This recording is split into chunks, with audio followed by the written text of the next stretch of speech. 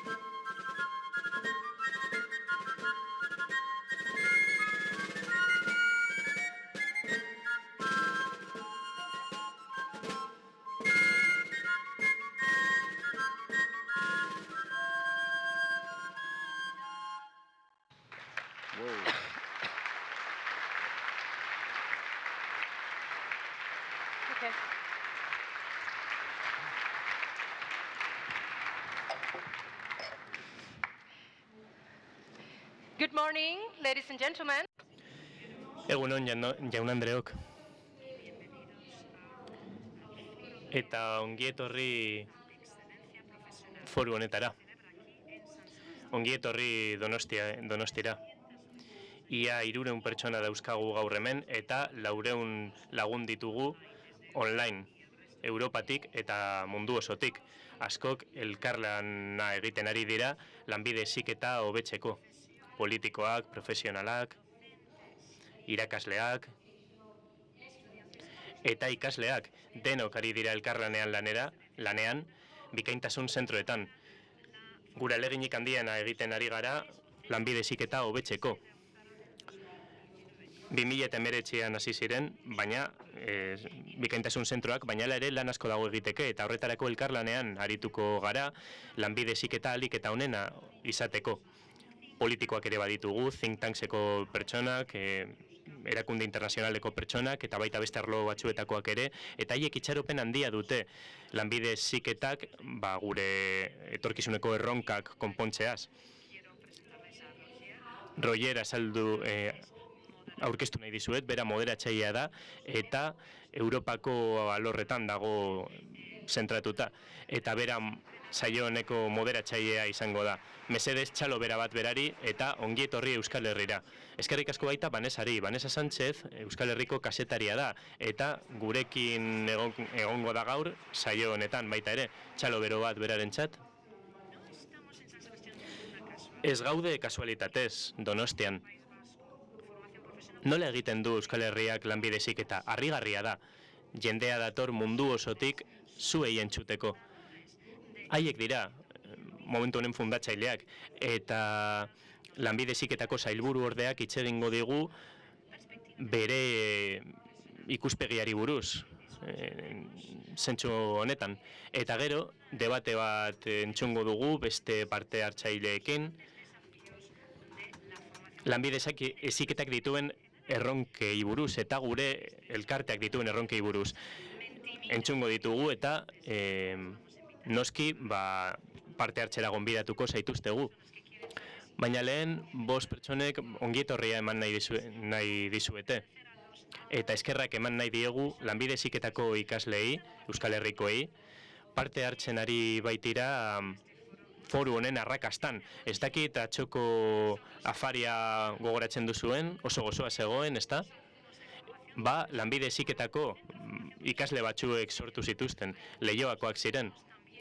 Ikasle asko dago baita, Miguel Altunako lanbide heziketa zentrotik, haiek antolakuntzamentuak ikasten dituzte, eta txalo bero bat haientzat oso gogor lan egiten ari baitira hemen. Eta txalo bero bat zuentzat ere. Izan ere, gaur lehen aldia da pertsonak fizikoki eta pertsonalki daudenak, eta eskerrik asko ekimen berri honi, duela 3 urte bultzatu zen, lanbide heziketa bultzatzeko, eta zuei esker, 1000 esker eta txalo bero bat. Eta orain bai, Rogierrek esan duen bezala, hasiera emango diogu ekitaldi honi, aurkezpenak egingo ditugu. Lehenengoa, Jokin Bildarratz izango da, lanbide heziketako sailburu ordea, sailburua. Berea da hitza. Good morning. Smith, komisarioa, baita ere Europar Batasuneko arduradunak, ministeritzako agintariak, eta Europako lurralde ezberdinetatik etorri zareten arduradun guztiak, egun on. Guretzat, plazer bada nazioarteko lanbide heziketako kongresu hau antolatu izana. Ongi izan zaitezte. Bienvenidas. Euskadi, welcome to the Basque Country. Ilusio handiarekin antolatu ditugu egun hauek, eta seguru nago ikuspuntu ezberdinen parte hartzeak, esperientzia ezberdinen trukaketak asko aberastuko duela topaketa hau. Es realmente un honor Ohorea da benetan topaketa hau antolatu izana. Aurreko ekainean, Smith komisarioarekin elkartzeko aukera izan genuen, bere Bruselako bulegoan.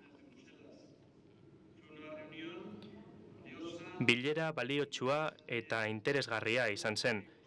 Batez ere, aurretik bagenekiena bermatu genuelako.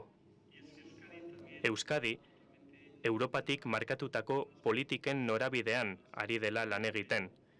Eta Europarentzat, Euskadi, erreferentea dela. Lanbide heziketaren arloan.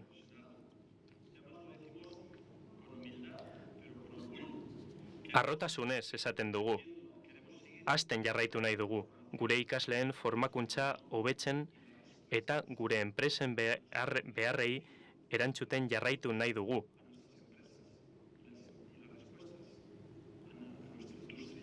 Eta gure enpresen eta gure industrien beharrei. Baina horretarako Europako batzordearen eskutik joango gara. Urte asko dira elkarrekin bide berdinetikoa zela, erronka ezberdinei aurre egiten. Kasu honetan, bikaintasuneko zentroen sarea sortzeaz ari gara, ikastetxeen arteko eta herrialdeen arteko loturak indartzeaz. Lehen urratsak ematen ditugu horretarako.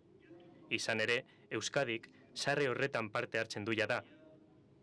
Baina oraindik, bide luzea dugu ibiltzeke.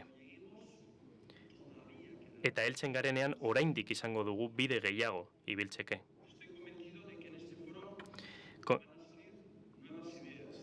nuevos enfoques, nuevos proyectos.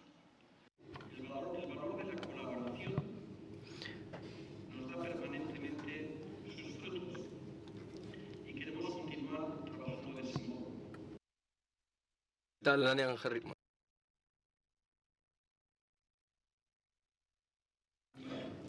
El valor de... Eta horrela lan egiten jarraitu nahi dugu. Berriz ere, eskerrak eman dizkizuet foro honetan parte hartzagatik. Espero dut Euskadiko egonaldia aprobetxatuko dezuela eta espero dut lan egiteaz gain gure herriaz gozatzeko denbora izango dezuela. Gaur saiatu gea, y hoy también en la introducción de este... Eskerrik asko beraz, gaurko foro hau antolatzen gure kulturaren zerak elementu garrantzitsuak ezagutu ditugulako, agurra, agur jaunak, eta baita errespetu hori, bisitan datozen horiekiko errespetua. Eskerrik asko.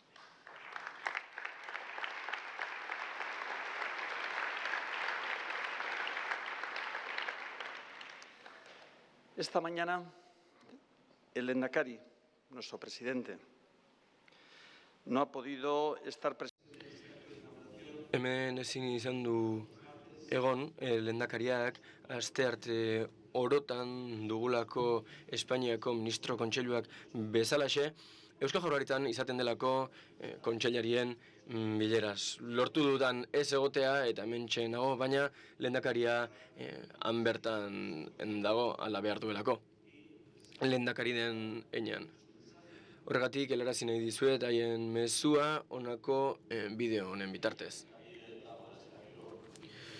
Komisarioa eta Europako batzordeko arduradunok, foroan parte hartzen duzuen herrialdeetako ordezkariok, jaun Andreok egunon, ongi etorriak. Be welcome to Euskadi Basque Country. Ohorea da guretzat zuek Donostian hartzea. Ohorea da sarean lana egitea eta lanbide heziketaren bikaintasuna sendotuko duen foro honi ongi etorria ematea. Laugarren industria iraultza eta digitalizazioa oldarka sartu zaizkigu, indarrez gainezka, eta indar horixe da bestelako mundu baterako bidea abiarazten duena. El mundo gira a nuestro alrededor bajo... Munduak gure inguruan egiten du bira, balio, kultura eta lehentasun berriei esker. Euskadin helburu argi batekin egiten dugu lan, aurrerapena, hain zuzen. Ongizatearen elkartea ahalbideratzen duen giza garapen jasangarriari esker egiten dugu aurrera. Ongizatea bermatzeko bi arlo sendotu behar ditugu. Ezagutza eta jarrera. Lanbide heziketa ezagutza da, etorkizun teknologiko eta inteligente baterantz egiten dugulako aurrera. Jarrera ere bada aberastasuna sortzea eta atzean gera daitezkenak laguntzea ahalbidetzen duelako. Herria diseinatzen ari gara. Europa mailako lankidetzan eta bikaintasunean oinarritzen den espazioa. Horretarako, lanbide heziketako ikastetxeak indartzen ari gara, eta gauzak ondo egiten baditugu, etorkizuna liluragarria izan daiteke. Los procesos de Eraldaketa prozesuak berrikuntza prozesuak izan behar dira, eta elkarlaneko saren bidez bultzatu eta garatu behar dira. Europar batzordeak, Schmidt komisarioak eta bere taldeak bultzatuta, garrantzi estrategiko handiko ekimena jarri du martxan. Lanbide heziketa berritzaile eta bikain bat, elkarlan sareak sortzeko pentsatua. Ekimen honetan, zentroen bikaintasun plataformak burutzen dituzte, eta horietan hainbat herrialdek hartzen dute parte. Helburua da, 100 bikaintasun zentro izatea 2027-rako. Ekimen horrek, lanbide heziketa eta Europako produkzio sarearen lehiakortasuna indartuko ditu. Eskerrik asko nazioarteko foro honetan parte hartzagatik. Ari esker ezagutza, jarrera eta elkarlan gehiago dituen Europa hobeagoa lortuko dugu. Eta Donostian eta Euskadin egingo duzuen egonaldiaz gozatzea opa dizuet guztioi. Eskerrik asko.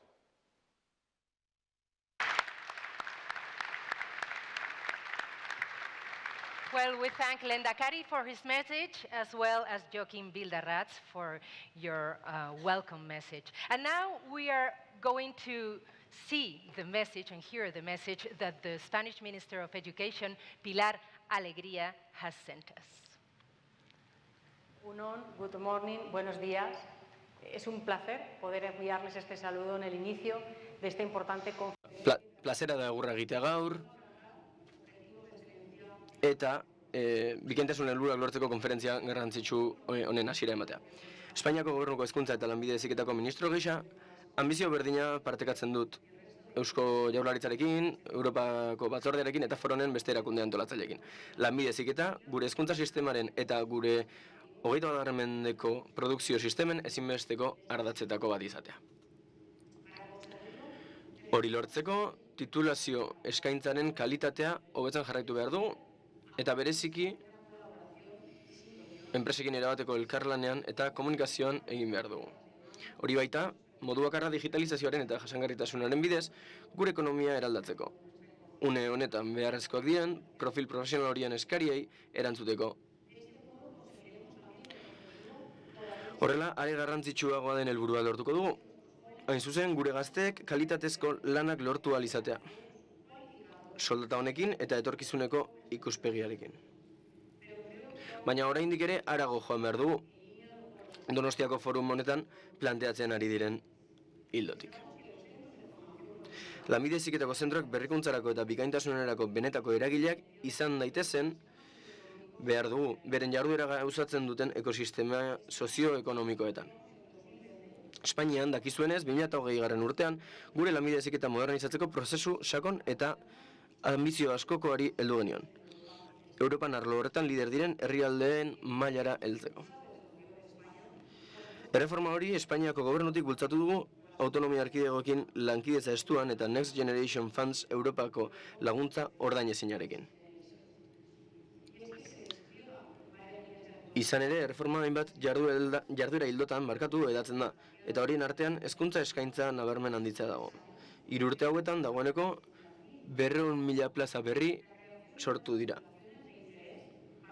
Sortzen ari diren sektoreetan, sektoreentzat interesgarriak diren titulazio berriak gauzatu ditugu eta lehendik zeudenak eguneratu.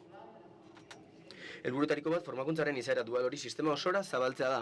Hau da, ikasle guztiek beren hezkuntza ibilbidearen zati bat enpresetan egitea. Eta nola ez, digitalizazioaren, nazioartekotzearen eta ekintzailetzaren aldeko apustu hori lanbide heziketa berri horren ezaugarri gisa edatzea.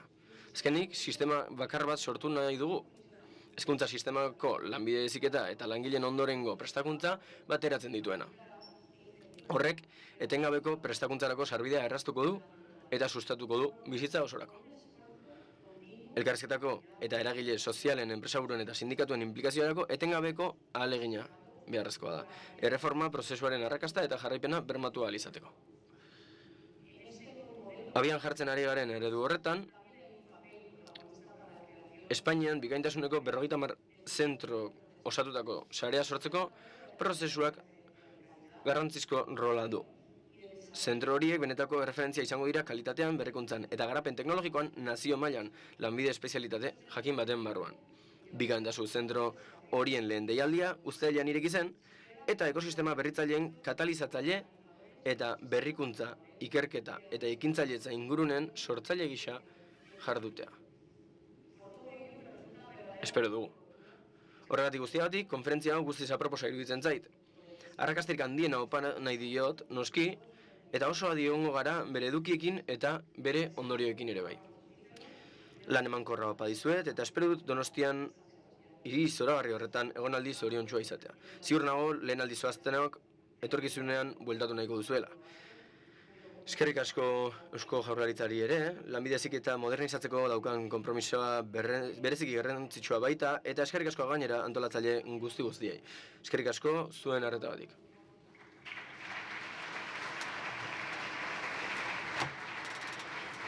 Pilar Alegría for her message.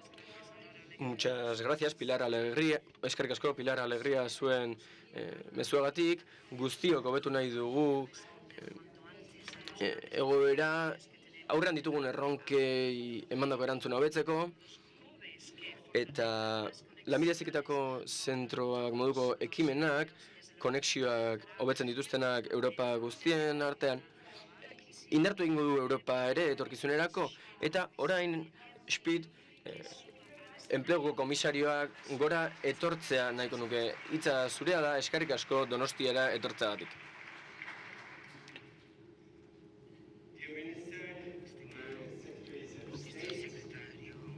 kontseilari jauna, Europako Parlamentuko ordezkariak, parte hartzaile guztiak. Niretzat ohorea da hemen egotea Donostian, eta hemen parte hartzea foro honetan. Bikaintasunari buruzko foro honetan hain zuzen. Uste dut ez dagoela leku asko, honelako foroak egiteko modukoak. Bikaintasunari buruz ari garenean, lanbide heziketan, ziur nago Euskadi dela lekurik egokiena egoteko. Oso ondo frogatuta dago, ahalegin handia egin baita, erakusteko bikaintasuna posible dela, eta bikaintasuna ez dela soilik une bat, baizik eta prozesu bat, eta etengabeko inbertsio bat pertsonetan, bereziki gazteen talentuan. Eskerrik asko foro hau antolatzeagatik eta eskerrik asko zuen ahaleginarengatik ere. Foro hau momentu egokienean dator. Izan ere, Ukrainako gerra suntsitzailea eta krisi energetikoa, hark ekarria, erakutsi du nazioarteko lankidetza ezinbestekoa dela eta oso garrantzitsua. Bereziki, energia berriztagarriak zen garrantzi izan behar dute. Eta azkartu egin behar dugu energia berri eta garbietarako trantsizioa. Europar Batasunak itun berdearen bitartez lehen kontinente neutroa izan nahi du 2050erako eta ekimen jasangarri hori ez dugu automatikoki lortuko. Horretarako ezinbestekoa da enpresak eta inplikatutako alderdi guztiak, ikastetxeak eta hezkuntza hornitzaile guztiak eta pertsonak ere bai egokitu egin behar dira eta aldatu egin behar dute eta aldatu egin behar dugu gure ekoizteko modua, gure lan egiteko modua eta ezteko modua ere bai. Eraldaketa izugarria dugu oraintxe bertan aurrean, baina eraldaketaz eta aldaketaz ari bagara Euskal Herrian, badakizue, zuek ere zuen esperientziatik, Europako eskualde askotan bezala zer esan nahi duen eraldaketa horrek. Positiboa izan daiteke, baina aldi berean izan daiteke ibilbide gogor bat. Duela hainbat hamarkada izan ziren zenbait esperimentu eraldaketarakoak, gogorragoak, baina aurre egin ahal izan diogu ibilbide gogor horretako une horiei pertsonengan inbertituz, hezkuntza honean inbertituz. Lehendakariak esan duen moduan, ez dugu soilik inbertitu ezagutzan baizik eta balioetan, jarreran, eta horregatik zoriondu nahiko nituzke Euskal Herriko biztanleak lortutako aldaketa horiengatik. Erronka handia barkatu dugu aurrean eta langileak hornitu egin behar ditugu, baita herritarrek guztiak ere, hainbat abiliaziarekin ezinbestekoa da lehiakorra izateko, Europa lehiakorra izan dadin, eta gainera beharrezkoa da inorratzean gera ez dadin. Hau da, kohesio sozialerako beharrezkoa da, baina lurralde kohesiorako ere bai. Aktibo ezinbestekoa dugu funtsezkoa Europan, eta horixe da elkartasunarena, gure gizarteko elkartasunarena eta eskualden arteko elkartasunarena. Estatukideen arteko elkartasunarena. Horrek egiten du indartsu Europa, izan ere hori gabe ez gara izango gai erronka aurriei aurre egiteko. Eta ez dugu lortuko helburu positiborik erdiesterik guztiontzat. Beraz, Europako enpresek esaten dute zailtasunak daudela behar diren gaitasunak dituzten langileak lortzeko. Jende askok langileen erematek bakarrik du behar duen prestakuntza. Europan oraindik 8 milioi gazte, hau da, Euskadiko populazioa adina 4, ez dago hezkuntza sisteman, ez da lanbide heziketan edo lan merkatuan ere. 8 milioi gazte ez dago bertan. Hori talentu galera izugarria da, gaitasun galera izugarria, eta onartezina da egoera hori. Bermatu behar dugu, 8 milioi gazte horiek topatu egiten dutela bidea, lan merkaturantz, gizarteko kide aktibo izan daitezen, ekonomiako kide, eta bertan parte har dezaten. Lagundu egingo diegu talentua bilatzen. Atzo gauean hitz egin genuen bezala, mundu guztiak du talentua, naiz eta batzuetan ez den oraindik topatu edo balioetsi.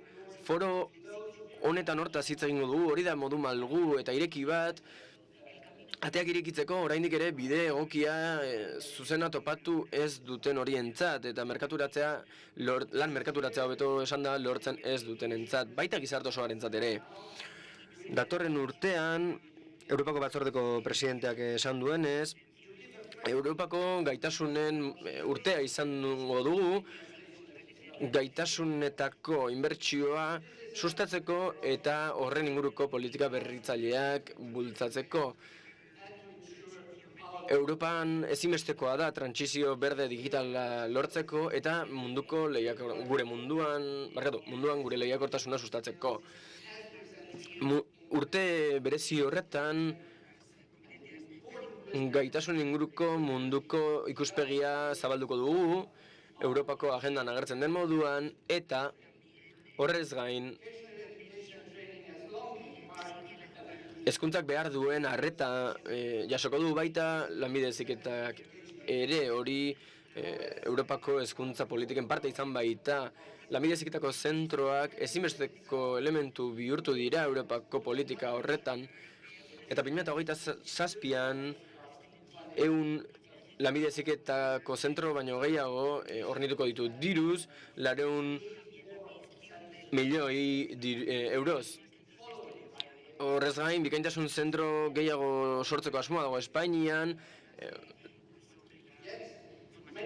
lanbide heziketako erreforma handi baten bitartez.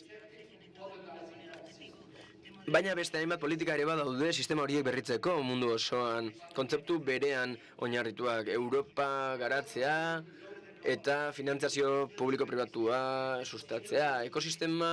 Lehiakortasun ekosistemak sortzen dira berrikuntzarako, eskualdeak garatzeko eta inklusio soziala sustatzeko.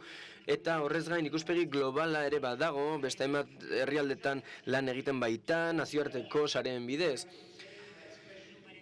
Eta hor, tarteki txiki bat egin nahiko nuke, Mediterranearen beste aldean dauden kidei agur egin nahiko banieke. Bertan ere gazte ugari baitago, eta erantzukizun komun bat dugu haiei behar duten hezkuntza emateko eta aukera emateko lan egokiak lor ditzaten.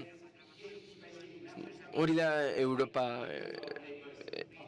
elkarlanean aritzea, eta Afrikarekin ere elkarlanean aritu behar dugu gure bizilagunekin, Mediterranean bestaldeko horiekin. Euskadiko bikaintasun zentro, hobeto esan da, lanbide heziketako zentro gehienak bikaintasun zentrotzat jo daitezke, hasierako formakuntzeaz gain, bat datorrelako eskualdeko prestakuntzarekin eta smart hezkuntzarekin. Eta gainera elkarlanean aritzen dira eragile askorekin eskualde mailan eta nazioarten mailan ere bai.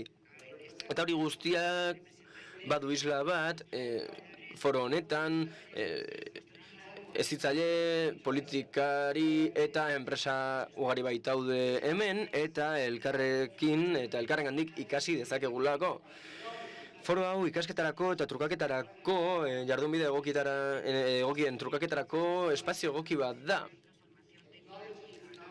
Teknologia eraldaketa garai paregabean gaude, digitalizazioa bertan dago, leku guztietan daukagu, lanbide guztietan, sektore guztietan.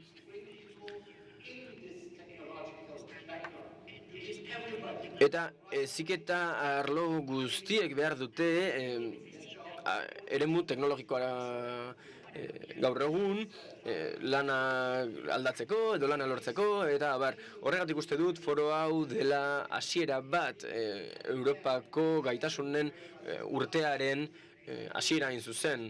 Horregatik eskerrik asko Euskal Herriari, Espainiari, hemengo foro hau antolatzeagatik, ikuspegi berria irekitzen baitu lanbide heziketako bikaintasunaren inguruan. Eskerrik asko. Thank you, Mr. Schmidt, for your words. Eskerrik asko, Schmidt jauna, zure hitzengatik. Eta eskerrik asko berrikuntza hitz egiteagatik. Zoragarria da, ibilbide honetan elkar topatzea, eta laster izango dugu berriz ere Schmidt jauna, munduko bikaintasunaren inguruan izango dugun foro honetan. Beraz, Europako Parlamentuko Kultura eta Hezkuntza Komiteko kideari emango diogu ongi etorria Ilana Zikureli. Schmidt, komisario jauna, kontseilariak, ministroak, parte hartzaile guztiak, jaunak eta Andreak, hori handia da niretzat eta plazera, hemen zuekin egotea gaur, foro hau irikitzeko.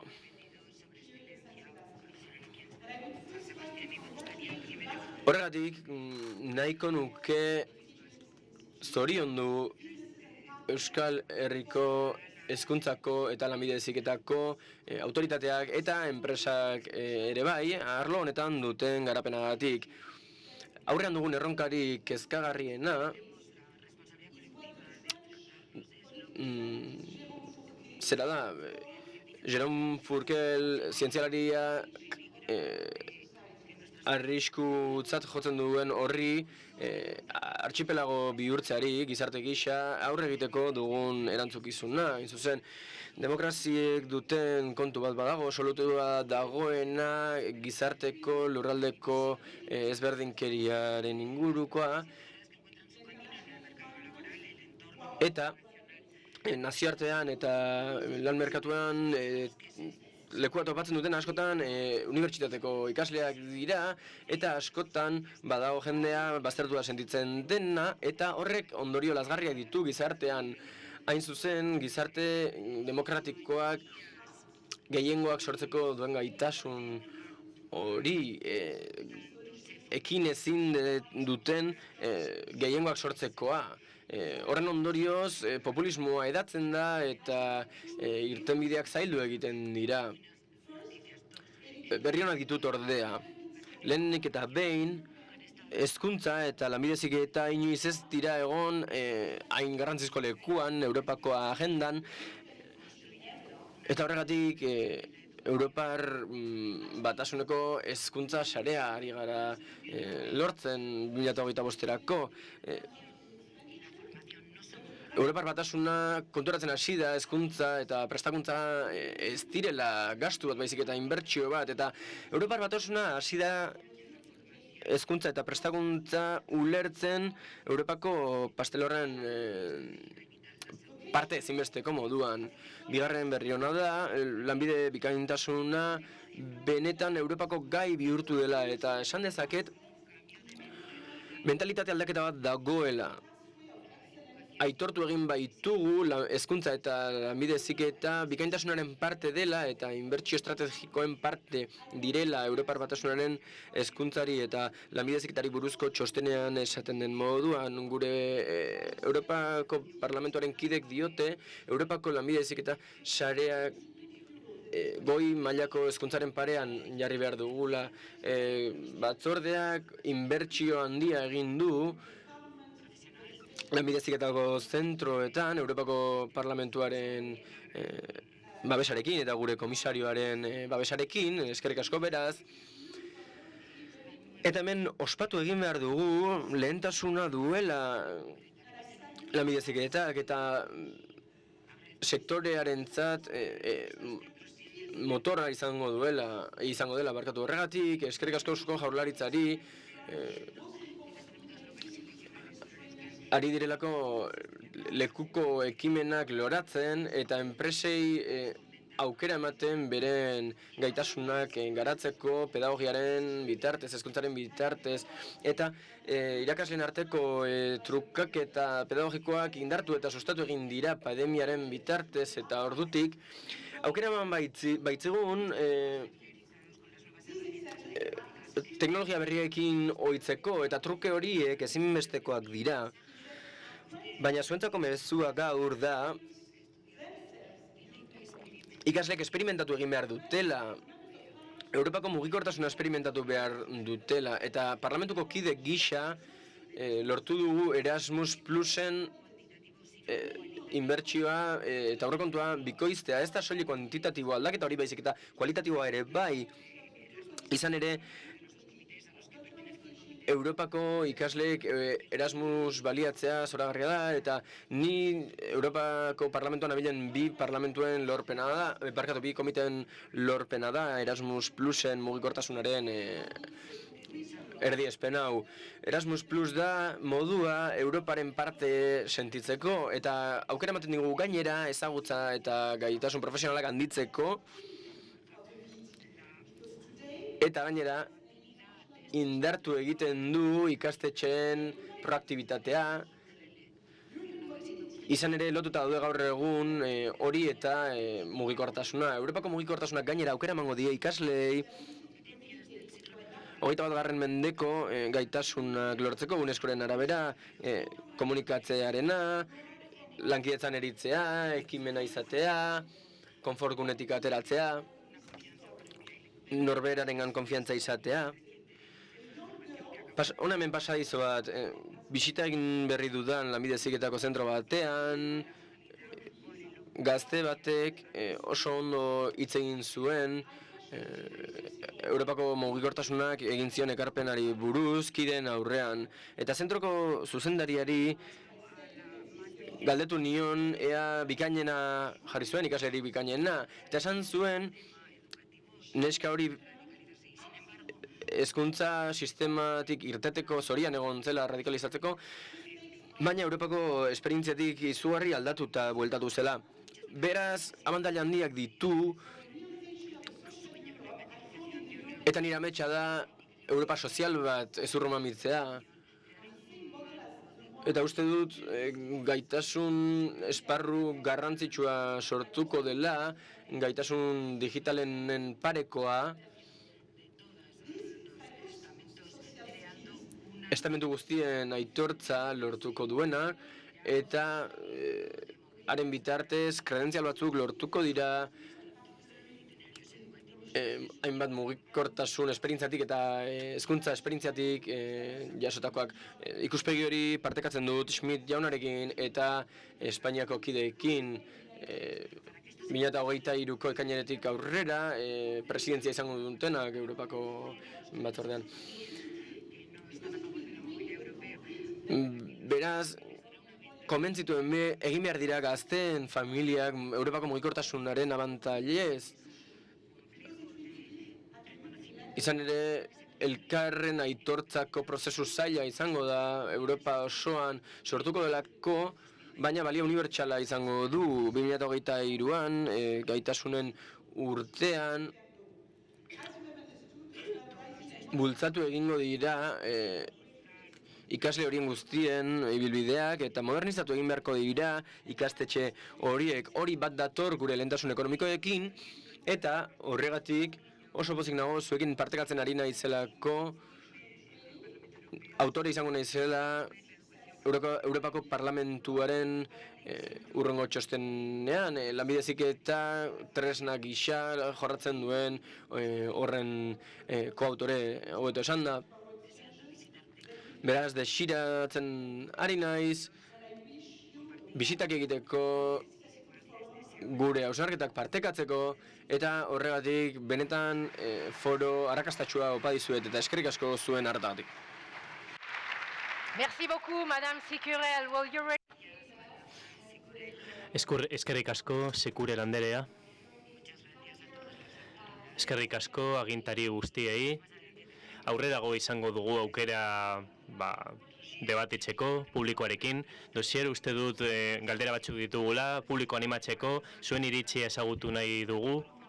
Mikrofono hau daukagu, baina horrez gain badaukagu sarean hitz egiteko aukera, telefonoz, berrikuntza digitalez arituko gara, eta lehenengo galdera da, zer uste duzue dela lanbide bikaintasuna, elkarlana, kooperazioa, baina horrez gain etorkizuna da, konpetentziak dira, eta jendea prest egotea era digitalean.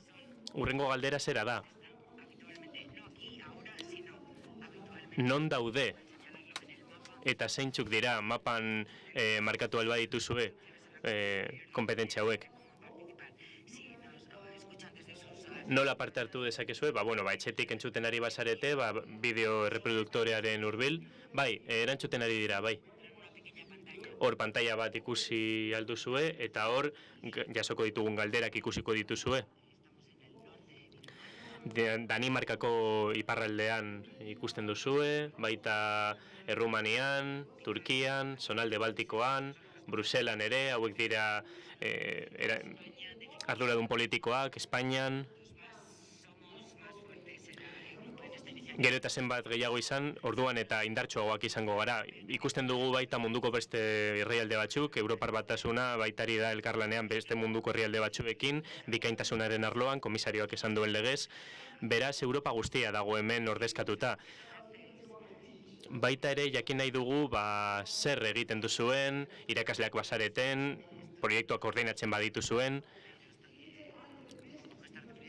Nik edo enpresa batean bazaudete, negozio batean bazaudete, negozioak ezinbestekoak baitira zentzu honetan elkarlanean aritzeko. Baita ere erantzule politikoak beharrezkoak dira. Ikasleak beharrezkoak dira, bestela ezin izango dugu etorkizunako hezkuntza bat sortu. Ez dugu soilik hitz egin behar honi buruz, baizik eta hoiekin hitz egin behar dugu. Baita beste arloetan dauden pertsonak daude, eta kombinazio handi bat dago, oso anitza. Jende asko egon behar duelako hemen, arlo ezberdinetakoak. Hurrengo galdera eta zailena zera da, zein da erronka nagusia lan munduan, etorkizuneko lan munduan, zer egin, zer behar dugu prest egoteko. Zein da erronkarik handiena biharko lan merkatuarentzat. Jendeak erantzuten duen bitartean, zera erantzun badaukagu hemen, badaukagu lehenengoa, erresilientzia, jarrera ona, langileak, denbora emango dizuegu erantzun guzti hauetan pentsatzeko, eta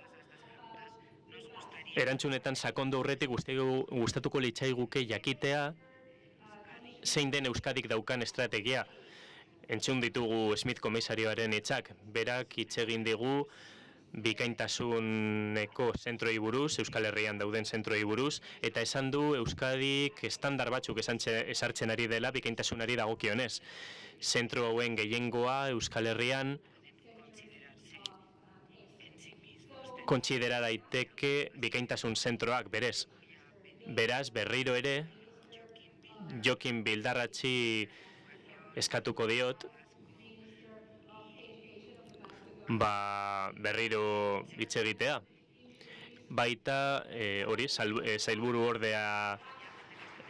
ordeari ere, Jorge Arevalori, Euskadiko estrategiari buruz hitz egitea bikaintasun zentroei dagokionez. Eskerrik asko. Eta nik uste Jorgekin batera, egun hauetan eta zuekin batera, eta lanbide heziketaren inguruan refleksio bat inbehar deunean, inbehar ditugula galderak.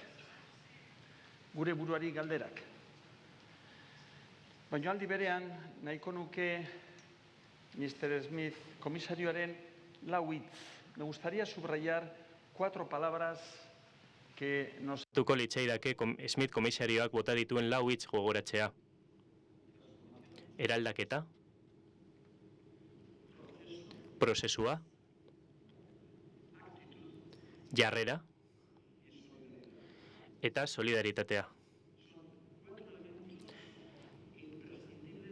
Ezinbesteko lau elementu dira edozein eraldaketa prozesuetan eta edozein arlotan. Gurea hezkuntzarena da, Jorge, Eta zuk, mesedez, hitz egin nahi duzunean, eta beraz, 4 elementu oso garrantzitsuak dira, ezinbestekoak. Balorazio batekin hasiko naiz, egoera politikoaren balorazio batekin, eta azalduko dizuet nola ikusten dudan ikuspuntu politikotik gure elkartea. Gogoeta bat egin nahi dut, gaur Nazio Batuek jakinarazi duten gauza bati buruz. 8 milioi biztanleei gaur lagundu behar diegu. Baina duela urte asko, duela 200 urte, ikusi ahal izan zen, ez ginela 1000 milioi baino gehiago izango. Horrek pandemiak ekarriko zituelako, baita arazoak ekosistemarekin, arazo ekologikoak. Argia dago predikzio hori ez dela bete. Begibistakoa da, baina era berean begibistakoa da arazo handi bat daukagula bizitzen ari garen guztiarekin eta gure kudeatzeko moduarekin. Eta zentzu horretan gogoeta bat egin behar dugu. Azken finean parekotasun gabezia bat dagoelako gure elkarteetan. Eta benetan analisi hori egiten badugu eta benetan mundua ikertzen badugu bere osotasunean, ikusiko ditugu politika ezberdinak, jarrera ezberdinak. Eta politika eta jarrera hauek ez datoz bat guk ordezkatu nahi ditugun baloreekin. 1943an, orduan presidentea zen GRIBM, zera esan zuen. 4 edo 5 ordenagailurekin nahikoa izango zela mundua kudeatzeko. Gaur, gutariko bakoitzak 4 edo 5 ordenagailu ditugu. iPada, erlojua, mugikorra, autoa, sukaldea, eta teknika ikusten duzuenean, are gehiago. Hau da, 4. industria iraultzan gaude. Bere punturik handienean dago. Nolabait esan da, digitalizazioari dagokionez. Inteligentzia artifiziala ikusten ari gara, konektibitatea, garapen hutsean dago sektore hau. Izugarri aldatzen ari da gure bizitza, gure planetarekin eta lanarekin dugun erlazioa. Eta aldaketa horrek eraldaketak sortzen ditu. Eta horiek traumatikoak izan daitezke pertsona askorentzat. Atzo, Jeff Bezosek, Amazoneko presidenteak, zera esan zuen, 10.000 pertsona kaleratu egingo dituztela enpresatik. 10.000 pertsona kaleratu zituen. Eta esan behar da, Amazon enpresa nahiko gaztea dela. Eta hala ere, eraldaketa hau sortzen ari da. Eraldaketa hain garrantzitsu eta hain arin hau, hain erabaki handiekin. Eta erabaki horiek jakin behar ditugu interpretatzen eta jakin behar ditugu irakurtzen. Izan ere, lanbide heziketan erantzun bat aurkituko dugu. Eta erantzun hori oso probetxugarria eta oso garrantzitsua izan daiteke Smith komisarioak esan duenaren hildoan. 8 milioi gazte ditugu gaur egun enplegurik gabe eta lanbide heziketak behar ditu. Eta zergatik? 1900 urtean, Europak gaur egungo 125 biztanle zituen, eta 2050 urterako 4 izango garela dira. Eta hala ere, Europako ekonomiaren pisua askoz handiagoa izango da. Eta honek zer esan nahi du? Hemen jende asko behar dugula. Eta ondo hezitutako jendea behar dugula. Eta hori da lanbide heziketak gugatik egin alduena. Eta horretarako, aurretik gertatu diren 3 industria iraultzak ikertu behar ditugu. Eta 3 industria iraultza horiek oso garrantzitsuak izan ziren. nolabaiteko etxipena sortu zituztelako, nolabaiteko ez jakintasuna zegoelako haien inguruan. Lehenengo teknologia heldu zelako. Eta gero, guk, gizakiok, gure elkarteak, egokitu gara teknologiara. Egokitu gara eraldakuntza edo iraultza guzti horietara eta ekarri digun guztira. Baina orain laugarren industria iraultzan gaude. Baina horrek beste galdera batzuk planteatzen ditu. Eta momentu hauetan alderantzizko prozesu bat gertatzen ari da. Guk sortu behar dugu formakuntza hori. Guk gidatzeko gure elkartea eta guk gidatzeko gure gazteak. Haiek izan behar dira iraultza hori sortzen dutenak. Gu gara bosgarren industria iraultzara jo behar dugunak. Gauzen internetera, zentzuen internetera, Office-era, 5G-era. Guzti hori lortu behar dugu. Baina hori lortzeko bidea, gaur sortzen ari diren instrumentu guztiak edo gailu guztiak dira. Beste azken gogoeta bat egin nahi dut. Atzo hitz egiten genuen honi buruz. Bart gauean hitz egin genuen Smith komisarioarekin eta bere talde zoragarriarekin, baita Jorgerekin ere.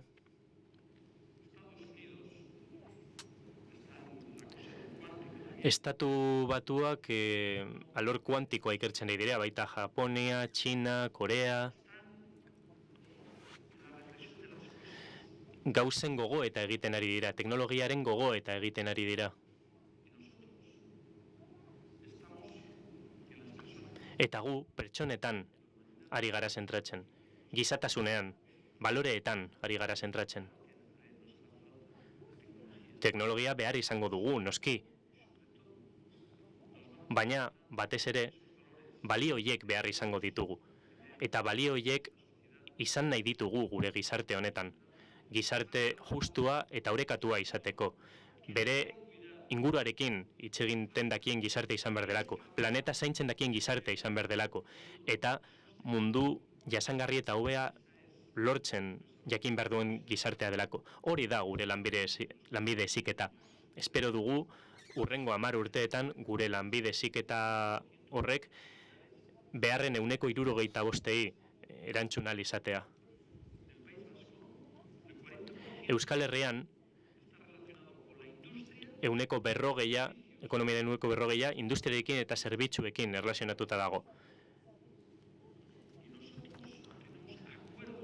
Eta akordioak ditugu enpresekin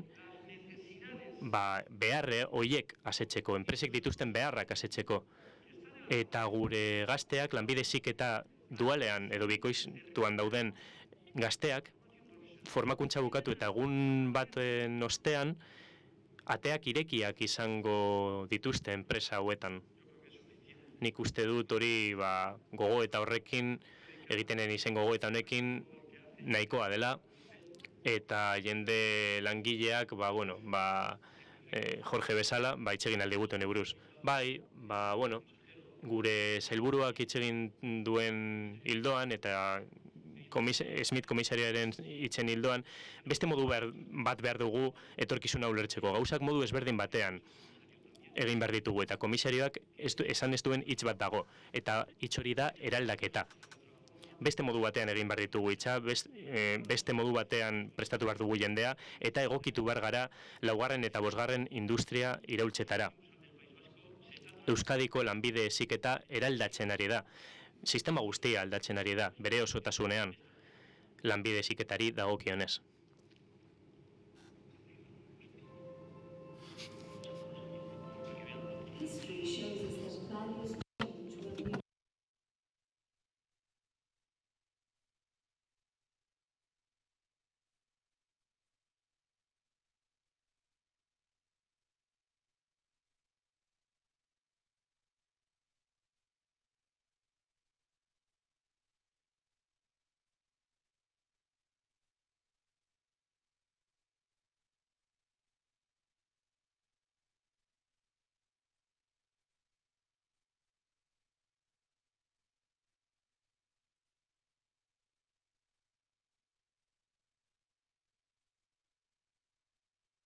understanding life, and we need to prepare Basque society so that it can comfortably come to terms with these changes. We are going to have to coexist with digitalization, connectivity, smart systems, data, and artificial intelligence. Advances that will also require values that are adapted to a new way of living. Today, robots already interact with machines, with people, and interact among each other, and technology will continue to advance at great speed. Basque vocational training is preparing the professionals who are going to provide a response to both the present and the future.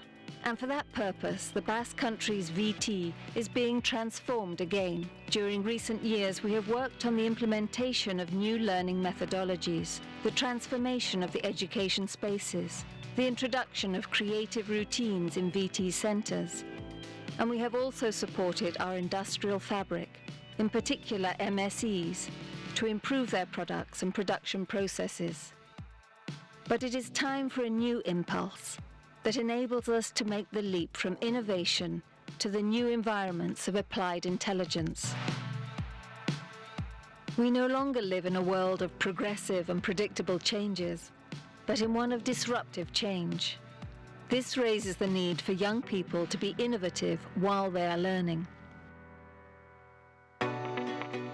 We have launched an intelligent professional training which responds to the 4.0 different environments: digitalization and connectivity, artificial intelligence and intelligent systems in sectors such as industry, biosciences and health, precision agriculture, gastronomy, automotive or the textile sector, among others, but also that promote and reinforce sustainability, inclusion, and solidarity.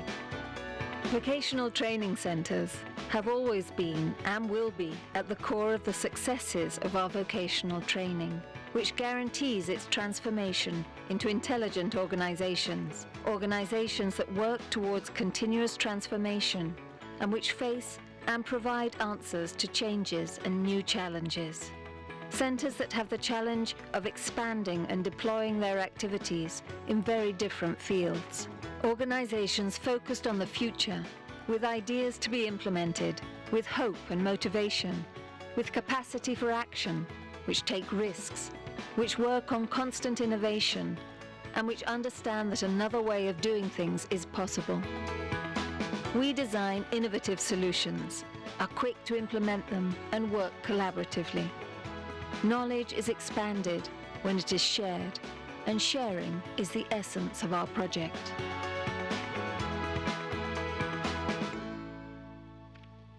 Como habrán visto en el Bideoan ikusi duzuen bezala, zentro mota berri bat aurkeztu nahi dugu, lanbide heziketa zentro berri bat, 5G inteligentea. Eta testuinguru ezberdinetan ezarri behar da. Lehenengoa, errendimendu handiko formakuntza bat. Eta ezinbesteko 5 puntu izan behar ditu. Kulturala, komponente zientifikoa, komponente teknologikoa, komponente profesionala eta komponente pertsonala. Balioak behar ditugu. Pertsonak liderrak izan behar dira. Eta beti egon behar dira erroboten eta makinen gainetik. Hortik dator, humanismoaren garrantzia formakuntzan. Zentro horiek 70 dira. Eta integratuta daude 28 elkarlan sareetan. Eta horrek ematen ari digu indar handia aurrera egiteko gaur egun ditugun erronketan, 4. industria iraultzan. Eta gure zentroek lan eta esfortzu handia egiten dute erronka horiei aurre egiteko. Zentru hauek 3 elementu klabeekin lan egiten dute. Alde batetik, giza garapena, giza garapen jasangarria, bestalde garapen teknologikoa eta bestalde garapen jasangarria. Eta eraldaketa digitala lideratzen dute Euskal Herrian, edo Euskal Autonomia Erkidegoan, eta eraldaketa digital hori bultzatu egiten dute teknologia aurreratuekin lan egiten dute eta gainera garatzen ari dira espazio batzuk, espazio berritzaile batzuk. Lanbide heziketa hau garatzeko eta laugarren industria iraultzak dituen galderei erantzuna emateko. Teknologia aurreratuekin lan egiten ari gara, bihar ikusi ahal izango dituzue, egingo dituzuen bisitetan, eta hemen ikusten dituzuen teknologia horiek agertuko dira biharko bisitetan, eraldakuntzari dagokionez eta laugarren eta bosgarren industria iraultzari dagokionez, eta ikusiko duzue, ikusi ukitu ahal izango duzuela teknologia hauek garatzeko modua. Eta hauetariko batzuk azaldu nahi ditut orain garrantzitsuak direlako. Adibidez, teknologia inmertsiboak. Hauek teknologia oso garrantzitsuak dira eta aukera ematen digute ikusiko duzuen bezala. Errealitate virtualarekin lan egiten, hain zuzen ere, eta errealitate mistoarekin. Ikusi ahal duzuen bezala, hemen 5 ikasle ditugu eta egiten ari direna da entrenatu aerogeneradore batekin. Espazio batean daude, baina haiek generadore horretatik ikusten ari dira nola den 70 metro gora egotea airean. Ikusten dituzue abatarrak hor eta ikasle ezberdinetakoak dira, aerogeneratzaile horretan lan egiten ari dira eta ikasle guztiak lan egiten ari dira auto baten inguruan desmontatu aldute, muntatu aldute, motorearekin arazoren bat badago ikusi aldute eta azaldu alzaie metabertso moduko batean elkarlanean lan egiteko errealitate virtualean eta errealitate mistoan lan egin dezakegu benetako auto batekin eta pertsona errealekin eta Euskal Herriko zentro ezberdinetan eta Europako zentro ezberdinetan lan egin dezakegu auto berdinean eta elkarlanean ikasi dezakegu batak bestearen gandik.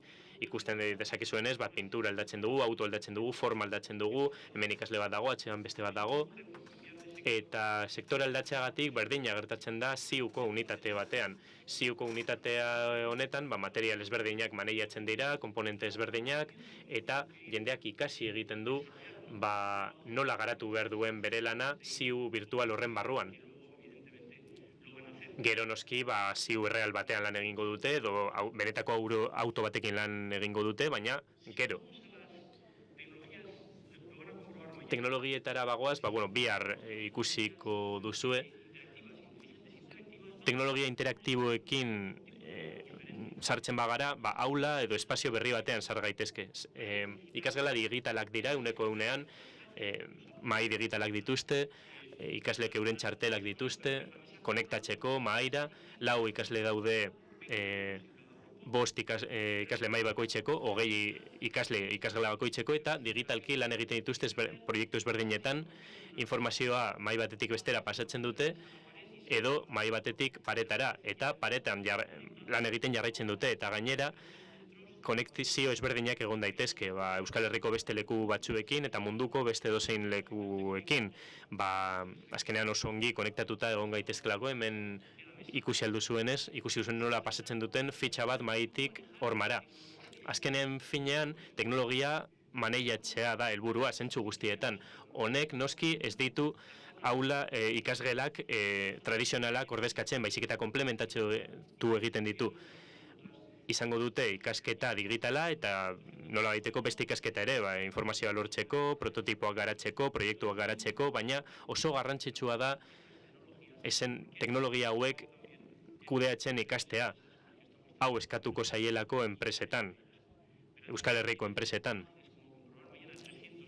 360 graduko irudiak ere landuko dituzte, tailerrak landuko dituzte hemen, edo generatzaileen, itsasoko generatzaileen arloan, eta ikuspegi hori ikus dezakete 360 graduetan.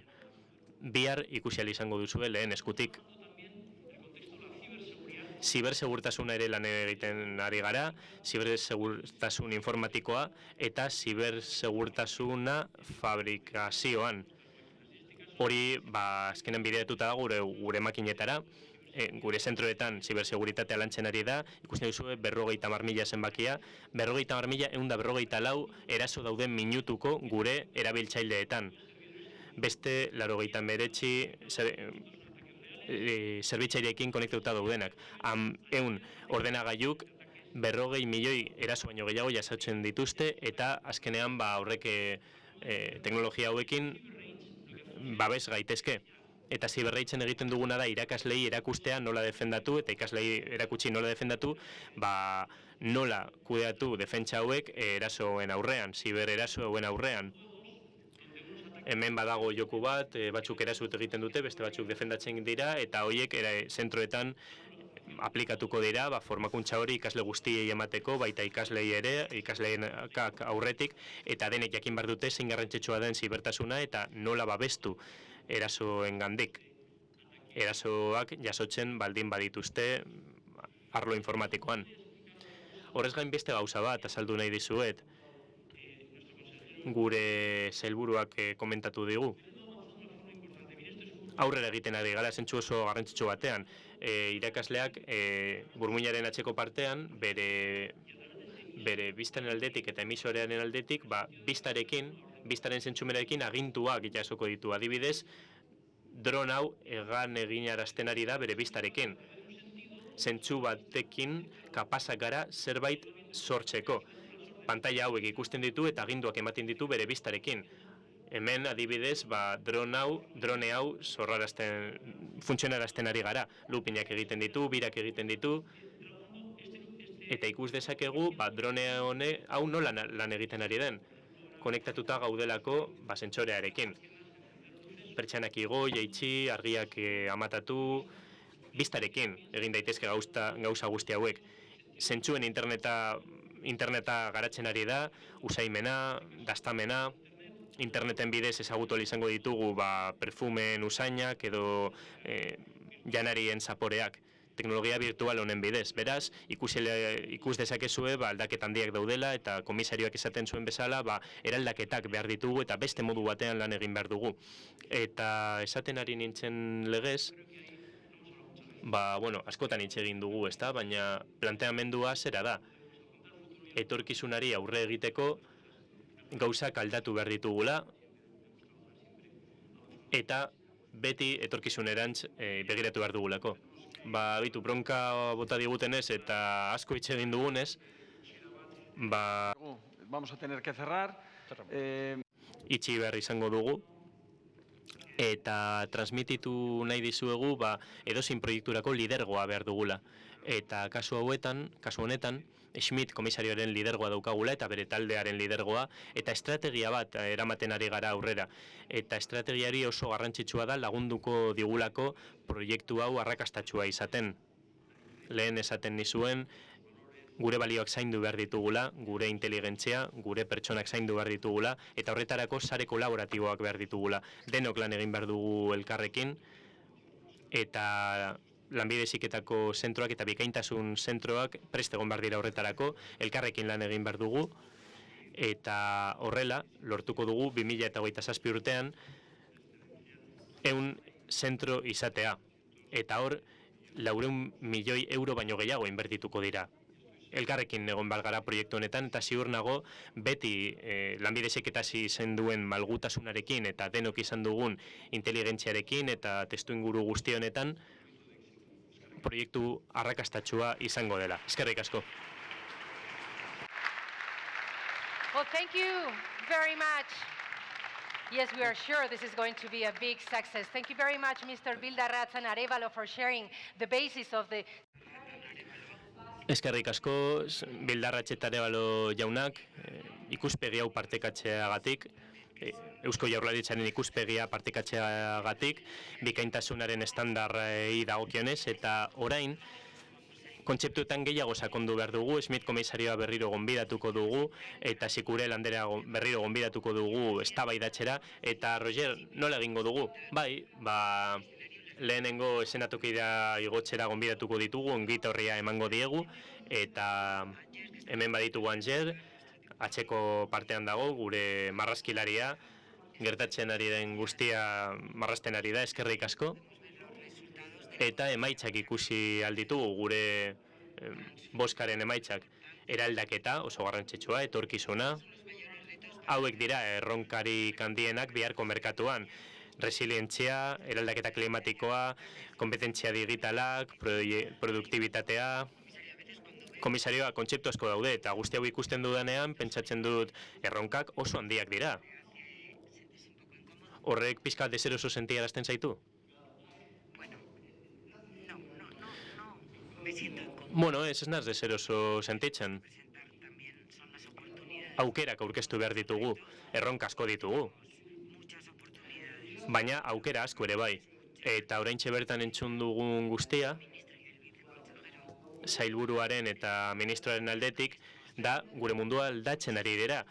Eta horrek erraminta berri asko ematen dizkigu eta aukera berri asko ematen dizkigu. Eta ez bakarrik lan egiteko eta ikasteko, baizik eta lan egiteko modu berriak aurkitzeko. Hauek interesgarriak dira eta espero dugu inklusiboak izatea. Erronkek ez didate beldurrik ematen lehenengo aukerak ikusten ditudalako. Ados Vanessa, pasatuko gara hurrengo galderara, zer nahi jakin nahi du publikoak? Bilatzen ari naiz momentu honetan, hau da. Uste dut hemin daukagula zein da beraz galdera. Nola erantzun diezaiekete etorkizuneko erronkei lanbide heziketako ikastetxeek? Azkar, hori erantzunik onena eta oso azkarra. Beste publikoko norbaiti galdetuko diot erantzuna, egunon, zein da erronkarik handiena, zerri erantzun behar diogu lanbide heziketako ikastetxetik. Eguneratuta egotea uste dugu gertatzen ari denaren erritmoari segitu behar zaiola, aldaketa konstanterako prest. Mikrofonoa jaurtiko dut, prest egon, kaixo, egunon. Zein da erronka ikastetxeentzat, egunon? Apur bat hurbilago egan behar dugu mikrofonotik. Ez dakit zein den erronka, baina egunero ikasi beharra dugu. Egunero ikasi beharra daukagu, oinarrizkoena baita begiak irekita mantentzea datozen erronketarako. Beste norbaitek jaurti dezake mikrofonoa? Jendea errepikatzen ari da, lankidetza, horrelakoak direla erantzunak. Zein da erronka?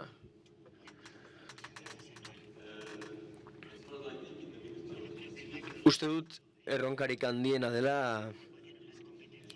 gaitasunen egokitzapena. Lan merkatu aldatu egiten da eta gaitasun berritzaileak behar dira, zailtasunak egoten dira horiek emateko. Eman dezakezu horren adibiderik, berrikuntza digitalarekin lotutako edozer ari da atzean geratzen batzuetan. Jende analogikoa dugu mundu digital batean. Beste galdera bat, mesedez, bota mikrofonoa favorez? Bai, kaixo. Uste dut erronka asko entzun ditugula, baina galdetuz gero nola erantzungo diogun, esango nuke energia positiboa behar dugula, posible egiteko ikastetxe horiek hobetzea. Ez da soilik hitz egin behar zailtasunez, eta ez gaitasun faltaz bakarrik, estigma ere badago, unibertsitatea azkarrentzat da eta gainerakoa ez, irudi hori desegin egin beharra dago. Gaizki dago irudi hori, ikastetxe hauek guztiak zoragarriak dira eta guztien engaiamendua behar da. Madame Zikubel, datorrenera prestatzeko badakigun arren zaila dela, ez dakigun horretarako prestatzea, badakigu aldaketa azkarrak izango ditugula, baina nola prestatzen gara horretarako? Uste dugu ezinbestekoa dela paradigma aldatzea, hezkuntza sisteman bertan.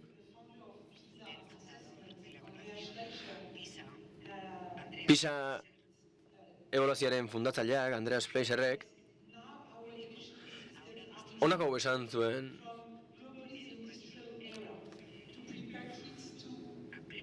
Gure hezkuntza sistemak jendea prestatu zuela garai globalizatu eta mundialerako. Eta identifikatu behar da zein gaitasun beharko diren etorkizunean, eta horretarako gazteak prestatu egin beharko dira ezagutzen ez ditugun erronketarako. Eta beraz, aldatu egin beharra dago ez den ari garen modua, gazteak ez den ari garen modua, ez soilik ikastetxeetan, baizik eta hezkuntza sistema orokorrean.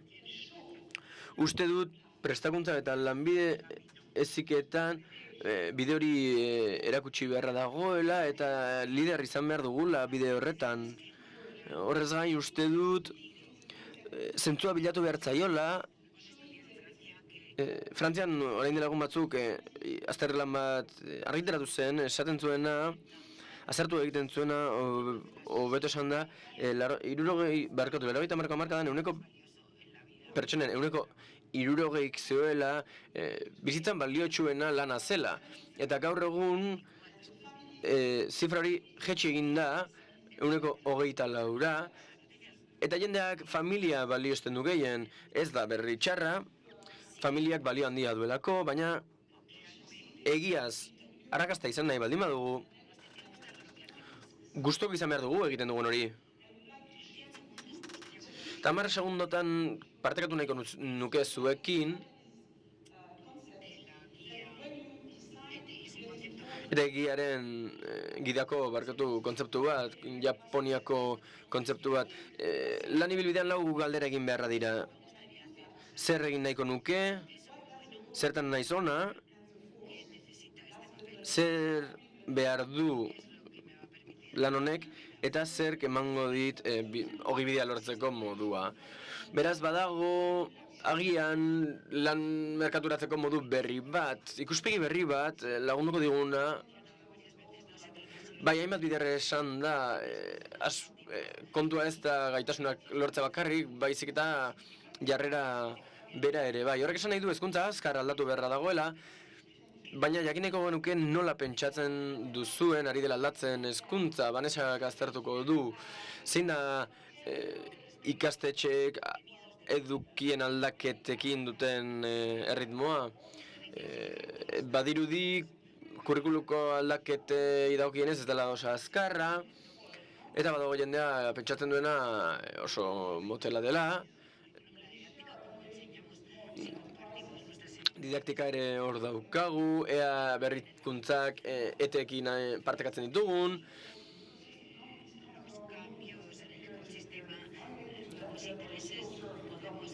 Ekosistemen aldaketak ere kontuan hartzen ditugun, eta beste aldagai bat da ikasleak nola prestatzen ditugun bizi osoko prestakuntzarako. Badirudi entzuleek pentsatzen dutela ez garela oso azkar egokitzen ari. Tortokaren eta erbiaren artean, seiaren inguruan daude itxuraz bizi osorako prestakuntzari dagokionez. Uste dut oso garrantzitsua dela alderdi hori, eta hori ere definitu du Europar Batasunak, hobeto esan da, eta lehentasunezkotza jo du Europa soziala deritzogun horretan, etorkizuneko Europa amestu horretan, bizi osoko ikaskuntzak, aldaketa azkarra, kontu hori guztiak elkarlotuta daude, gure gizartean aldaketa handia daudelako, eta jendea prestatu beharra dugu aldaketa onartzeko. Arazorik handiena da, jendeak bildurra diola aldaketari, eta beraz, aukerak galtzen dituzte beldur hori dela, eta normala da, beti dugu bildurra ezagutzen ez dugun horrekin, emaitzak ezagutzen ez baditugu, baina bizitzako ikaskuntza uste dut dela jendea prest egotea egokitzeko eta irekita egoteko kontzeptu, ideia eta jarrera berriekin.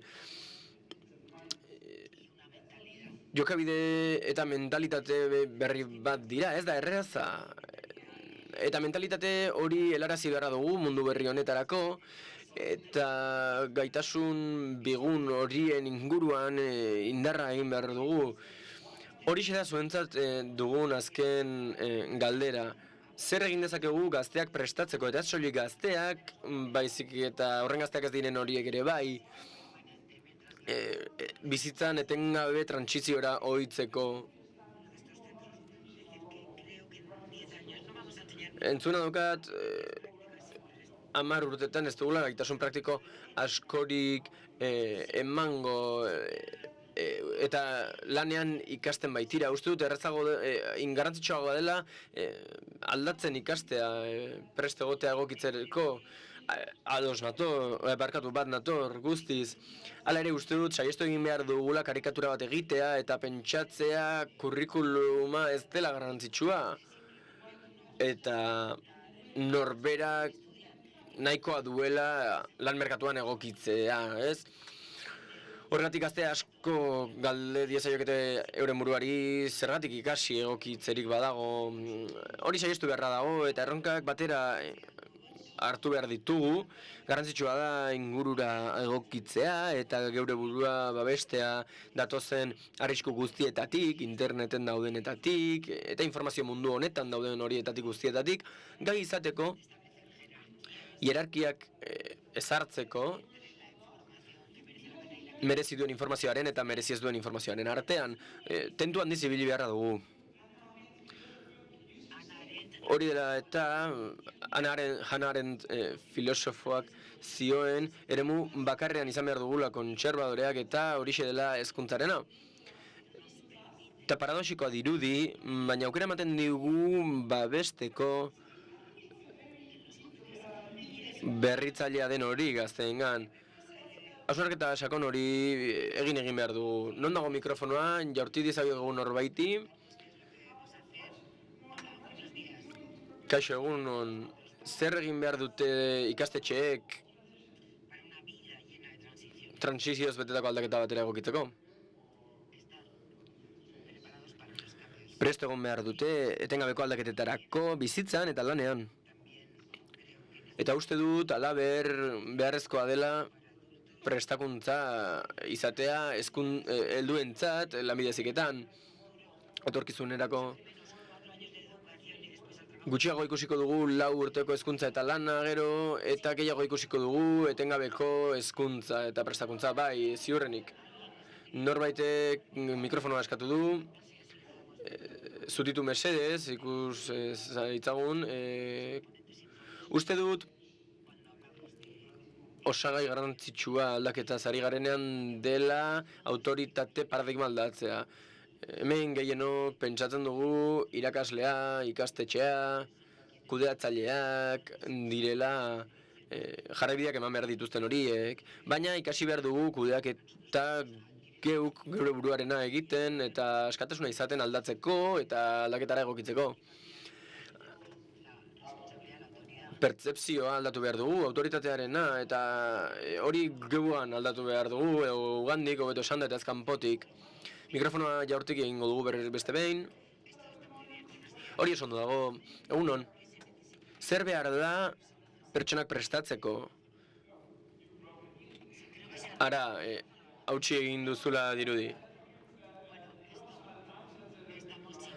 Beno, ez dago denborarik, komisarioa datorren urterako itxaropen handiak dituzu, itxuraz garrantzitsua da kurrikuluma eta gaitasunak ikasi behar ditugu, baina aldatzen ere ikasi behar dugu eta aldatu egin behar dugu autoritatea ikusteko modua. Hori egin dezak hezkuntzak edo gehiegi eskatzen ari gatzaizki ikastetxei.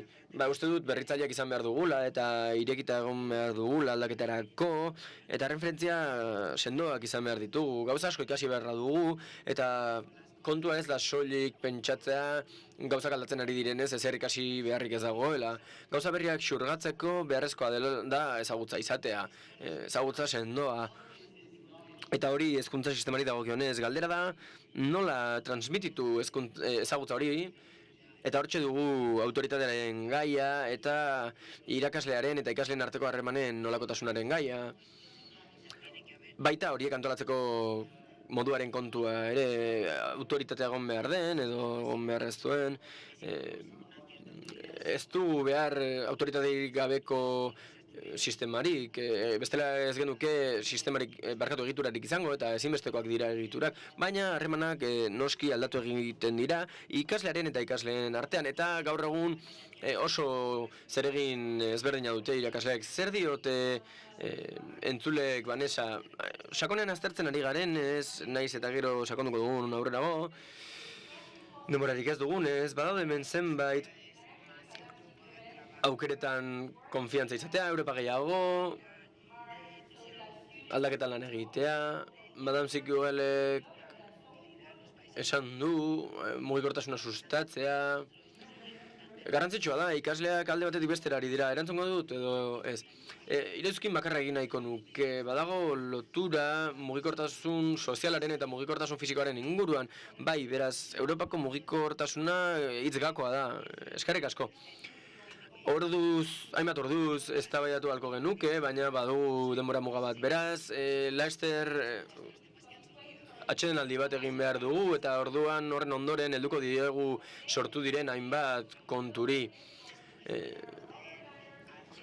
Hortxe duzue kafean atearen beste aldean eta hor sare lana egin ahalko duzue. Europako zentro ezberdinen artean 11 laurden gutxitan egingo dugu topo berriz ere, beraz txalo bero bat eta mila esker izlariei eta 11:45 elkarriko zuko dugu berriz ere eta hortxe jarretuko dugu hitzaldi gehiagorekin eta mila esker hemen emoteagatik gurekin. Kaixo guztioi eta ongi etorri berriz ere.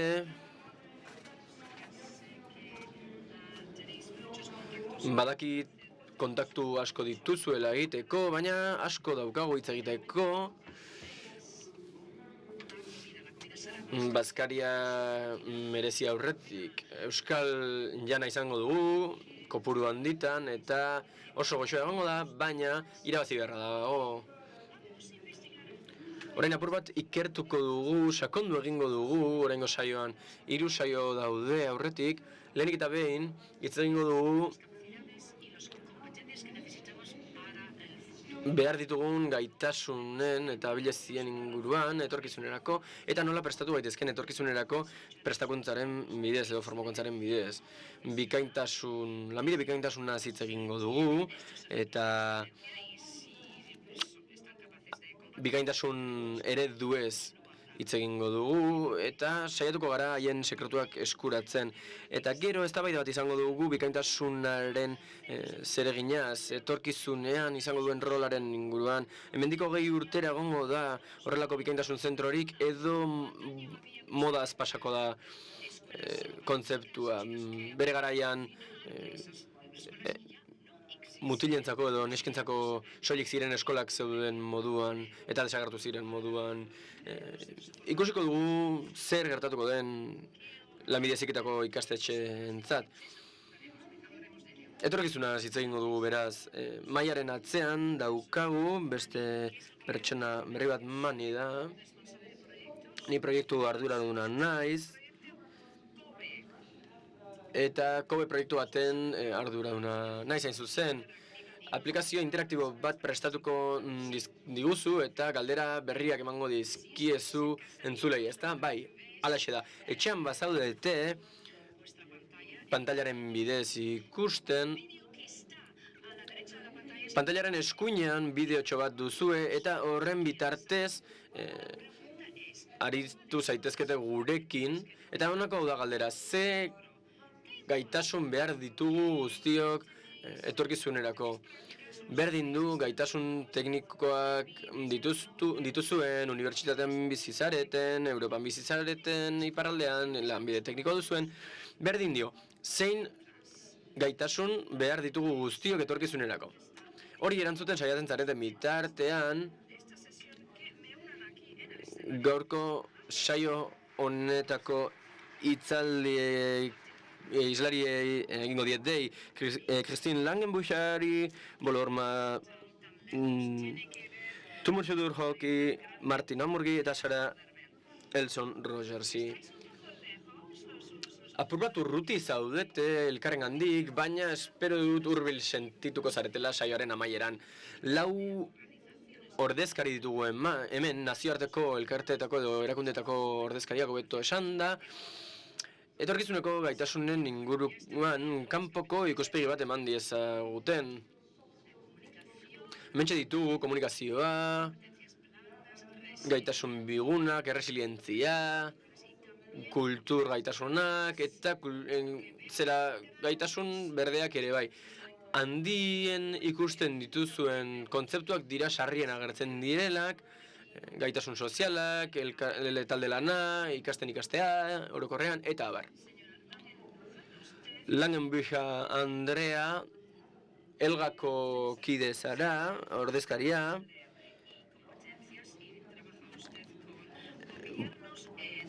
Tumurjudur lanaren nazioarteko erakundeko kidea zara, eta hainbat gaitan egiten duzu lana. Barkatu, Langenbücha Andrea zari nintzen, enplegu eta trebeziako unitate burua da, Elgan, eta galdera da ea etorkizunean zein gaitasun beharko ditugun. Esan dugun moduan, bat nator pantailan ikusten ari naizen horrekin, gaitasun digitalak, gaitasun berdeak edo ekologikoak, zerak ere bai, transbertsalak ere bai, eta bat nator egia esan hor ikusten ari garenarekin Bolorma, zu lanaren nazioarteko erakundeko kidea zara, lanaren arauez horien inguruan egiten duzu lan. Eta zure ustez, zein da etorkizuneko gaitasuna, azkartasuna, erresilientzia, eta gehitu nahiko nuke bateratu egin behar ditugula zenbait gaitasun, kombinatu egin behar ditu gaitasun satelite deritzegun horiek, gaitasun gakoak ari gara ikusten, horren azkarra izan behar duen eraldaketa horren aurrean, eta gaitasun tekniko garrantzitsuak ere behar ditugu, beraz, kombinatu egin behar ditugu bata bestearekin. Elson Rogers, zu UNEBOk erakundeko kidea zara, ekintzailetzaz eta immigrazioaz aritzen zara. Migrazioa handitu egingo da etorkizunean, ez soilik hegoaldetik iparraldera, baizik eta norabide askotan, ezta? Zerbait baduzu aipatzeko migrazioaren inguruan. Galdera ona da migrazioari buruzkoa, ea erantzun egokia ematen dudan, galdera nagusiari erantzunez, gainera. Lanaren munduko erakundeak dion moduan egokitzeko gaitasuna sarri agertzen da gure saren beharretan. Ikastea ezinbestekoa da, baita gaitasun transbertsalak izatea ere. Eta gaitasun digitalez eta berdez ari garenean, ez dugu guztiz ondo definitzen termino horien esan nahia. Lanbide ezberdinetako jendearentzat eta ikasketa plan ezberdinentzat esan nahi ezberdinak izaten dituzte. Hitz politak dira, baina ez daude ondo definituta nire ustez. Esango nuke hobeto xakatu behar ditugula termino horiek. Martin Hamburg, zu Europako inbertsio bankuko kidea zara, eta uste duzu inbertsioek eragin positiboa barkatu izan behar dutela finantziarioki. Zuretzat zein uste duzu dela inbertsioa gehien bueltatzen digun gaitasuna.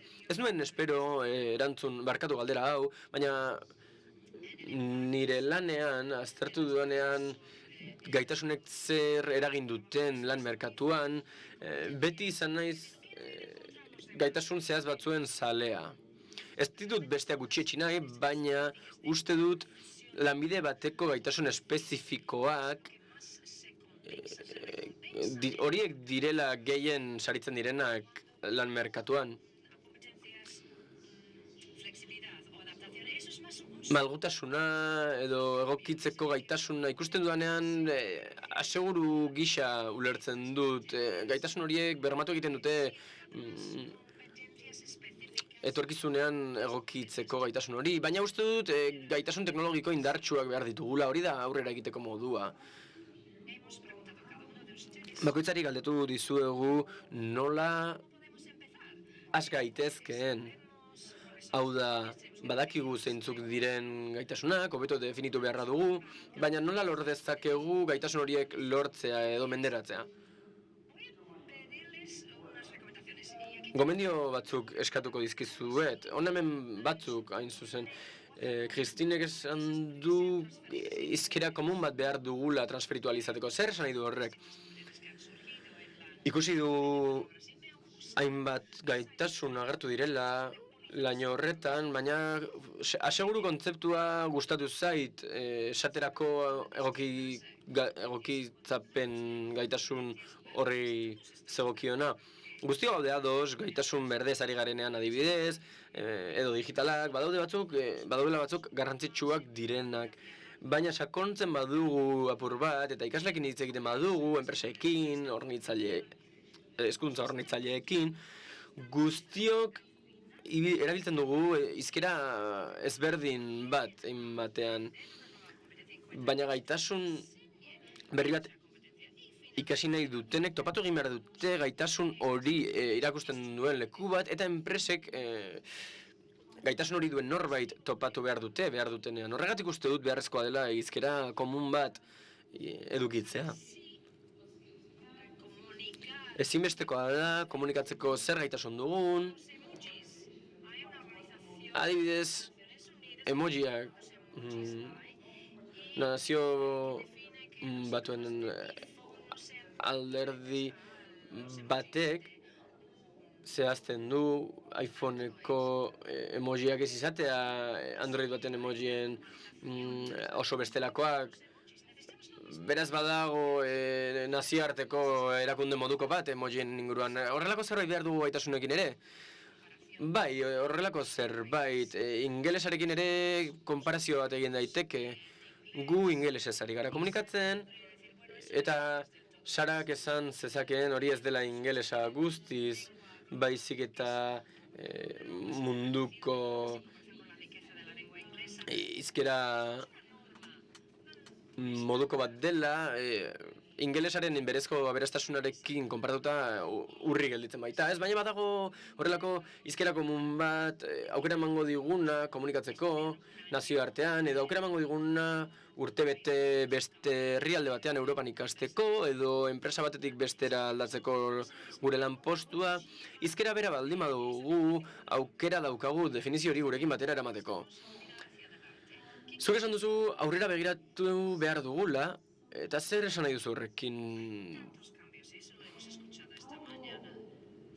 Goizen entzun dugu etengabeko aldaketan gaudela, eta gaitasunen kontua etorkizunerako planteatzen dugunean, garbi dugu aldatu egiten direla, eta etorkizunera begira dagoen ikuspegi bat ezinbestekoa dugula.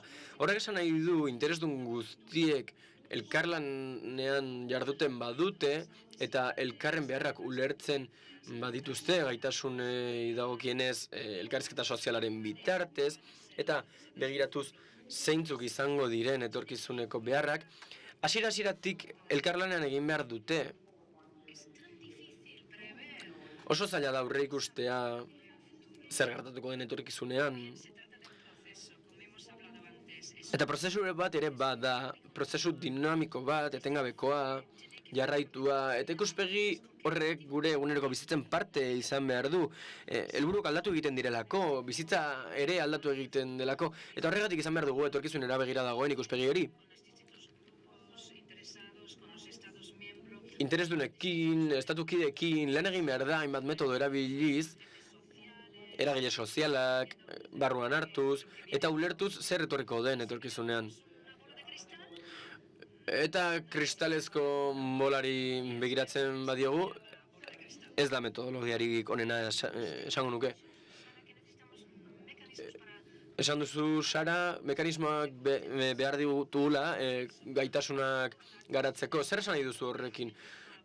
Ikasten ikastearekin lotuta dago hori. Askotan esaten dugu hori ikasi behar dutela gure ikasleek, eta askotan agertu dela esango nuke, aurretik ere aipatu dugula. Baina jakin behar dugu gure sistemak gai diren ikasteko eta baduten prozesurik ikasteko. Zuk esan duzunarekin lotuta dago. Hain zuzen, zerikusia du honekin. Ea gaitasuna dugun islatzeko zer gertatzen ari den lan merkatuan eta horrez gain gertatzen ari den aurre ikusteko ere gai garen. Unebokek ikasketa laborategi bat du.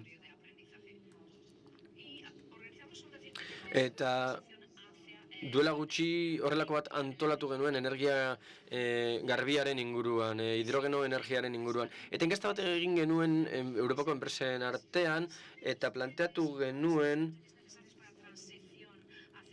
ze gaitasun behar ziren hidrogeno energiarantz trantsizioa egiteko. Eta ez egiten erantzuna. Horregatik da beharrezkoa aurreikusi ahal izatea zeintzuk diren gaitasunak. Eta behar dugu interesdun askoko plaza bat. Gai izan behar dugu gure xede taldeak bereizteko, gaitasunak bereizteko, beharrak bereizteko, eta behar ditugun politikak bereizteko.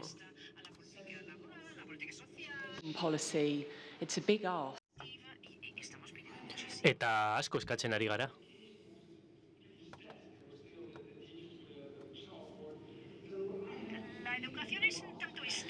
Hezkuntza estatikoa da, ezta? Sentsazioa daukat azken 5 urteetan egon direla aldaketak hezkuntzaren munduan. Hobetzen ari gara? Hobeak gara orain? Nik esango nuke lanbide heziketako sistema hezkuntzan beti adaptatu behar izan dela. Egin baduala ez, hori beste galdera bat da. Azken finean kontua da erantzun bat bilatzea. Erantzunak bilatu behar dira, bikaintasuna lortzeko. Hori da Kobek lortu nahi dutena. Ideia berriak bideratu behar ditugu. Adibideak behar ditugu. Funtzionatzen duten adibideak behar ditugu hobetzeko. Eta horri buruz hitz egin behar dugu. Praktika onak partekatu behar ditugu, baina baita txarrak ere bai, ezta? Martin, zuk zure mezua bidali zenuenean,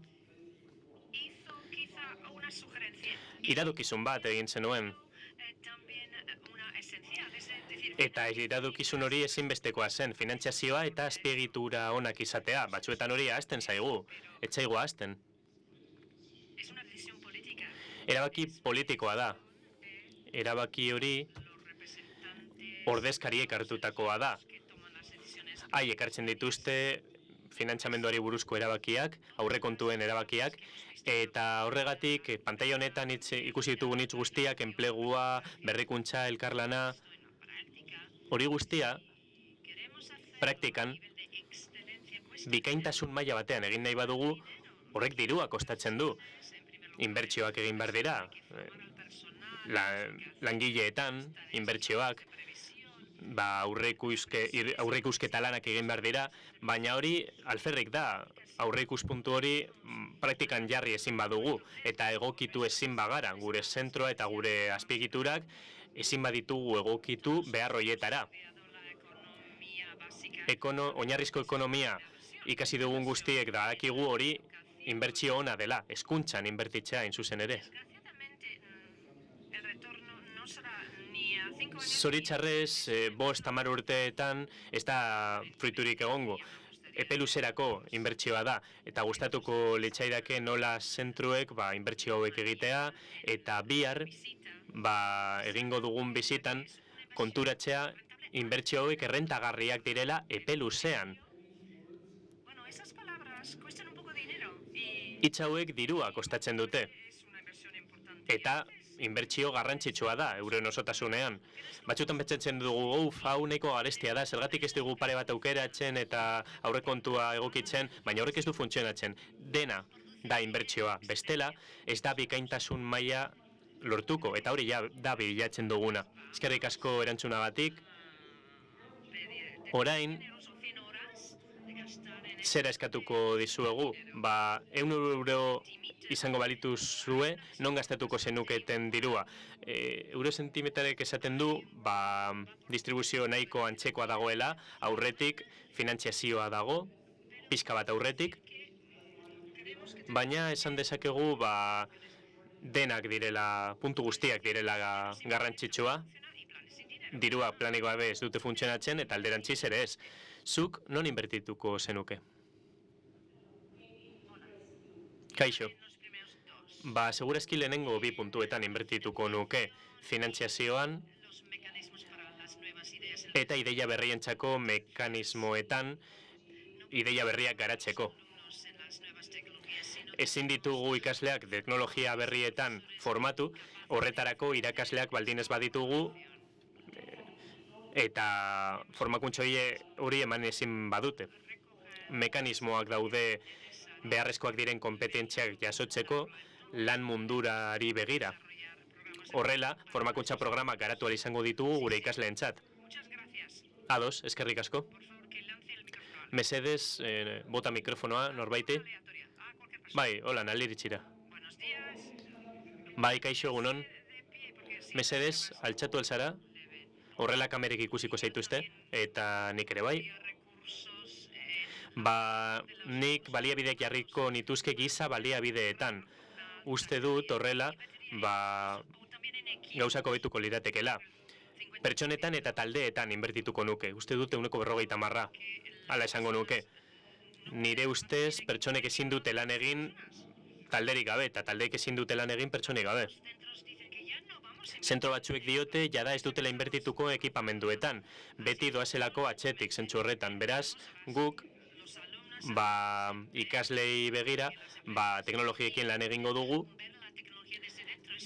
eta teknologia barrutik ikusel izango dute ikasleek. Nik uste dut hori oso inteligentea dela, partekatutako ekipamenduaren kontzeptu hori dago, Lanbide Heziketako zentroak ez badauka finantziazioa makina garesti bat erosteko eta 25 ikasle baino ez baditu, inbertsio oso egokia da eta oso inteligentea. Ikusi ditut kasuak, enpresa batek adibidez teknologia izatea eta ikaslei teknologia hori erabiltzen ahalbideratzea. Baina formakuntza Lanbide Heziketako zentro askok erabiltzen dute lan saioak egiteko. Mesedez bota mikroa berriro, bai? Aukeratu alduzu lau horien artean, baina agian zuk beste ideiaren bat duzu, oso ezberdina. Voluntarioek ere esku altxa dezakete, Mesedez, altxa zaitezke, bai, mila esker? Nire ustez lehenengo puntua da garrantzitsuena, baina bigarrenari buruz hitz egin nahi dut, mekanismoei buruz. Denok gara kobeak hemen, denok ari gara hemen partez berdinen inputak bateratzen. Eta ez ditugu interes komunak beti, elkarrekin lan egin ahal dugu, baina mekanismoak aurkitu behar ditugu gure erantzukizunak jasotzeko. Adibidez, enpresa ertain eta txiki bat, zentro bat, helburu berdinak izan aldituzte edo agian ez. Eta garrantzitsua da, jakitea nortzuk diren etorkizunaren arduradunak. Era berean, finantziazioa partekatu behar dute, ala hori gobernuaren lana da. Ez da gobernuaren lana. Ez, noski, argi dago ezetz. Baina interesatutako parte guztiek ideia ezberdinak dituzte eta haien artean hitz egin dezakete. Horrez gain, gauzak eman aldituzte, ez? Ideiak gehitu aldituzte. Beste voluntario bat mesedez, pasatu mikroa. Ara, hazelako jaurkiketa. Ni Greziakoa naiz.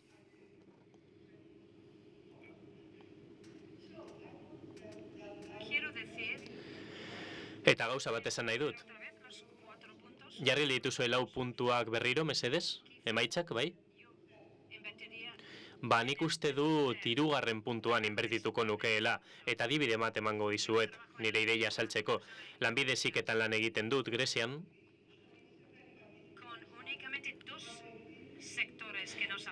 Eta bi industria sektorek baino ez digute laguntza ematen. Sektore hauek nahi badute etorkizunari begiratu, eta etorkizuna zein den jakin nahi badute euren sektoreetan edo beste sektore batzuetan, hau da, nondik etorriko diren lehiakideak, konpetentzia, agian, hau ikusita, haiek izango dira kompetentzian inbertitzen dutenak. Horrela, euren zailtasunak gainditu ahal izango dituzte. Non dago, Peter, barkatu?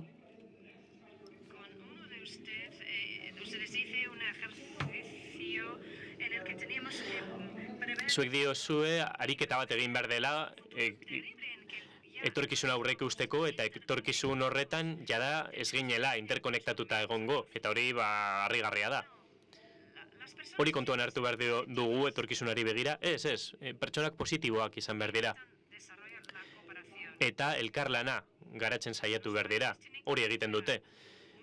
Herrialdeek elkarlanean aritu behar dira, eskerrik asko. Hemendik beste galdera bat, barkatu. Beste zerbait gehitu nahiko nuke. Zuk aipatu duzu etorkizuna, eta nik ez dakit etorkizuna guk geuk gauzatu behar dugun.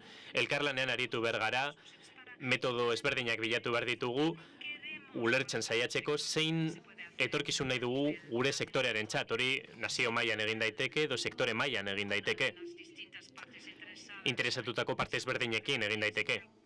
Adibidez, sektore mailan, zein da sektore honen etorkizuna? Zer eman dezakegu gutariko bakoitzak?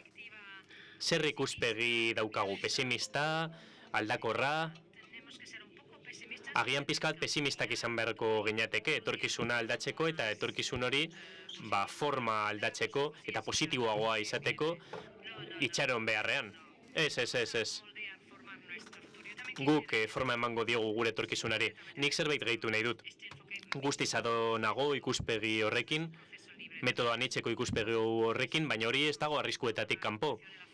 Uste dugu hezkuntza guztia arriskuetatik kanpo dagoela, baina hori ez da horrela, badaude arriskuak. Beste iruzkin bat, ni Victor naiz, Errumaniakoa, eta niretzat 4 puntuak dira oso garrantzitsuak, eta haien arteko nahasketa perfektua behar dugu.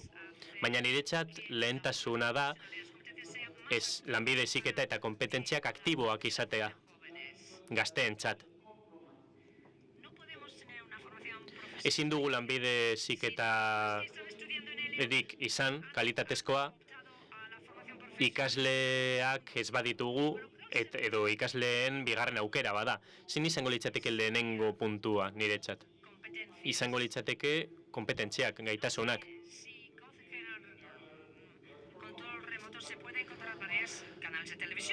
Ez dakit, telebista kate asko aurkitu albadira etxean, internetekin, baina ezin daiteken aurkitu da, kate bat, kompetentzia ezberdinekin, agian badago sukaldaritzari buruzko txapelketa bat, baina beste kompetentzia batzuk daude pizka bat eskutuago, ezta? Adibidez, zuri gustatuko litzaizuke The Great European Comicin edo beste olakoak. Eta agian komunean daukaten zerbait egon daiteke. Denok dakigu zeintzuk diren beharrezko kompetentziak, eta denok ezagutzen ditugu futbol taldeak eta jokalariak. Osasungarriak izan behar gara eta kompetentzia ona da zentzu honetan. Eskerrik asko, saio hau itxi behar dugu eta denoi galdetu nahi dizuet honako hau. Gobernuek zailtasunak dituzte finantziamendua lortzeko, irakasle bezala nekatuak gaude egunaren amaieran, eta aholku bat, ez? Zer aholku behar dugu goizean? Denbora pizka bat. Hau da, egiten badugu, egin dezagun ondo, hori da nire iradokizuna.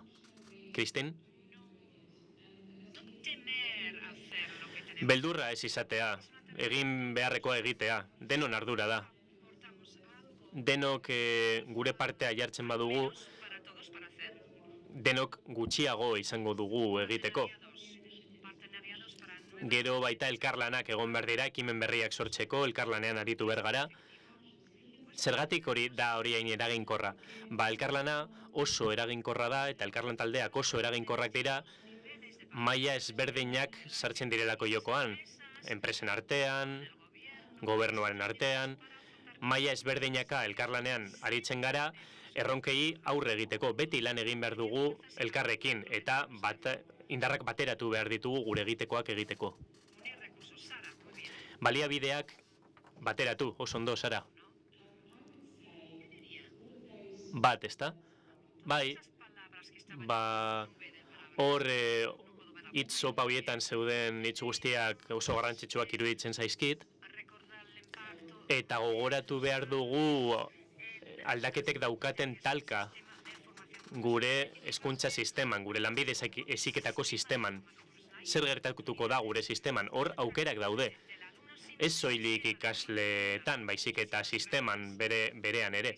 Eskerrik asko, eta espero dugu elkarlanean jarraitzen aritzea.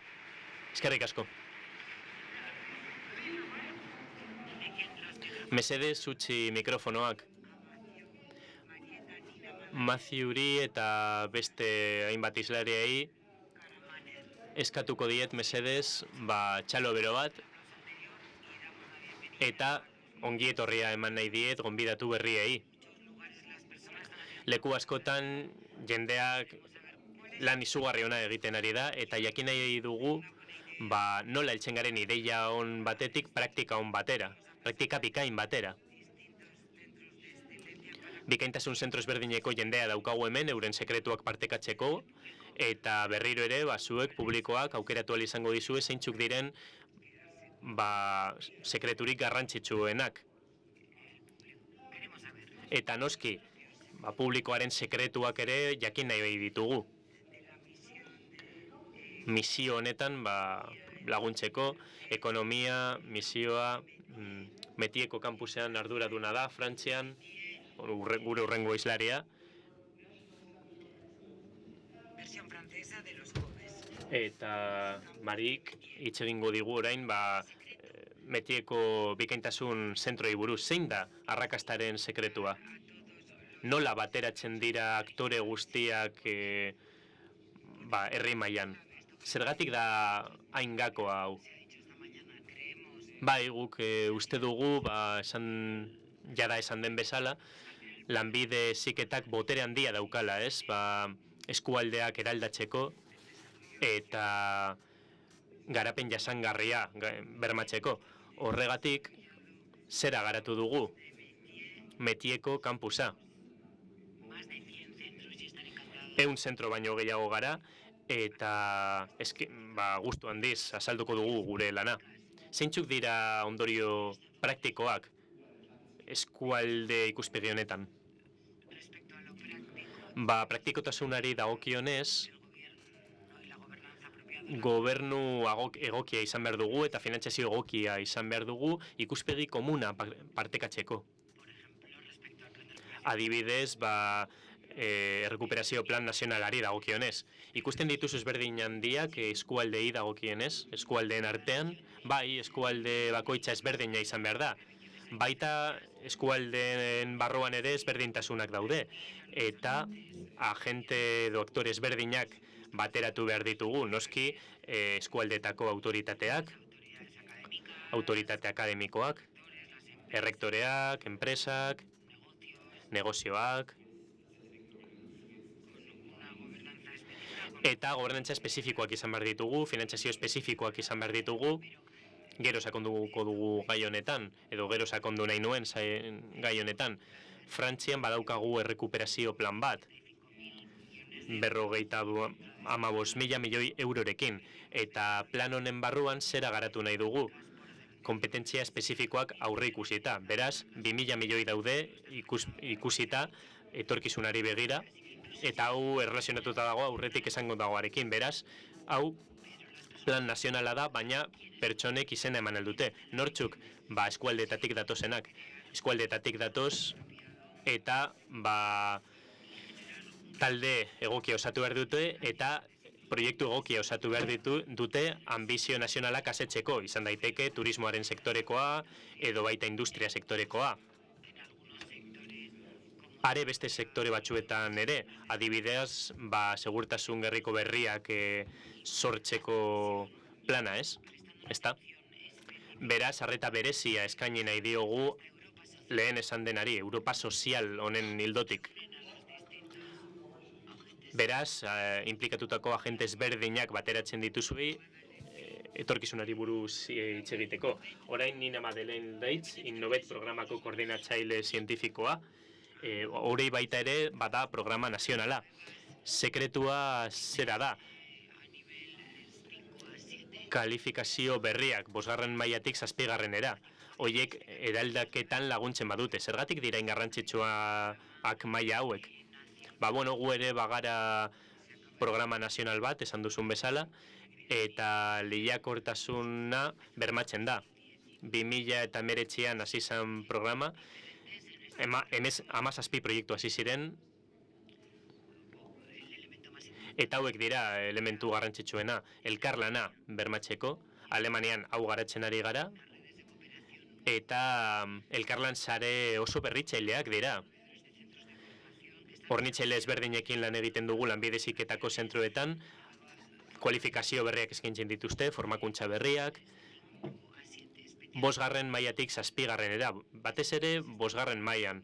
Hor lan egiten ari dara bereziki, Alemanian asko ikusten baita, eta da kalifikazio zubia bezala, ez? Espezialistentzat, teknologian espezialistentzat, proiektu bat dugu garraio publikorako, eta hori da lortu nahi dugun helburuetariko bat, kualifikazio berri hauekin. Horrela, sektore batzuk sendotu egingo ditugu, adibidez garraio publikoarena, edo farmaziaren sektorea. Eta parekotasuna sortu nahi dugu sistema akademikoaren artean eta lanbide heziketako sistemaren artean. Hau adibide ona da. Kualifikazio hauek, kualifikazio hauek garatzen baditugu 5. mailatik haratago, lortu ahal izango dugu talde bat osatzea, jakitunen talde bat osatzea eta transferentzia hau egitea. Transferibilitatea hau bermatzea. Horrela, homologazioa lortuko dugu, parekotasuna lortuko dugun, naiz eta oso zaila izan, lortu ahal izango dugu, eta pentsatu behar dugun nola egin horretarako. Industrian arteko transferentziari buruz hitz egin da, herrialde ezberdinetan, adibidez, zientzia eta praktikari dagokionez, elkarlana badugu, funtzionatzen du, industria sektorean, enpresen artean, unibertsitateen artean, transferentzia hori, ezagutza transferentzia hori, hobetu nahi dugu, proiektuak hobetu nahi ditugu sistema hauen artean. Unai, zu nazioarteko proiektuen kudeatzailea zara, teknikan hori bisitatu egingo dugu. Gaur goizean zure emailean ikusi dugu informazioa honi buruz. Eta, gure ideia da Europa osoa bateratzea, eta hori egiten dugu, baina ez soilik hori, baizik eta teknologiari dagokionez ere, digitalki. Horren barruan dago baita Elkan. Eta hori da teknika koordinatzen dituen zentroa eta Euskal Herrian dagoen plataforma. Eta beste gauza batzuen artean, testuingurua egokia proposatzen ari gara ikasleak teknologiako lekuetan egoteko, vanguardiako teknologiako lekuetan egoteko. Era berean, lankideak ditugu Europa osoan, gure sistema hobetzeko, eta horrek albideratuko digu elkarlanean lan egitean mugitu gabe leku batetik bestera. Horren ordez, proiektu ezberdinetan lan egingo dute ikasleek, bakoitza bere lekuan. Zergatik hori hain garrantzitsua, lanbide heziketako pertsona gehienek, euren lekuan lan egingo dutelako, baina zergatik lan egin behar dute Europako beste ikasle batzuekin batera? Azken urteetan zerbait ikasi badugu da, networkinga eta elkarlana ezinbestekoak direla ikasleentzat. Horrela, gehiago ikasi izango dute eta hobetu ikasi izango dute. Interkonektibitate hori egon behar da. Horregatik dira ingarrantzitsua mugikortasun programak. Eguneroko programetan uste dugu elkarlana sustatu behar dela beste leku bateko ikasleekin batera. Zein mailatan funtzionatzen du honeko beto?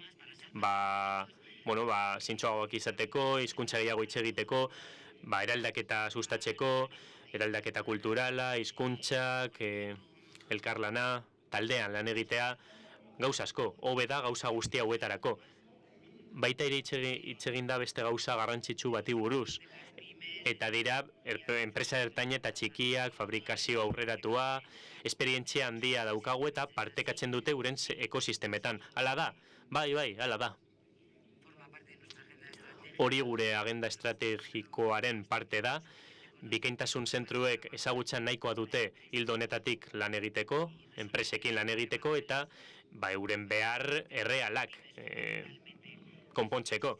Enpresa ertain eta txikiak beharrak dituzte eta beraz bi norabideetan dago ezagutza.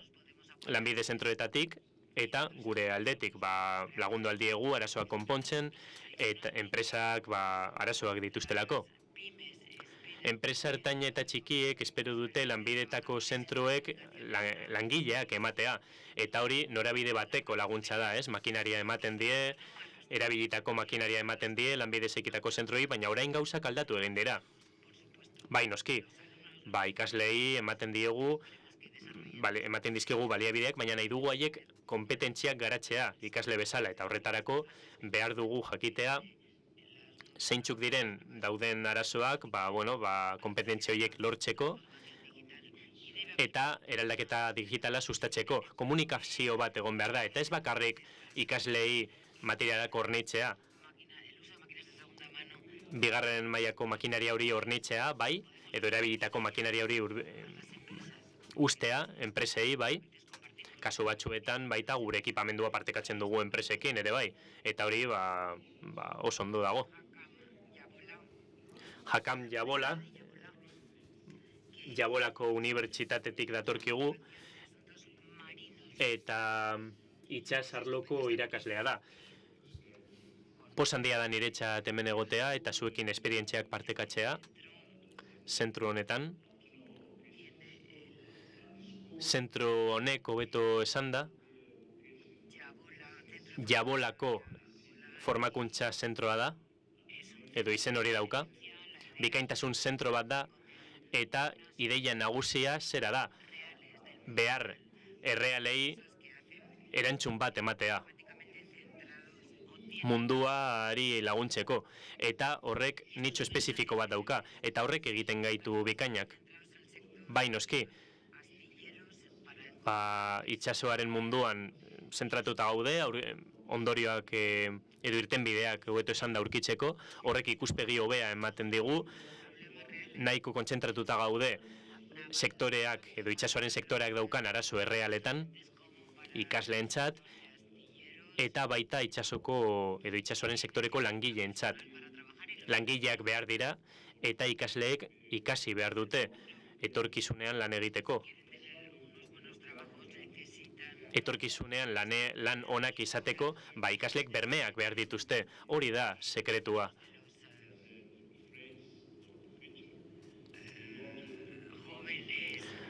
Gazteetariko askok irtenbide erreala behar dute uren etorkizunarentzat.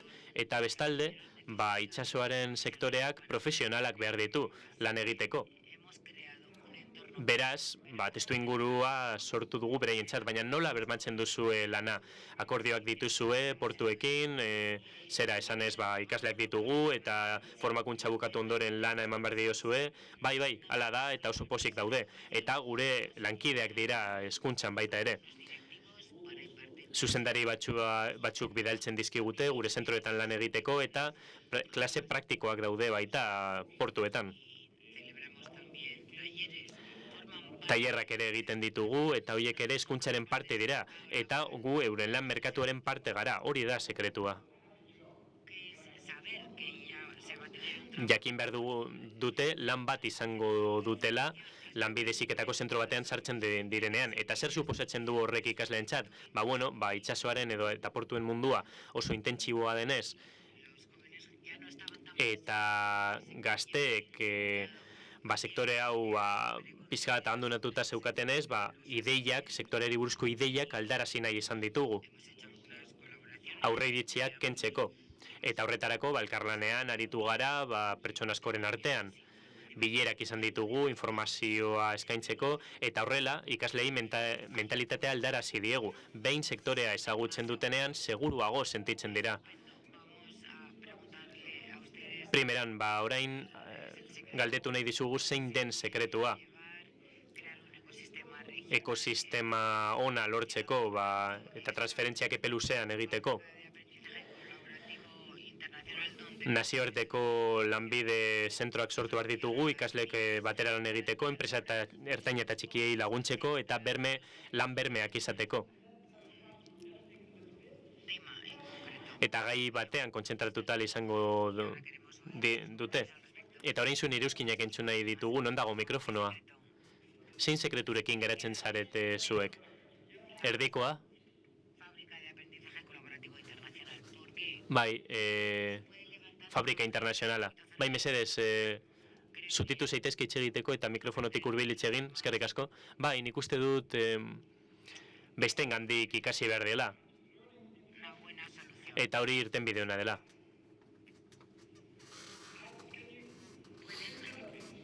Kaixo, mesedez, altxatuko zara? Nora joan da mikrofonoa?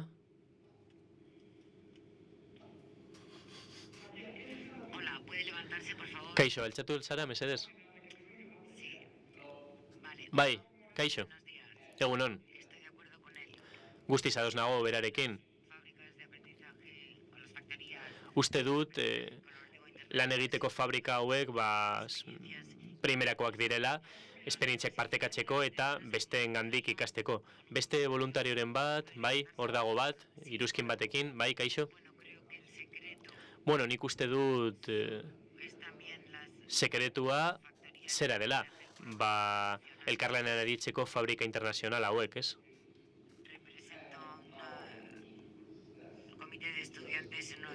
Ni ikasle batzordeko kidea naiz, zentro hauetariko batean, eta batzuetan ez ditugu enpresa nahikoak kontaktatzeko. Dena oso lokalizatuta dago. Eta edatu nahi gara. Gure mugikortasun fisikoa handitzeko Europatik. Horrela, ikasleak bidali ahal izango genituzke edonora eta dena izango litzateke hobea. Bereziki, testuinguru digital honetan, ez? Turkian lan egingo zenuke? Bueno, ez dakit. Ez dakit Turkian zehazki, baina, bueno, nire herrialdeko lanbide heziketako zentroetako ikaslei gustatuko litzaieke jakitea zer gertatzen ari den Turkiako zentro batean gertatzen dena jakitea. Portuen testu inguruan. Seguru klima hobea dagoela, Danimarkako ikasleak ere bidali aldira. Eta nazioarteko zentroa izan nahi dugu guk ere bai. Gure ateak irekita daude horretarako eta ongietorria ematen dizuegu. Habitat ona emango diegu etorkizuneko ikasleei. Hau bikaintasun zentro berria da, 2-3 urte ditu. Eta Europarentzat izango da, eta munduarentzat etorkizunean, portuaren sektorean. Ni Turkiako gaztea banaiz eta lan bermea badaukat eta zure zentrora banoa, nola izango naiz profesional hobea Danimarkako lankide bat badaukat eta berarekin elkarlanean ari banaiz? Zentroa gobernu zentroa da eta prozedura zehatz bat behar da, baina nazioarteko ikasleak onartzen ditugu. Baina nola funtzionatuko du? Bai, bueno, lagundu egiten diegu eta autoritatekin lan egiten dugu irtenbideak aurkitzeko ikasleen. Instituzio bakoitzak badauka bere registro sistema ezberdinak dira, eta beti mantentzen dugu elkarlan kopuru berdina, elkarlan langile kopuru berdina. Frantzian ongietorriak dira ikasle hauek, bai noski. Hori da bikaintasuna lortzeko irizpidetariko bat, baina baita beste zentroekin konektatzeko ahalmena ere, eta mugikortasuna onartzeko ahalmena ere. Mugitzen diren ikasleak onartzea oso garrantzitsua da Europa sozial honetan, eta hori egiteko prest gaude, eta horrez gain, elkarlan estrategikoa garatu nahi dugu. Ikasleak mugi daitezen, eta horrela, beste proiektu batzuetara egingo dugu aurrera, Unairekin egin dugun bezala, Elkan proiektuarekin, hori da, elkarlanean ari garen proiektuetariko bat, baina frantsesak pizka bat espezifikoak dira, euren tradizioei dagokionez. Onartuko dute Danimarkako edo Turkiako ikasle bat euren gaztak edo euren kruasanak egiteko? Hau galdera bikaina da. Bai noski, gustu handiz prest egongo naiz. Kanpora noanean, gustatzen zait kruasana ona egotea, gozoa egotea, eta ikusi dut hemen kafeko pausan kruasanak oso gozo zeudela. Beraz ikusten dut, bikaintasunak ez duela zer ikusia soilik kruasanekin. Baizik eta baita helikopteroen eta hegazkinen piezekin. Horiek ere oso garrantzitsuak dira gure industria sisteman. Eta badago bat, ez dakit ez den hain polemikoa ere, duela 1 urte ofizio bat ikasi eta bizi osorako horixe egiten zen. Gaur egun oraintxe ontzigintzan gaude, gero hidrogeno plantetan, gero ilargira goaz. Espezializazioa behar du edo unibertsitateen bezala prestakuntza zabala behar duten pertsonak behar ditu. Ideia ona da, azken hori, bai, ideia ona da eta hain zuzen beharrezkoa da. Izan ere, kurrikulum estandarrek estaltzen dituzte behar diren, industrian behar diren gaitasunen zati bat. Eta ikusten dugu industriak behar dituztela prestakuntza espezifikoak gai jakin batzuetan. Horrelakoxeak dira espezifikazio programak eta horretarako garatu dira, baina horrez gain garrantzitsua da ere, jendeak ez dakielako non bukatuko duen bere lan ibilbidea. Bizi osoan zehar ikastea ezinbestekoa da, funtsezkoa da. Jendeak behar duelako bere prestakuntza ibilbidean jarraitzea, eta horregatik mikrokredentzial kontzeptua ere oso erabilgarria dela esango nuke. Hau da, prest egotea maila orokor baterako eta agian bihurgune baterako bizitzan, baina bizitzan hori osatzea ere bai, ezta? Bai, batzuetan pertsonak espezializatu egiten dira, lan egiten duten bitartean lan egin ahala, alde batetik bestera joaten dira eta espezializatu egiten dira gai jakin batzuetan. Bai, hortaz ere hitz egin dugu, baina hona hemen galdera bat entzulentzat ere. Zein da hurrengo galdera? Hurrengo galdera, honako hau da. Ea gaitasunak egokitu egin behar zaizkien tokiko beharretara edo unibertsalak izan behar duten. Hementxe ikus ditzakegu bozketak.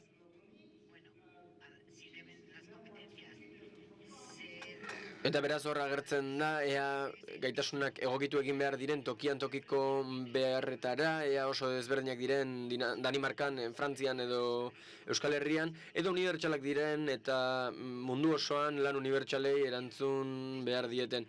Estatistikoki ez dut ikusten ezberdintasun nabarmenik, baina ni naiz aditua estatistikan.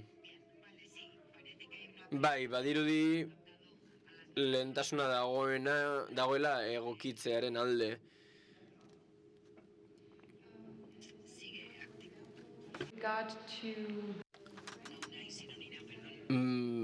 Bai, ez du nahik esan, baizik eta ninak, eta behar tokikoen inguruan ari gara, adibidez garraio publikoaz, edo badugu lana esaterako eraldaketa digitalean, ingeniaritza teknologiko horretan, eta malgutasuna eskatzen badiogu pertsonei, eskaintza flexiblea egin behar diogu orduan ere. Nik prestakuntza egituratu nahi badut, karrera plan baten arabera, erakutsi behar zaio jendeari zer lortu dezaken espezialitate bakoitzarekin. Eta eskaini behar zaio halaber aukera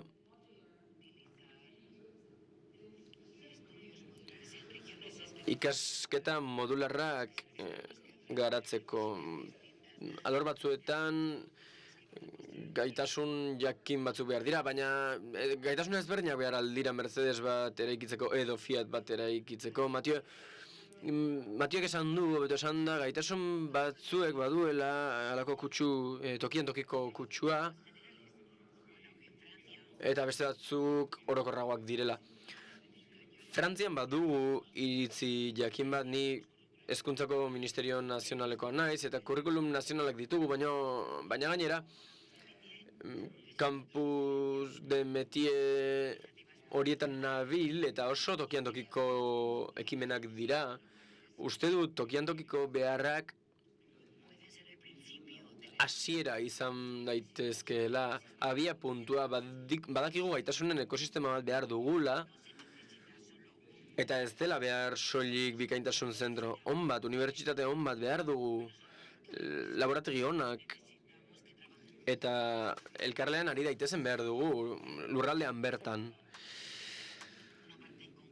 Beraz, Frantziako leku jakin batera joaten bagara, tokian tokiko egokitzapena behar dugu, tokian tokiko beharretara, baina sektore bati lotuta. Marseilla inguruan helikopteroak eraikitzen baditugu, titulazioa eta kurrikulumak egokitu egingo ditugu gazteentzat. Baina gaitasun egokirik ez badugu, edo ez badute, ez dute topatuko lanik arlo hortan. Beraz, gaitasunak orokorrak dira, baina tokian tokiko beharren mendean daude. Azken galdera bat dugu gainera entzulentzat, galdera ireki bat guztientzat. Zein da etekina atera diezaiok egun sekretua? Horixe da galdera. Ea mikrofonoa pasa dezakegun. Yeah, you hit the person over here. Bai, uste dut norbait kolpatu dugula mikrofonoaz. Zein da sekretu hori, guztiok ikasteko sekretua? Nik esango nuke, sekretuari dagokionez gaur iruditzen zaidala, orain arte hemen denok aipatu dugun zerbait. Guztia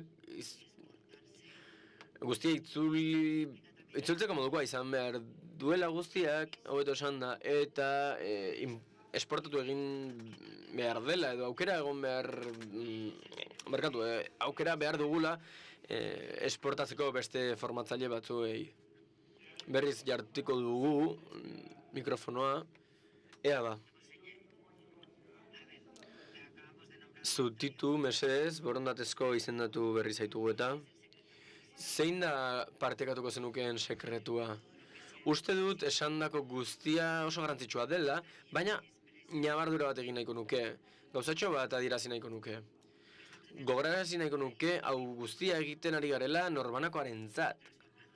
Norbanakoa eraldatzeko, berrikuntzarako, eta oinarria ikasleak izan behar direla, ikasten ari diren horiek.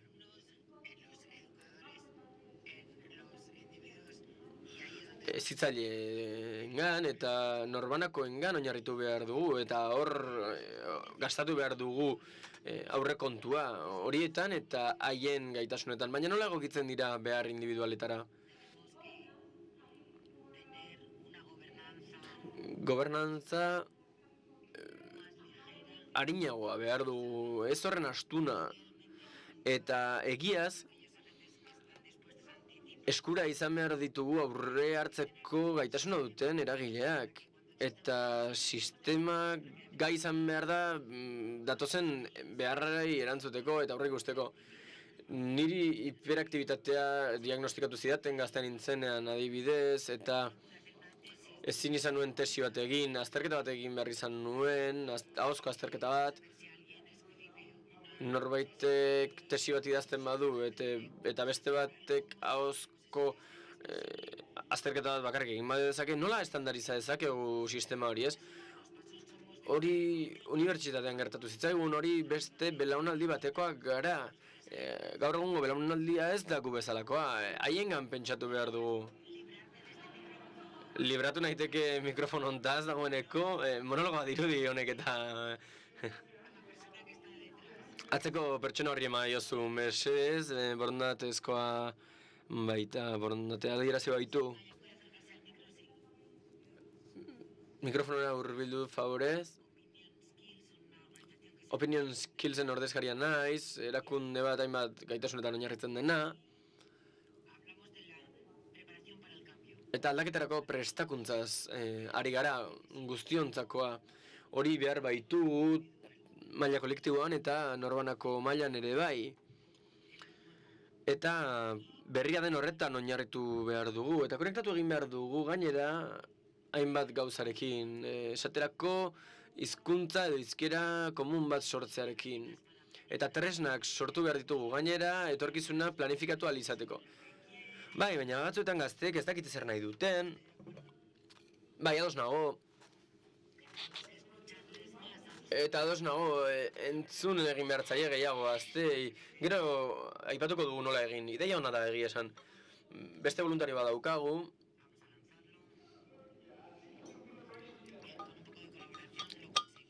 Ea laguntza pixka batekin lortzen dugun. Kaixo, gaztez ari garela. Hitza hartuko dut. Eta uste dut sekretua hauxe dela. Ikuspegi holistikoa edukitzea. Guztiek har dezagun etekina hortatik unibertsitateak, erakundeak, lanbide heziketako ikastetxeak, guztiek topatu behar dugu onura erabakiak hartzeko gune horietatik. Hizkera komun bat garatu behar dugu, guztiok ahal izango baitugu hortatik ikasi, prozesuaren parte izan behar dugu eta erabakiak hartzeko moduak aldatu, hezkuntzaren ingurukoak bereziki.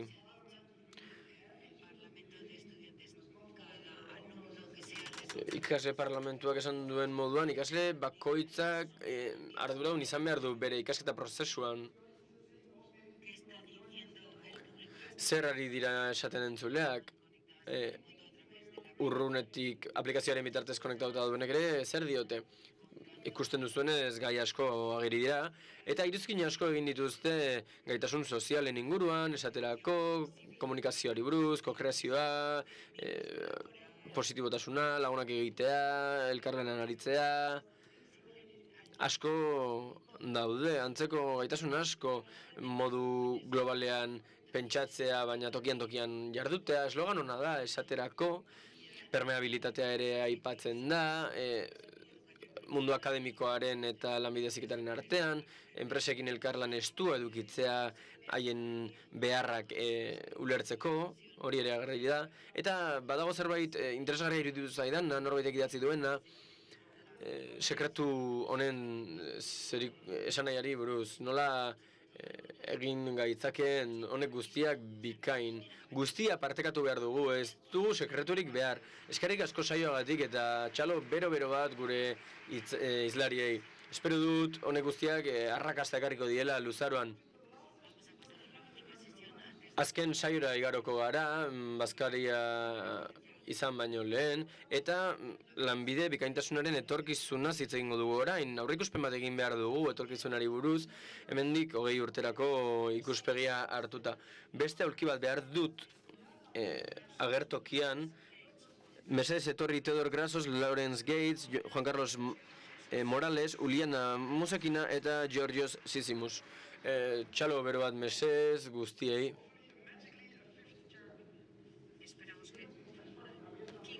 Espero dugu 5. aulki bat agertuko zaigula.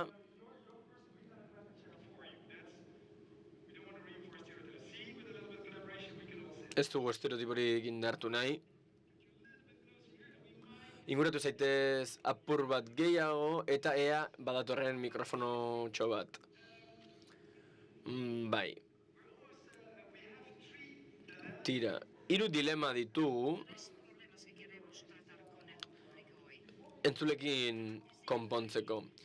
Horra heldu aurretik, baina bakoitzari 3 esalditan eskatuko dizuet mesedez azaltzeko zer den zuen erakundea eta zergatik den zuen erakundeko lana garrantzitsua. Theodor, lehenik eta behin ni naiz. Europako Lanbide Heziketako Institutuen elkarteko idazkari nagusia, eta saiatzen gara Europako ahotsa helarazten lanbide heziketako hornitzaileei, gure kideei, bazkideei.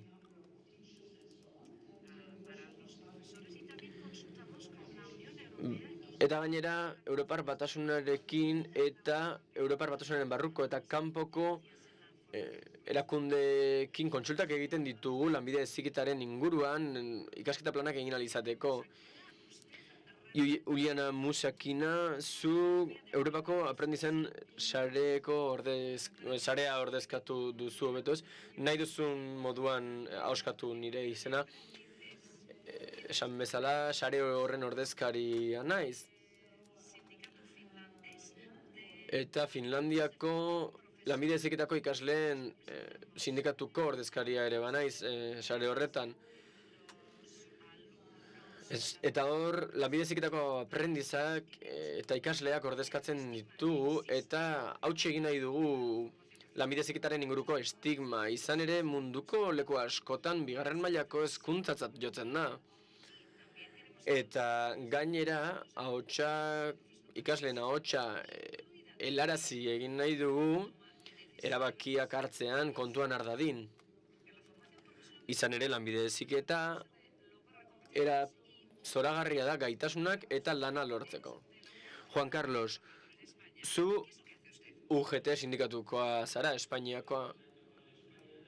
Nik Espainiako UGT sindikatua ordezkatzen dut, Espainiako ordezkaritza handiena duen sindikatuetako bat naiz, sindikatuen konfederazioko kide ere bagara, eta beraz ikuspegi europarragoa emateko asmoa dut. Sindikatu erakunde gisa, historia luzea dugu eta instituzioetan ere partaidetza handia dugu herrialde honetan, eta gainera oso kide aktiboa gara Europan eta nazioartean. Gehien bat Europako lanbide heziketako eta hezkuntzako politikak diseinatzean.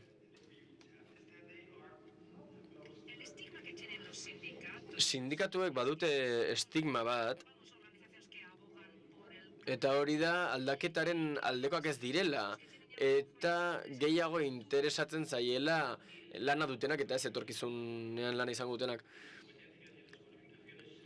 Bai, uste dut gaitasunen eta kualifikazioen gaiak kezkatzen dituela sindikatuak eta langileen ordezkaritza moduan interesatzen zaigu prestakuntzarako eskubidea batetik, gakoa baita etorkizunerako, naiz eta eraldaketa digitalaz edo teknologikoaz ari garen. Oso egokiak iruditu zaizkit Schmidt komisarioaren hitzak, hemen gauden kontestura oso ondo egokitutako, Euskal Herrira oso ondo egokitutako hitzak izan baitira. Kantauriko eskualde honek berrantolaketa industrialaren garaiak gogor jo baitzituen. Eta uste dut gaitasuna hauek guztiak benetako palanka eragilea direla aldaketarako eta urteak igaro direnean ikus dezakegu ze eragin positibo izan duten prestakuntza gaitasun horiek guztiek horrelako aldaketetan. Sindikatuak ere aldatzen ari dira, noski. Lawrence Gates, zu WorldSkills Europako kidea zara, zer egiten duzuzuk? Nik dagoeneko aipatu den zerbait egiten dut. Izan ere, badaude gaitasun lehiaketak. Badago bat 2 urtean behin. Europako Euroskills izeneko lehiaketa bat da. Joko olimpikoak bezalakoak dira, baina kirolak lehiatu beharrean gaitasunetan lehiatzen dira. 32 herrialde daude eta bakoitzak talde bat hautatzen du. 60 gaitasun dira lehian momentu horretan. Eta noiz egingo dira Joko olimpikoak baino famatuago? Galdera hona da, nahiko genuke horri erantzuteko gaitasuna izan. Baina uste dut ez dugula berri honik ematen eta horregatik ez gaituztela, ez direna beste arrotzen gutaz. Ez dugu soilik gaitasunak testatzeko asmoa, baizik eta horien bikaintasuna ere bai. Prestal gaude, inoiz ez dut ulertu zergatik gauden prest, 22 gizon baloi baten atzetik ikusteko, baina badaude hainbat gauza interesgarriakoak iruditzen zaizkidala ikusteko. Eta zuk, Georgios, zer egiten duzu, Europako Trebakuntza Fundazioko unitate burua zara. Turinen dago gure egoitza eta Europar Batasunetik kanpoko herrialdekin ere egiten dugu lan. Batzuk hemen ordezkatuta daude, beraz eskerrik asko zuen denboragatik. Eta gaitasunak sustatzeko eta lanbide heziketako arloetan egiten dugu lan orokorrean. 3 gai ezberdin ditugu gaur, eta etxean zaudeten ontzat, mesedez bozkatu, eta hemen aretoan zaudetenok oinekin bozkatuko duzue. Entzulentzako lehenengo galdera, da ea hemendik 20 urteetara lanbide heziketa txikitu egingo den jende gehiena unibertsitatera bultzatuko dutelako. Hori uste duzue? Uste duzue jendea unibertsitatera joango dela, hori jotzen delako beharrezkotzat?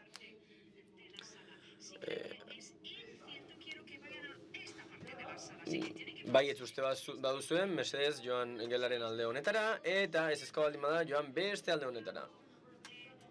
Aukeratu gelaren alde bat, mesedez, A2 bazaude, hemendiko 20 urteetara lanbide heziketa desagertuko dela, mundu guztia unibertsitatera joango delako, gelaren alde batera. Eta uste baduzu ez, joan beste aldera.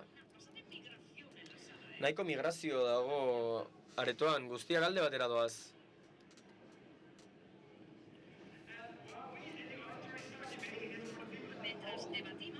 Eztabaidatzen dugun bitartean etxean zaudeten ontzat beste galdera bat egingo dugu. Soilik urrunetik zaudeten horientzat. Non dago mikrofonoa? Nora joan da mikrofonoa? Galdu egin dugu itxuraz?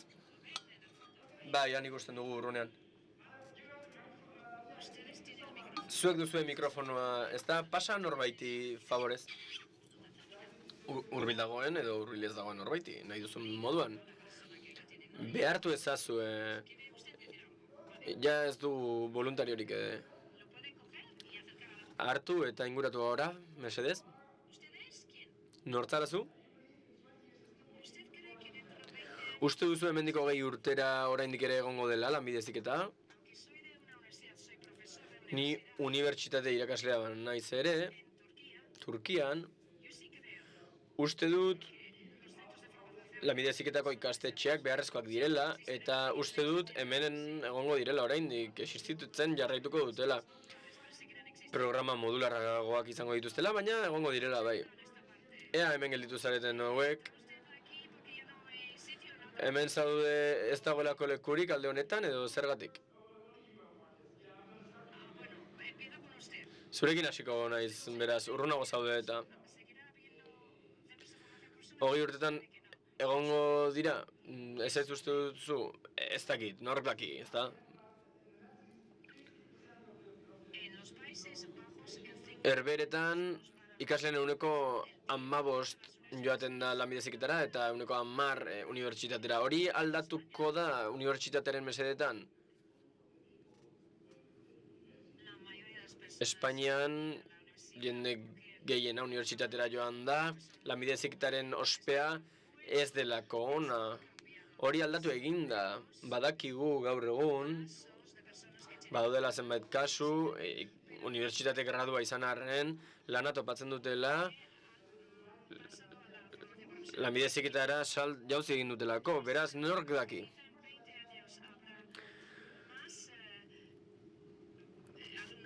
Nor dago ados horrekin, unibertsitate ikasle gehiago egongo dela hemendiko 20 urtetara? Ezer egiten ez badugu, bai, erabat. 2000 urteko mendealdaketan Europar Batasunak mugarri bat ezarri zuen eta helburu batzuk jarri zituen. Adibidez, goi mailako ikasketetara 50% igarotzea, ikasleen 50%, baina ikusi dugu hori ez dela bete, eta zerbitzu ekonomia batera igaro garela ikusi dugu. Paradigma aldatu beharra dago egiaz. Eta saiestu egin behar dugu aldaketa hori, akademiarantzko aldaketa hori. Etorkizuneko aurreikuspentxo batzuk egin ditugu, tira. Horra pasatuko dut mikrofonoa, barkatu. Ez didate bazkaririk emango horren ondoren. Aurreko hizlariak esan du, jardun ezean horixe gertatuko dela. Aldatu egin behar dugula herritarren pertzepzioa eta hobeto egin behar dugula lanbide heziketaren ospea. Hori uste duzuk ere? Italiakoa naiz eta oraintxe ikusten ari garen da honako hau. Hirugarren mailako hezkuntza sistemak arrakasta handia izan dutela. Ikusten ari gara egoera aldatzen ari dela, poliki. Agian unibertsitateek diploma gehiago eman beharko lituzkete eta ez graduak. Bestelako titulazioak eman beharko lituzkete, akaso?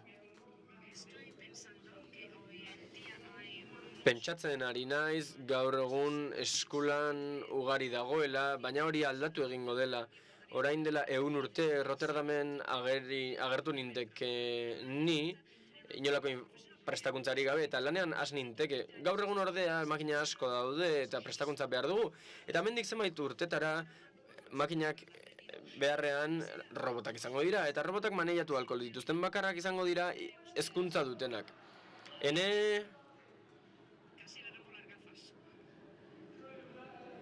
Ia betaurrekoak puskatu dizkizut. Atzeko hori esaten ari zen, hori ez dela egia. Robotak kateatuta gelditzen bada, giltza ingelesa beharko dugu. Askok esaten didate oso pesimista naizela eskolanari dagokionez. Nik esako nuke ez dagoela kontraesanik eta ez dugula esan behar lanbide heziketa goi mailako hezkuntza baino maila beragokoa dela. Uste dut ez direla aurkakoak eta ez direla kontraesankorrak bata bestearekin. Ingeniari bat behar dugu robot bat diseinatzeko. Gaitasun teknikoak beharko dira. Baina ze gertatzen da mantentze lanekin? Mikrofonoa erabili behar duzu, mesedez. Mundua ez da zuria eta beltza bakarrik. Ez dago lan markatu eskulana eta unibertsitatekoa bakarrik. Elkarlana behar dugu, eta hori inoiz ez da desagertuko.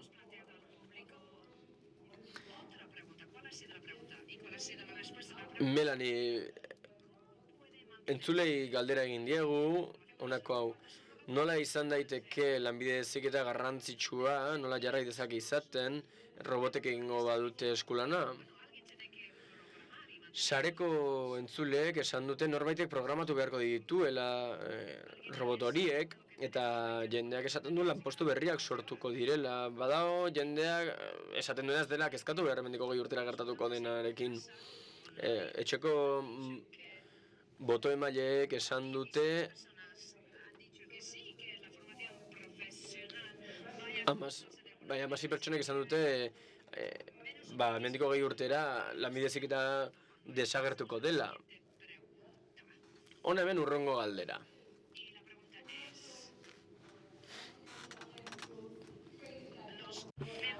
Galdera zera da. Online zentroek edo formakuntza plataformek lortuko dute lanbide heziketari irabaztea? Hau da, Googleen formazioa, online formazioa, formakuntza. Garrantzitsuagoak izango dira lanbide heziketako zentroak baino? Ala ez? Ala uste duzue? Ala bada, joan eskerretara, jendetza orain dagoen lekura, eta erantzuna ezezkoa dela uste baduzue, joan beste kontrako aldera. Batzuk agian erdian geratu nahi dira. Non dago mikrofonoa? Mugimendua dago, ea ba? Hemen voluntariak ditugu, kasu honetan. Kaixo? Ni Claire naiz, Frantziakoa. Eta uste dut lanbide heziketa fisikoa izan behar dela. Pertsonok elkar ikusi behar dugulako, klaseak eta ezagutza presentziala izan behar dugulako. Hori askoz efektiboagoa da, bilera online egitea baino. Eta tailerrak behar ditugu. Ekipamendua behar dugu, azken mailakoa, berritzailea. Norbait lanbide heziketako zentro batera iristen bada, ziur nago ekipamendu egokia aurkituko dugula. Eta hori ez dute aurkituko euren etxeetan. Baina hori gaur egun da, noski. Zer gertatuko da etorkizunean? Ez da aurrela izango. Hemen gaude biltzeko, ikusteko, bakoitzara bestearekin hitz egiteko, modurik onena delako ikasteko. Metabertsoak ezin gaitu garaitu, zentzu honetan. Azken iruzkin bat, gaitasun profesionalei buruz hitz egiten ari gara, baina baita kompetentzia oinarrizko kompetentziei buruz, ezta? Kompetentzia transbertsalei buruz. Betaurreko virtualak kentzen ditugunean, biharramunean elkarlanean aritu behar gara. Hezkuntzak erakusten dizkigu beste gauza batzuk, metabertsoak erakutsi ezin dizkigunak. Voluntario guztiak aurrean daude, ez dakit zergatik. Zerbait esan nahi dut. Uste dut hori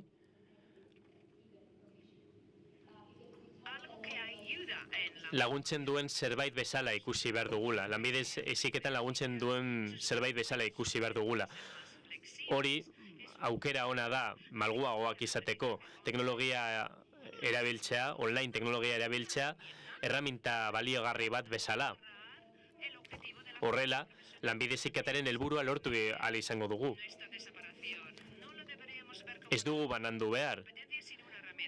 Ez da kompetentzia bat, baizik eta erraminta bat. Pasatuko diguzun mikrofonoa mesedez, bai?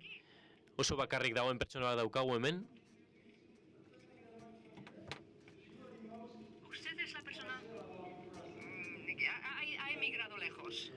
Oso urrun migratu duzu, eh?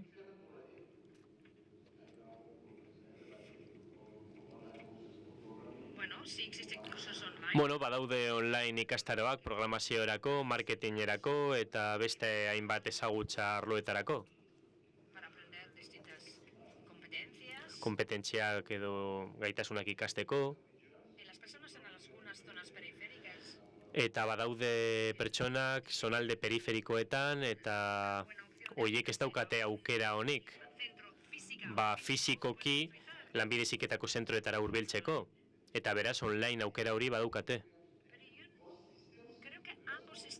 Baina nik uste dut bi sistemak, bai unibertsitate sistema eta bai lanbide zentroetako sistemak, integrazioa behar dituztela. Ez dut elkarren artean lehiatu behar, baizik eta bateratu egin behar dira. Aldaketa osatzeko.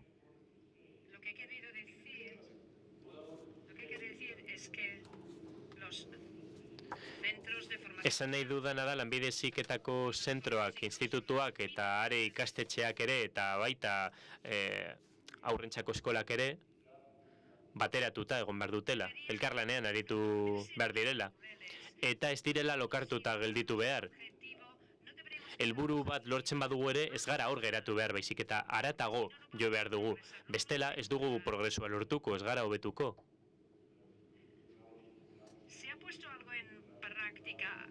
Zerbait jarri da praktikan ezagutzan dituz, baina beste arlo batzuk daude ezagutza hori handitzeko. Ikastetxeetan, haurreskuntzako zentroetan, dena bateratu behar da. Oso ondo. Tira, guazen orain azken puntuarekin. Melanie? Horri buruz hitz egiten ari garen bitartean, galdera bat planteatu diegu online jarraitzen ari diren ikuslei. Gehiengoak hemen esaten du lanbide heziketako zentro fisikoak ez direla desagertuko. Baina 10% batek uste du bai, egongo direla aldaketak eta espezifikoki gero galdetu dugu nola lehiatu dezaken formakuntza profesionalak eta nola egin daiteke euren erabiltzaileek online plataformetatik ikastea. Batzuk azpimarratzen dute konpetentzia bigun horiek hobetu ikasten direla fisikoki edo presentzialki irakasten direnean. Batzuk integratzeko behar azpimarratzen dute. Azpimarratzen dute online baita lan egiteko beharra. Tira, azken galdera. Hobekuntzei dagokienez, lanbide heziketako zentroetan, kobeak nahikoak dira gure erronkei aurre egiteko. Hala bada uste baduzue, joan horma horretara, eta erantzuna ezezkoa dela uste baduzue, eta uste baduzue hori horrela dela, hasieratik hasiko gara. Eta, zalantzatxu bazaudete, geratu zaitezte erdean. Uste baduzue oso azkar goazela aldatzeko, joan alde horretara, eta motel goazela uste baduzue, ara. Uste dut mugimendu gutxi dagoela, orain hasten da jendea pixka bat mugitzen, migrazioak hasten dira, ezta? Hemen migrazioa oso komuna da, areto honetan.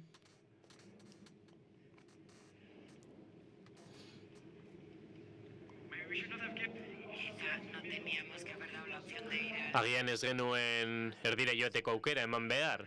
Azken finean, jendea multxokatzen ari da, zonalde honetan, erdean. Tira, alde batera edo bestera, ezberdin egingo dugu, zerotik hasita. Ados, batzuk alde honetara jo dute, zuk alde honetara jo duzuz, bai, erritmoa ona da. Bai, izan ere erdian egon beharko nintzateke. Uste dut ez garela oso azkar joan behar. Zergatik ez? Zergatik ez gara inazkar joan behar? Uste dugu dalako, egokitzeko denbora behar dugulako. Horregatik, ezin dugu hezkuntza egun batetik bestera aldatu. Arduradunak egokitu behar dira. Beraz ezin gara azkarregi joan. Galdetu aldizut egokitzeko prozesu horri buruz. Hain azkar egokitzen gara. Uste dut kobeak nahiko aurreratuta daudela, baina ezin dugu askatu zentro asko daudelako sareetatik kanpo. Eta aldaketa ez da bakarrik euren eginkizuna. Gradualki hobetu behar dugu. Eta hezkuntza birplanteatu behar dugu, baita lan merkatu ere eta gure elkartea ere, zentzu honetan. Uste dut aldaketa hau gradualki egin behar dela. Eta garrantzitsuena da entzutea. Enpresen beharrei entzun behar diogu.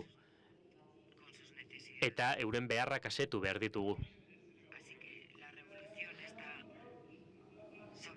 Beraz, iraultza gainetxita dago. Uste duzu nahikoa dela aldatzeko erritmo hori? Ni Walsedeko unibertsitatetik nator, Holandatik, eta uste dut pixka bat bizkorrago joan behar garela. Eta azpimarratu nahiko nuke jada lanean ari garela eta gauza erradikalak egin ditugula, jada. Gure programan baditugu aldaketak ezarrita, beraz, positiboa naiz. Tira, goazen aretoko iraultzaileekin, zu iraultzaileetariko bat zara. Behar dugu iraultza bat? Bai. Eta aldaketa erradikal horren beharra zera da. Jada, gaudela testu inguru ikaragarri batean, Danimarkan gutxienez. Pasaren urtean, 170 arazoak izan zituen lana aurkitzeko, hezkuntza sisteman arazoak izan zituzten, eta lanbide heziketa estigmatizatu egin da. Ez dira inonak kontsideratzen beste alternatiba batzuekin konparatuta. eta hori aldarazten saiatu gara. Baina badirudi oso gutxi egiten ari garela ildo honetatik. Orduan, erradikalagoak izan behar gara. Mesedez, bota mikrofonoa kontuz. Bai, aldatuta, iraultzaren aldeenago guztiz. Guztiz aldatu behar dugu. Eta zentzu honetan 2 puntu azpimarratu nahiko nituzke. Lehenengoa, ikusi behar ditugula industria sektoreak zein lan behar dituen, eta bestalde, ikusi behar dugu ikasleak nola motivatu ahal ditugun euren motorea ikusi ahal dugu, eta 2 puntu hauek bateratu behar ditugu aldaketa gauzatzeko. Zentro pertsonalizatuak egongo lirateke ikasle bakoitzarentzat.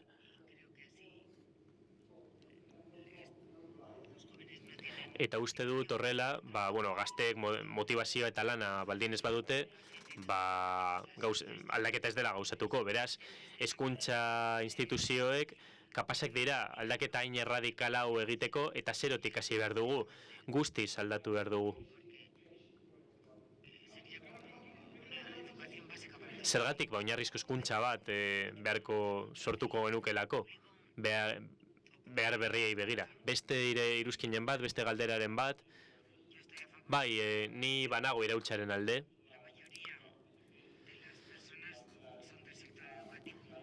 Hemen gehiengoa hezkuntzaren sistematik dator.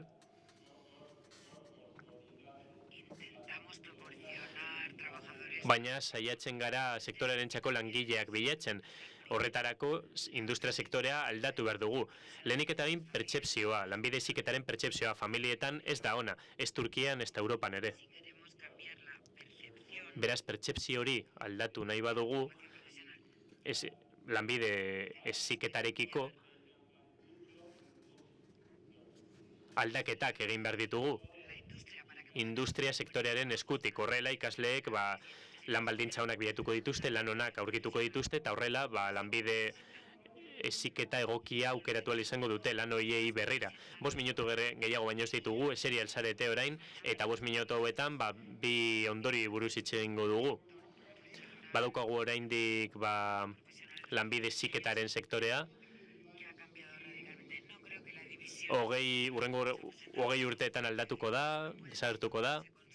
Uste dut galdera hori ezin dela erantzun bai edo ezekin, fase batzuk daude, konplexua da, eta kontestuetariko bat da mugak sartzearena. Muga horiek ez diain argiak izango etorkizunean unibertsitatearen eta lanbide heziketaren artean. Goi mailako hezkuntza lehen baino teknikoagoa da orain, beraz, bitarteko espazio bat dago, baiaren eta esaren artean.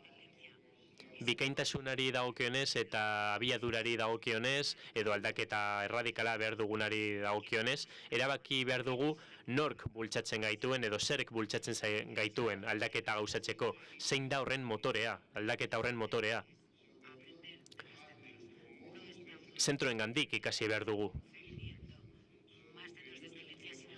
Ez bikaintasun zentro gehiago baizik eta bikaintasun hori gehiago transmititzea. Ez zentroak onak izatea soilik baizik eta transmisio hori ondo egitea. Eta transmisio hori gakoa da, ez? Hurrengo urteetan izango ditugu lanbide heziketako zentroetan, nik sortea daukat, gazteekin lan egiten dut hezkuntza sisteman, eta uste dut benetan egin behar duguna da gazteei galdetzea. Haiek oso resilientzia handia dutelako, oso motibatuta daudelako eta oso kezkatuta daudelako gaur egungo egoerarekin, entzun dugun bezala. Eta nik uste dut zentro hauek izango ditugula etorkizunean, eta online formakuntza ere egongo dela. Online kompetentziak garatuko ditugu eta beraiek izango dira, kompetentziak zeintzuk izango diren markatuko digutenak. Hurrengo belaunaldiari entzun behar diogu, ni zaharkitzen ari naiz baita, eta horregatik entzun behar dugu gazteen hitza. Behar ditugu zentro hauek, behar dugu zentro hauek bikainak izatea, eta lanbide heziketa nire ustez modurik onena da gizarteari eta gurasoei irakasteko zergatia. Zentro hauen zergatiaren garrantzia, ez? Pandemia pasatu berri dugu eta begiak ireki dizkigu nola izango litzateke posible aurrera egitea, kompetentzia hauek gabe. kompetentzia digitalez ari naiz. Orain kontzientzia gehiago dago kompetentzia hauen inguruan, eta ni nahiko optimista naiz etorkizunari begira. Hurrengo urtean, Polonian, irailean, Ganten foru bat izango dugu, eta plazerra da niretzat esatea, Danimarka 2025ean egoitza izango dela, eta pertsepzio bat daukagu kompetentzia hauen inguruan. Eraldaketa sortzen ari da, Juan Carlos. 20 urteetan bai, zentro hauek izango ditugu. Banaketa bat dago. Lehenik eta behin, ez dut uste unibertsitatearen eta lanbide hezkuntzen artean lehiatzea beharrezkoa denik. Nik uste dut etengabeko ezagutza behar dugula. Eta, hitz egin daia da, jarraibideak markatu dizkigute, langileak, kasu honetan ikasleak, kapazak izan behar dira, vanguardiako teknologiekin nabigatzeko gure hezkuntza sisteman. Esan nahi dut, ez direla oztopoak egon behar, ideia da progresu bat egotea. Ideia da ezin da, lanbide heziketako formakuntza batetik hasi eta doktorego bat egiten bukatu. Beraz, ikuspegi bat behar da, ezagutza jarraituarena, eta hori guztiz ezinbestekoa izango da. Noski ezin dugu pentsatu, unibertsitatez arro egon gaitezkela, maila aurreratutako kompetentziak behar ditugulako, hor medikuei eta ingeniarei formakuntza emango diegu, eta jakin behar dugu zeintzuk diren merkatuak eskaintzen dituen edo eskatzen dituen kompetentzia nagusiak. Europan beharrezkoa da, eta bereziki Espainian beharrezkoa da, bitarteko kompetentzia horiek. Eta zein da horien erantzuna? Lanbide heziketa. Bitarteko kompetentzia horiek eskaintzeko, baina ez dut uste fraktura bat dagoenik, ez dut iraultza hain drastiko bat egon behar denik, ez dut uste online formakuntzak lekuak enduko diola fisikoari, baina uste dut formakuntza eta formakuntza prozesu horiek garatu behar direla.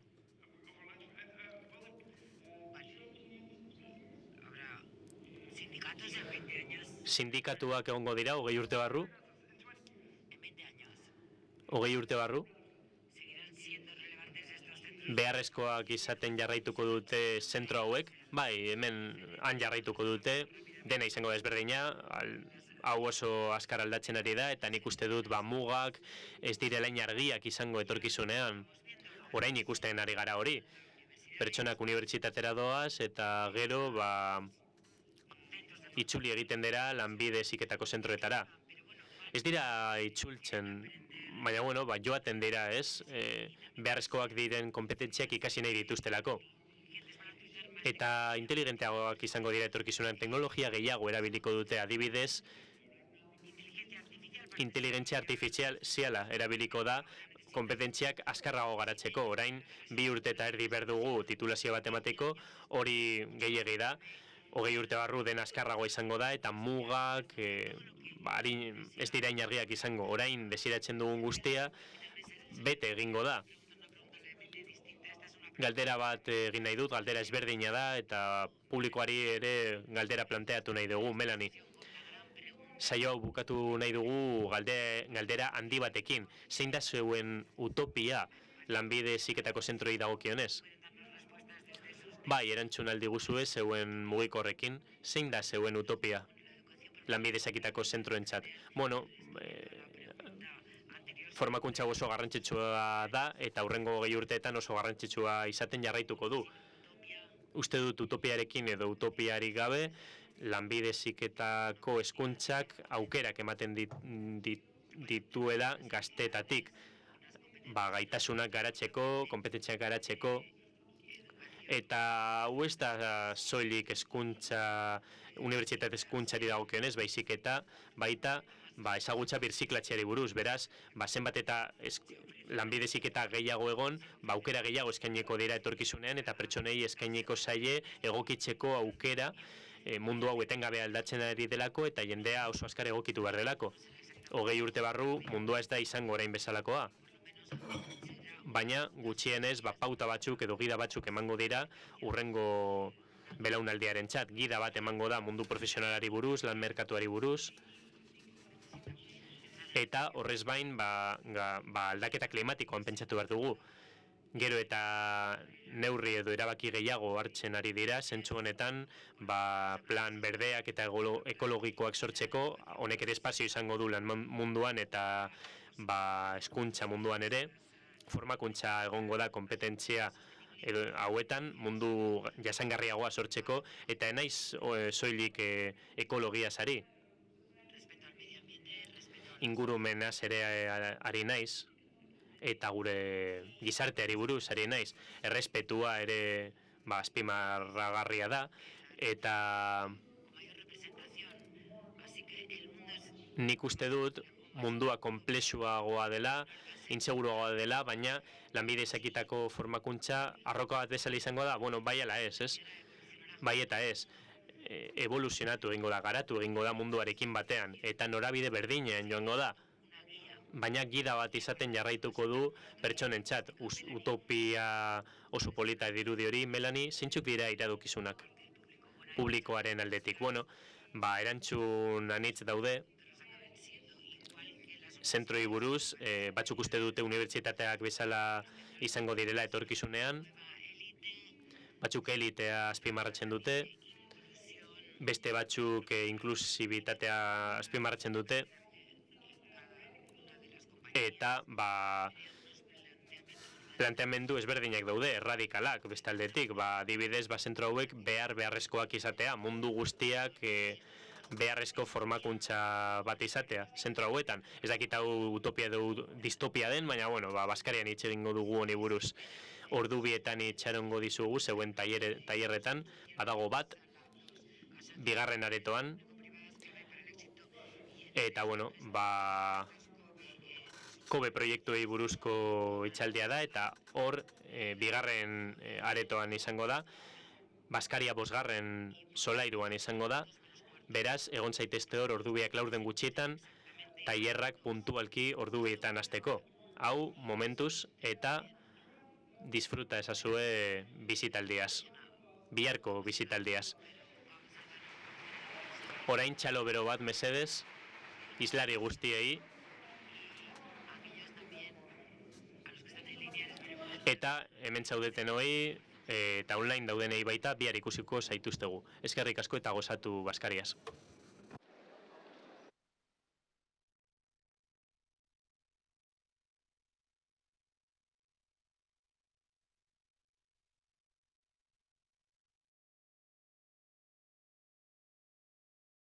Hau elkarrizketa informal gisa diseinatu da parte hartzaileen arteko elkarrizketa moduan. Agian hau diseinatu aurretik egiaztatu behar nuen, edo egiaztatu beharko nuken zenbat garen, eta beraz eskatuko dizuet apur bat inguratzeko erdirantz elkarrizketa benetan eduki ahal izateko. Espero dut 70 izatea zuen arteko elkarrizketa bat, eta ez nik hitz egitea, izan ere nahiko nuke eztabaidatzea zuek eta guztiok hitz egitea. Lehenik eta behin aurkezpentxo bat egingo dugu. Kargatu bitartean, ni Filippo del Nino naiz, eta prestakuntzaren Europako Federaziorako egiten du lan.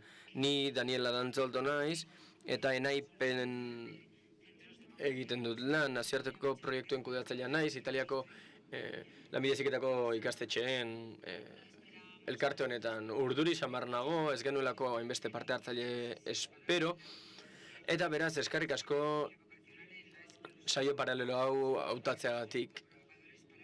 Probokatzaileak izan nahi dugu, elkarrizketan sor dadin talde barruan, eta hain zuzen nahiko genukena da partekatzea elkarren ikuspegia, gai honekin dugun iritzia eta benetan saio aktiboa izatea.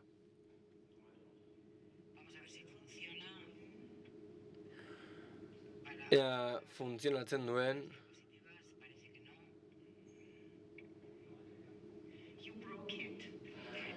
Hautsi egin duzu, Filippo. Beno, hementxe.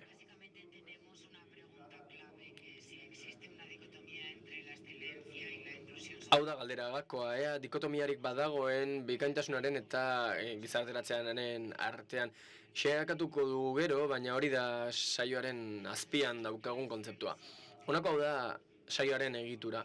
Lehenik eta behin, bi azpigairi helduko diegu. Lehena orokorrarena da, hau da elitismoaren arriskua guztiontzako bikaintasunaren utopiarantz. Bigarren gaia ia bera da, baina digitalizazioaren auzira ekarria. Gutxiago hitz egingo dugu, izan ere guztiok dakigu, eragin handia duela gizarteratzean eta ezberdinkerian ere.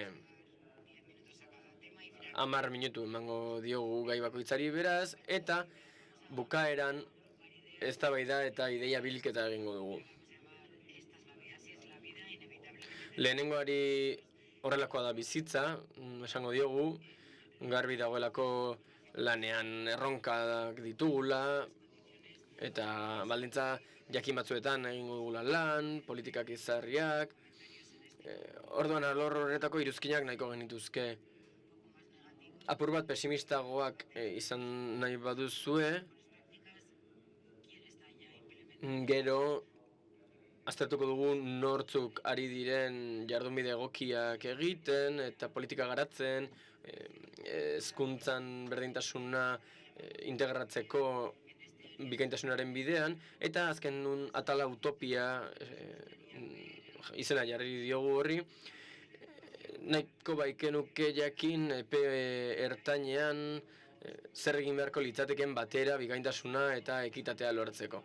Ez kezkatu azken gai horren errealitatea, edo ea egingarria den edo ez. Jakin nahi dugu sistema nolakoa izatea nahiko zenuketen datozen 10 urteotan.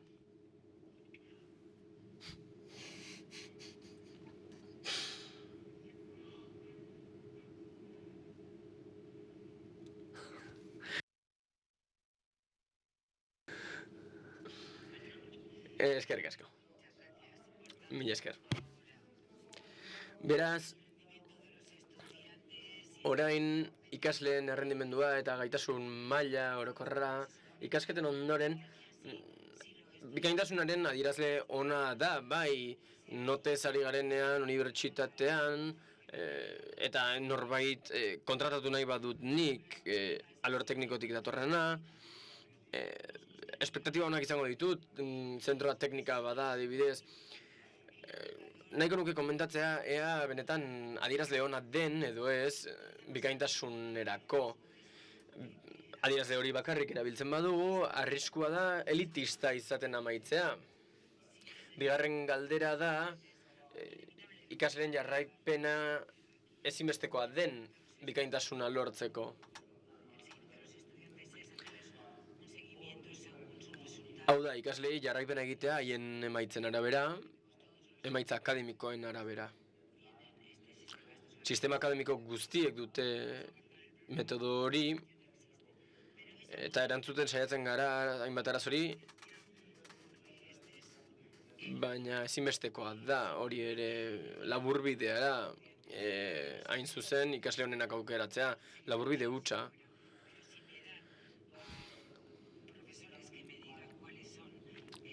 Irakasleek ordea esaten baduten nortzuk diren 10 ikaslerik onenak eta horiek aukeratzen baditugu, noski zentroa onena izango da, baina jakineko genuke presioa badagoen,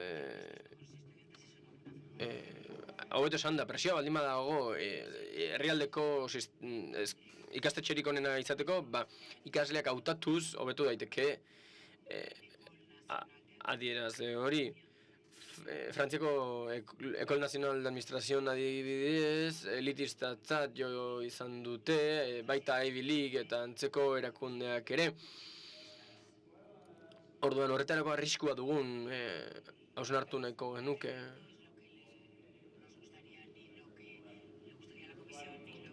Hori ez da Europar Batzordeak nahiko lukena edo ezin du horrek gure helburua izan. Orduan, gogoeta egin beharko dugu horren inguruan, ea arriskua den eta ea aukera erreala dagoen elitista izaten amaitzeko ezer egiten ez badugu hori saihesteko. Eta are gehiago helburua bera erronka bihurtu daitekeen. Azken puntua honako hau da, ea bikaintasunaren alde borroka egiteak eragin negatiboa lanbide heziketak gizarteratzean historikoki izan duen zeregin horretan.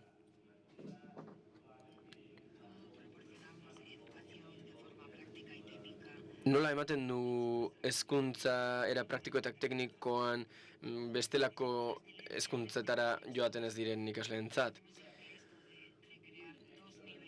Lanbide heziketa horrela definitzen dugunean, arriskua dugu bi maila sortzeko, bata bikaintasunarena, goi mailakoa, unibertsitatekin parekatzeko modukoa, eta bestea maila arrunta, lanbide heziketa arrunta. Aukera hori planteatu nahi genuen eztabaida piztu aurretik.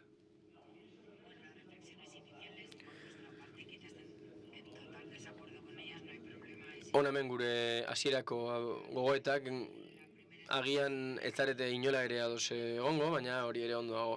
Lehena da, ea ikasleen jarduna bikaintasunerako irizpidetzat jotzen dugun, eta hori hala izan arren, ea ezberdin egin beharko genuken beti honenak baditugu,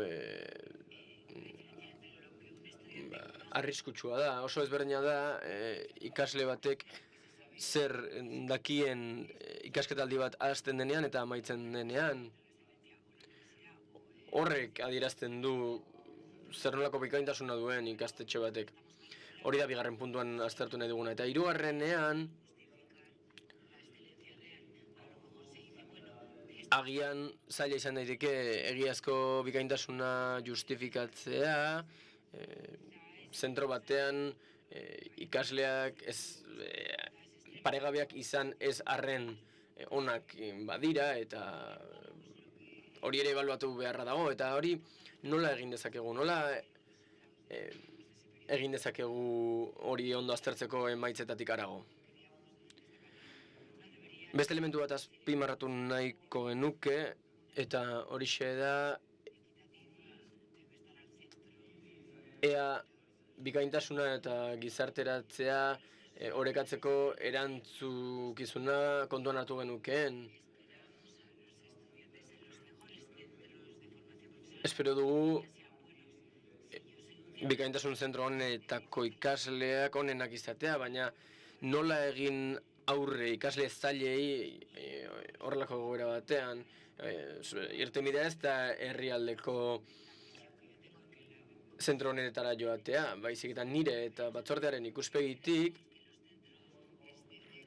espero dugu bikaintasuneko ikastetxeak eredugarri bihurtzea, estrategia garatuz, ikasketa metodo hobeak garatuz, ekipamendu hobeak izanez eta espazio antolaketa hobeak izanez, eta espero dugu ikasgela horiek eredugarriak izatea beste zentro batzuetarako, motivazio txikiagoko ikasleak dituzten horientzat. Hirugarren elementuak esan bezala zerikusia du politikarekin. Hau da, esan dudan moduan, ea bikaintasuna eta ekitatea eta inklusioa orekatzeko erantzukizuna kontuan hartu beharko litzateken. Askotan oso lehiakotasun handiko sistema sortzen dugu eta emaitzen araberako finantzazioa lortzen duten egoera horretan, zentro batzuek erronka askoz handiagoak izango dituzte, ikasle zailagoak ikasle zailago horien beharrak asetzeko. Horregatik finantzatzeko moduak benetan baldintzatzen du zentroen bikaintasuna.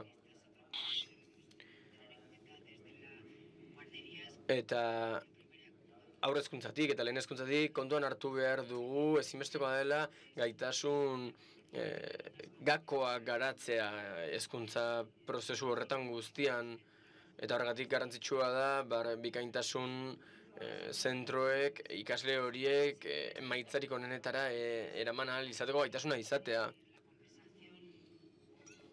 Orain elkarrizketa irekin nahiko genuke, eta horretarako mentimeterra ere ireki behar dugu. Horren bitartez erantzun ahal izango baituzue zuek.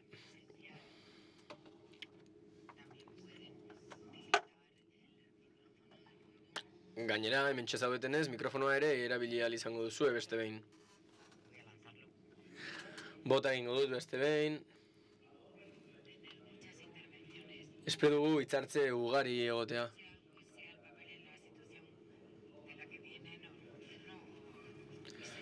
Berdin dio, ikastetxeetatik zatozten, instituzioetatik, erakundeetatik. Uste dugu garrantzitsua dela zuek honen inguruko hausnarketa egitea eta erronkak identifikatzea garrantzitsua delako hemendik zenbait elementu ateratzea bihar ondorioetan partekatzeko. Italian tourism. Kaixo, bezin naiz, And also I'm working. Albaniakoa, eta lan egiten dut sektorearen turismorako Albaniako zentro batean, eta ikasleen emaitzei dagokienez uste dut bikaintasunaren irizpide garrantzitsuenetako bat dela. Baina uste dut ez dela bakarra. Izan ere aukera ematen die ikasleei gero enplegua lortzeko. Futbol talde batean bezalaxe da, ondo ordaintzen zaie, baina liga irabazten ez badute, urte bukaeran ahaztu egingo zaie. Gauza bera da gurekin, ikasle onak aurkezten ari bagara,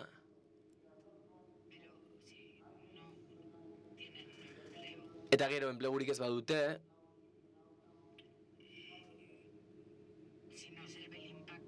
ez bada hezkuntzaren eta emaitzen eraginik ikusten, ez du inolako zentzurik. Enplegagarritasuna lortu behar da emaitza akademikoetatik harago. Beraz, enplegagarritasuna arrakastaren irizpide garrantzitsua da, eta ez soilik emaitza akademikoak. Beste norbait, mesedez? I don't know it's live, but Hi, everyone. please. Kaixo guztioi.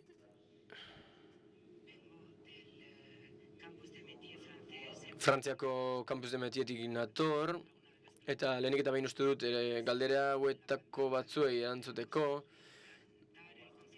berrasmatu egin behar dugula bikaintasun kontzeptua. Frantzian egin duten moduan Campus de Metie horretan ez gatoz bat emaitzetan oinarritutako ebaluazioarekin. Uste dugu bikaintasuna lankidetza dela, nola batu ditzakegu munduko hainbat eragile, hezkuntzako autoritateak, lurraldekoak, ikasleak, nola nahaz ditzakegu gobernantza eredu batean, kluster batean, esaterako kampusean, zeinean partaidetza maila bera izango duten. Hori da beste bikaintasun kontzeptuarekin ezberdina dena. Ekosistema askotarikoa behar dugu.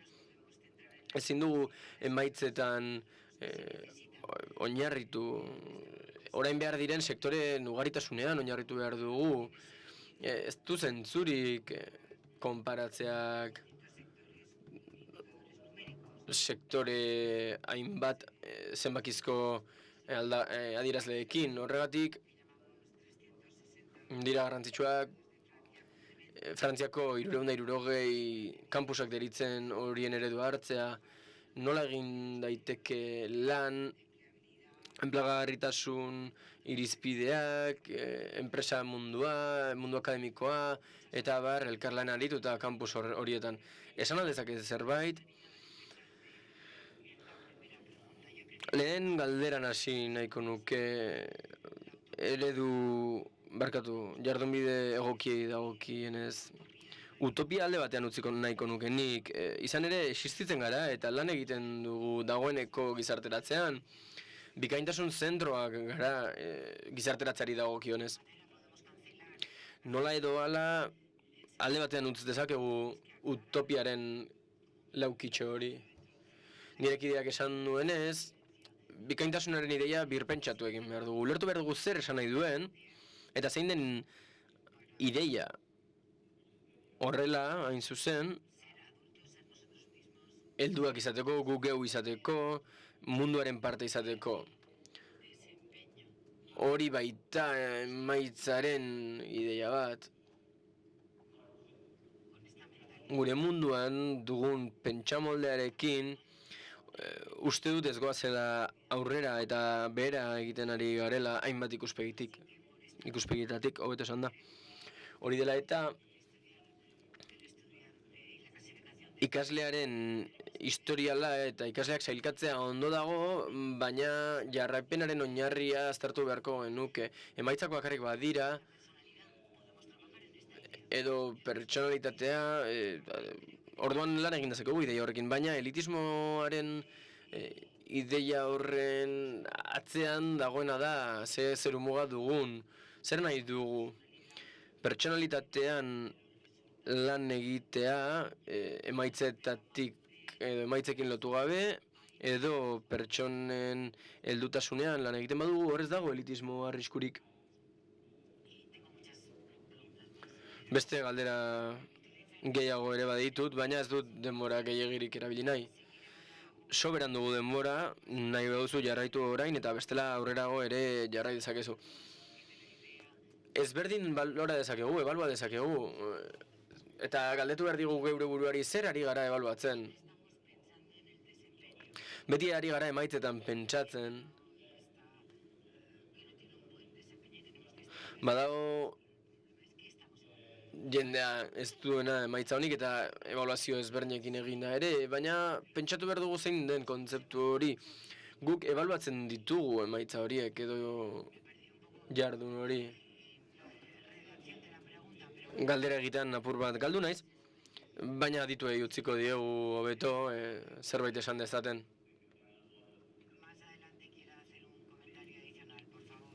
Baina agian aurrerago egingo dut iruzkin gehigarriren bat. Mila esker, Priscilla naiz, Zimbabwetik nator, eta nire iritzia eman nahiko nuke Zimbabweko ikuspegitik. Eta zertaz ari garen, bikaintasunaz ari garenean ez, ikuspegi zabaletik baizik eta nire herrialdeko ikuspegitik. Gure egoera bestelakoa da. Bikaintasuntzat jo nahiko genuke daukagun eta dauzkagun baliabidea kontuan izan da ahalik eta gehien lortzea litzateke bikaintasuna guretzat.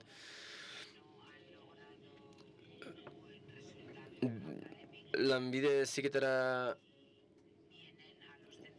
joaten dira emaitza akademiko eskasak izan dituzten ikasle batzuk eta jakin nahi dugun nola lortu haien onena, haietatik ahalik eta onena. Ez dugu oinarritu behar lorpen akademikoetan, haietako askok ez baitute sekulako lorpenik, askok ezin dute idatzi eta irakurri ere egin. Orduan, lortu nahi duguna da prestakuntza izatea, prestakuntza bukatzea eta azkenean enplegua izatea. Askotan enpresa txiki eta ertainetan bukatzen dute, kontratatu egiten baitituzte, baina gutxienez aukera ematen diegu dauden tokitik igarotzen enplegu bat izatera, naiz eta inguru zailak izan. Eta hainbat arrazoitarteko,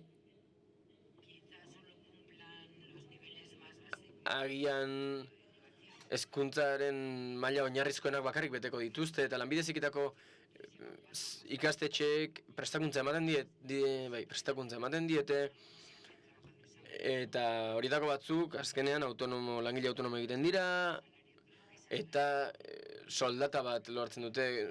Gure ikuspegi Afrikar eta Zimbabwear horretatik hori da bikaintasuna. Guk ere badu college bat eta badago jendea desgaitasuna dela eta ezin dutenak bertaratu bigarren mailako edo goi mailako hezkuntzara eta horiek ez dute jasotzen nahiko hezkuntzarik.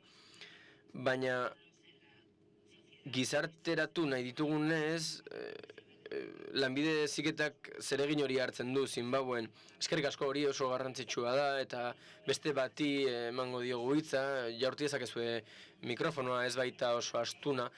Baina momentutxo bat gauza bat esan nahi dut eta ahaztu nahi du ez dudan gai honetan. Nik esango nuke zuentzat agian ez dela utopia bat, baina niretzat bai dela hain zuzen horixe, espero dudalako hori bihurtzea etorkizunean hezkuntza sistemaren oinarri. Zure ikuspegitik arrunta izango da, baina niretzat behintzat utopia hutsa da.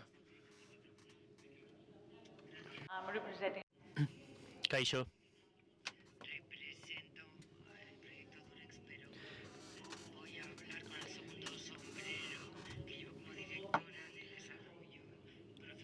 Garapen zuzendari gisa hitz egingo dut, nire herrialdeko instituzioaren batean ari naiz lanean, eta galderari entzunez, bikaintasunari dagokionez nik esango nuke ezetz.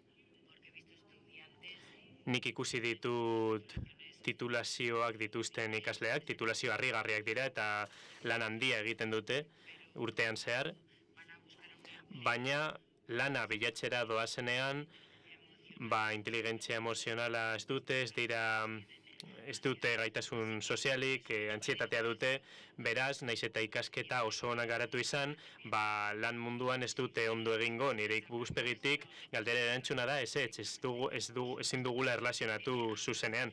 Noski, ikasle batek biak baldin baditu, ona bada eta akademikoki eta pertsonalki garapen horiek baditu, ondo funtzionatuko du lan merkatuan, baina ez da berbe bat izango, kasu ezberdinak ikusi ditugu, eta uste dut hori konekta daitekela pertsonalitatea garratzeari dagokionez, eta ebaluatzeari dagokionez, uste dut hau zerbait pioneroa dela.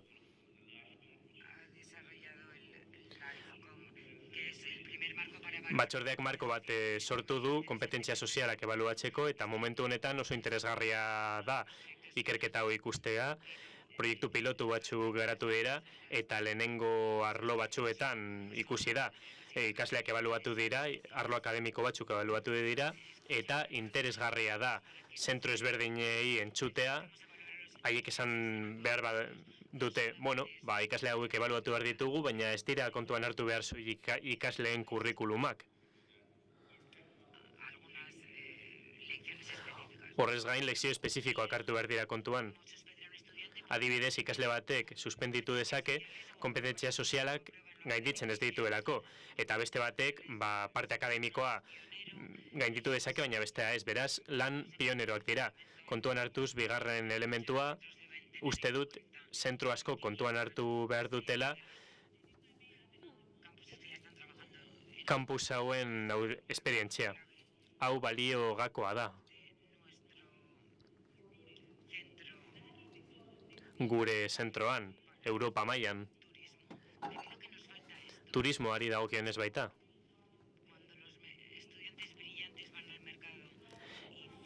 Ikasle distiratsuak merkatura doazenean eta porrot egiten dutenean, konturatzen gara, lezio hauek gainetik kendu behar ditugula, sarkituta daudelako, eta haien ordez, kompetentziak sartu behar ditugu. Soft kompetentzia bigunak, erreklamazioen kudeaketa eta honelako kontzeptuak horrela ikasleak garatuko ditugu. Ez soilik kontzeptu teorikoetan, baizik eta baita kompetentzia berri hauetan, kompetentzia bigun hauetan. Oso garrantzitsuak baitira. Guztiz ados nago. Zure atzetik. Zure ostean, hobeto esan da. Florence naiz. Eta Israeleko hezkuntza ministeriotik nator. Eta Israelen egiten ari ganena partekatu nahi dut zuekin, agian lagundu aldizuelako. Nire herrialdean asko inbertitzen ari gara. Esfortzu eta diru asko inbertitzen ari gara bikaintasunean, lanbide heziketaren arloan. Gure ikasleen ia 45%, gutxi gora bera, lanbide heziketan zentroetan ikasten dute. Baina gobernu mailan ere, erabaki oso garrantzitsua hartu dugu. Bikaintasuna izatea zentro hauetan. lanbide heziketako zentroetan. Aski da, bikaintasunari buruz hitz egiteaz, erabakitasunez jokatu behar dugu, erabakiak hartu behar dira, bikaintasunaren inguruan. Baditugu unibertsitate ikasleak eta lanbide heziketako ikasleak. Guk ez dugu banaketarik egiten, ez dago zentro espezifikorik lanbide heziketarako eta beste hezkuntza mailetarako. Ez, denek ikasten dute zentro berdinean, hori lehenik eta behin.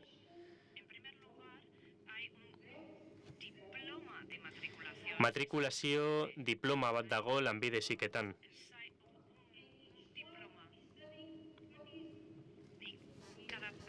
Diploma bat dago eta bakoitzak komeni zaizkien ikasketak egiten ditu. Horrez gain, zer esan nahi dut. Azken 5 urteetan bikaintasun zentro asko ireki ditugu lanbide heziketaren arloan. Zentro hauek oso garestiak dira eta euroetan 15.000 milioi euro izango lirateke. Gobernuak soilik egin dezake hau, bestela inork ezin izango du egin. Eta orain, zentro hauetariko 5 ditugu. Honela, lanbide heziketako ikasleak material onenak jasoko dituzte. Eta ikasketarik onenak jasoko dituzte. Lortu aldezaketen onena jasoko dute.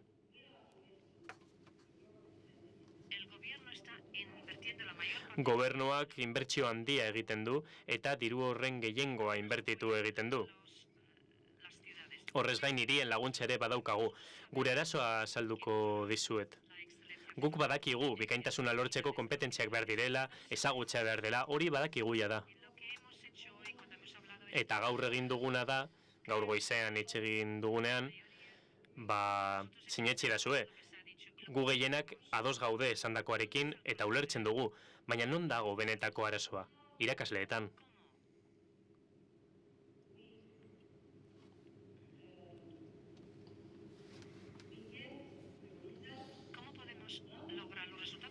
Nola lortuko ditugu nahi ditugun emaitzak irakasleek maila baldin ez badaukate eta beti ez badaude prest esfortzua egiteko eta aldatzeko. Badakigu zer nahi dugun ikasleentzat, baina hori lortzeko irakasleak behar ditugu. Eta nik uste dut, badela garaia, ez soilik hitz egiteko behar dugunari buruz, ikasleek behar dutenari buruz, baizik eta baita aldaketak gauzatzeari buruz. Horrela, irakasleek lagunduko digute, irakaslerik gabe ezin baitugu ezer egin. Zintzoak izan gaitezen.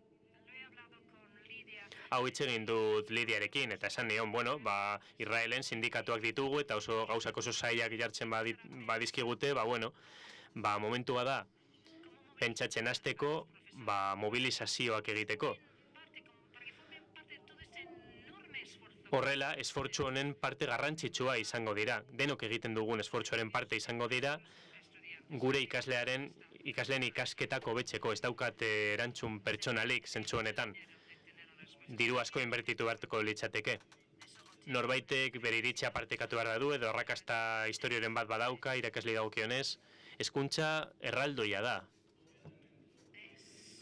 Elementu oso garrantzitsua da. Administrazio publikoaren parte garrantzitsua, zifrak oso handiak dira. Eta hezkuntzan egon diren aldaketak zailak dira. Herrialde guztiek uste dut arazo berdina daukatela. Euren hezkuntza sistema aldatzen arrakasta handien duten herrialde txikiak izaten ohi dira. Irakasleen sindikatuek Italian botere asko dituzte. Nik badaukat ideia bat, Lidia, ez dakit honi buruz hitz egin alduzun, irakaslei dagokionez, Lida? Bai, zurekin hasiko gara, mikroa daukazulako, eta gero, beste honi emango diogu hitza. Irakaslei dagokionez eta lanbide heziketako zentroi dagokionez, Danimarkan esan behar dut zailtasunak ditugula. Lanbide heziketako zentro asko daude, eta ez dute irakasleak kontratatzeko baliabiderik. Adibidez, egurgintzan ez dago irakaslerik. ezin da aurkeztu, kurtsoetara aurkeztu behar da diploma bat lortzeko eta horrela irakatsi ahal izateko. Eta hori ez da egiten. Beraz, ez ditugu onenak irakasten. Eta ez ditugu onenak ikaslei onenak izaten irakasten. Eta pena da, horrek lana zailagotzen duelako, eta horrela ezin delako sortu belaunaldi berri bat, eta belaunaldi hori ezin izango delako bikaina izan. Eta horiek irakasleen sindikatuarekin zerikusia dauka, hori existitzen da Danimarkan, eta pena da, potentzial asko galtzen ari garelako. Bota alduzu mikrofonoa? Ez? Bai, Lida, zer esan nahi duzu? Hitz egin nahi duzu zuk lehenengo?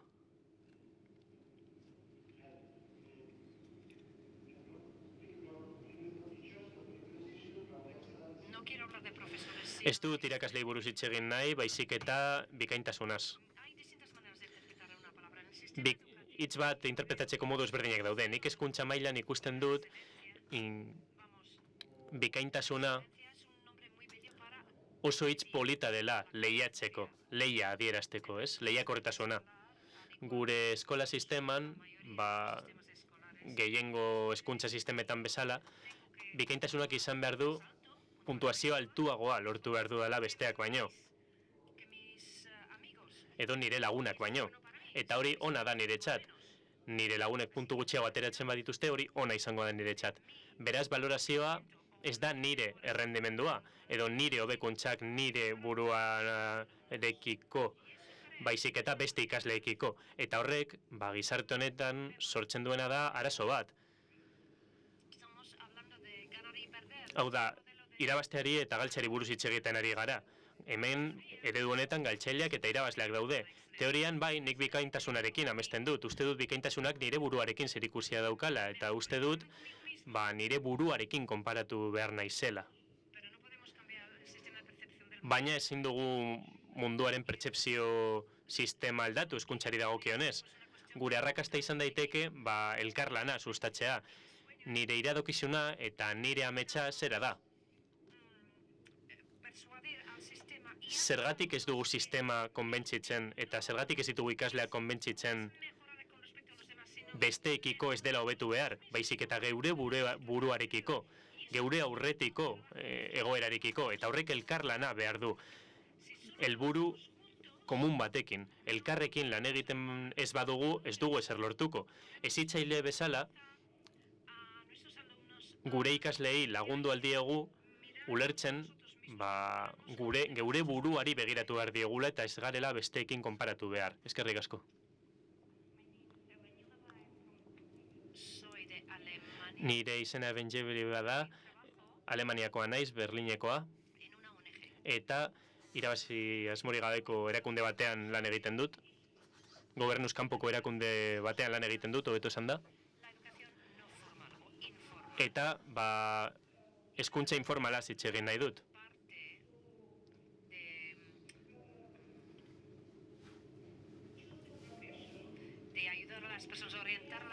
Eta jendeari lana aukeratzen laguntzerakoan eta kompetentzia sozialetan formakuntza ematerakoan, hezkuntza informalean egiten da hori. Esperientzia handia daukagu horretan. Aldaketa internazional asko egin ditugu gazteekin eta gazteentzako egoitza eta beste proiektu batzuk garatu ditugu integrazioaren arloan. Ziur nago hezkuntza informala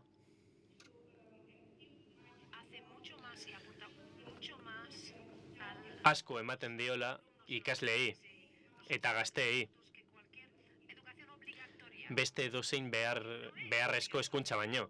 Izan ere, hezkuntza mota hau ez da beharrezkoa eta erakargarriagoa da ikasleentzat beste hezkuntza beharrezko bat baino. Horri buruz hitz egin genezake. Izan ere, askoz gehiago hitz egin behar dugu honi buruz. Eta ez konparazio egiteko, baizik eta haratago jotzeko hezkuntzari dagokionez. Bai, Hau bikaintasunaren gakoa da, hezkuntzaren alorrean, eta guztiz ados nago garrantzi honekin. Alor berria da zentro askorentzat eta denbora behar izango da alor honetan zentroek sendotzeko. Eta hau ez da egun batetik bestera sortu. Iritzi oso interesgarria da. Interesgarria baita ikustea nola gure elkarrizketak balio duen bikaintasunaz hitz egiteko eskaintzen dugun hezkuntza zerbitzuaren ikuspegitik eta ikasleen ikuspegitik, ikasten ari direnen ikuspegitik, ezta? Beraz, itzuli algara lehenengo galderara, eta zera da, zer ebaluatzen ari gara? Hori oso galdera garrantzitsua da. Gaur goizean ideia asko aipatu dira zentzu honetan. Ideia interesgarriak, bikaintasuna, arrakasta, ikuspegia, gure lanbide heziketako hezkuntzaren hornitzaileak, guzti honetaz hitz egiten dugunean asko esan da, gure erantzuteko ahalmenari buruz eta sektorearen beharrak asetzeari buruz, sektore oso espezifikoa baita.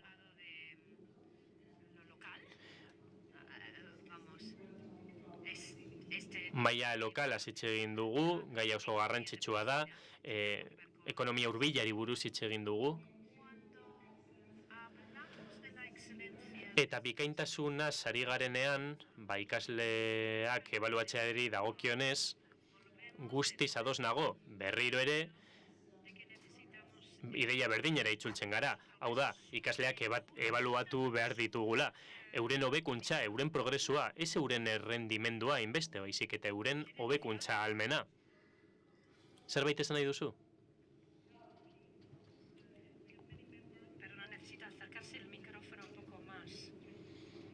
Mesedez hurbildu mikrofonoa gehiago.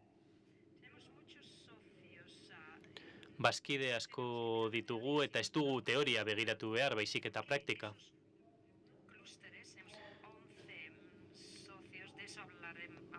Kluster bat dugu, 11 lankiderekin, bazkideekin, horri buruz bihar hitz egingo dugu, baina orain zer da bikaintasuna? Bikaintasuna parte asko osatuta dago. Bikaintasuna zertarako, zer lortzeko? Duela 18 hilabetetik, duela 2 urteetatik ikusi izan dugu Albanian, Israelen, Turkian, Georgian, Malawi baita ere bazkidea da, Zimbabue baita. Eta leku hile guzti horietan ikusi dugu bikaintasuna erantzuna dela testuingurua egokia bada. Bikaintasuna ez da emandako zerbait, edo ez dugu ala kontsideratu behar. Priscilak esan duen bezala, bikaintasuna lortzen duguna da. Ikasleak hobeak izateko eta munduan, hezkuntzaren munduan eta lan munduan hobeto integratzeko. Horregatik adibide ezberdinak bilatzen ditugu eta ez bakarrik lanbide heziketako adibideak. Baita ere Israeleko adibideak ditugu, bazkiden adibideak, teknologia gune handiak ditugu, zentro teknologiko handiak. Eta badaude gauza orokorrak, lanbide heziketa eta abar. Denek lan egiten dute bikaintasunerako ikasketa planean, irakasleen formakuntzan baita, elementu guztiak dituzte bikaintasuna lortzeko. Gero Turkian sektore pribatua daukagu. Badaude enpresariak. Eta haiek bihurtzen dituzte eskolak bikaintasun zentro. Zergatik? Enpresak eta enpresariek teknologia erabiltzen dutelako, ingeniaria baita izan daiteke, eta hor ikusten da zer da egiten dutena. Eta nola haiek ikusten duten ikaskuntzaren ikuspegia eta nola lortzen duten ezberdintasun hori eta nola lortzen duten bikaintasun hori. Zergatik ezin dugu ikusi zerbait teorikoa bezala edo estatikoa denboran. Gure esperientzia ikusita bere ikuspegian ikusi behar dugu. Bikaintasuna ikusi behar da beti bere testuinguruan. Nondik operatzen dute zentroiek? Testuinguru horretan hori elementu askok baldintzatuko dute. Esan dudana da ezin dugula definizio zehatz bat eman. Noski, teoria mailan bai, baina guri praktika interesatzen zaigu. Eskerrik asko. Ezin naiteke adosago egon. Azken iruzkin bat, eskerrik asko. Bitartean zera galdetu nahi dizuet. Zentimeterrek funtzionatzen ote duen. Emaitzak ikus ditzakegu, mesedez? Badakit arazo tekniko batzuk daudela.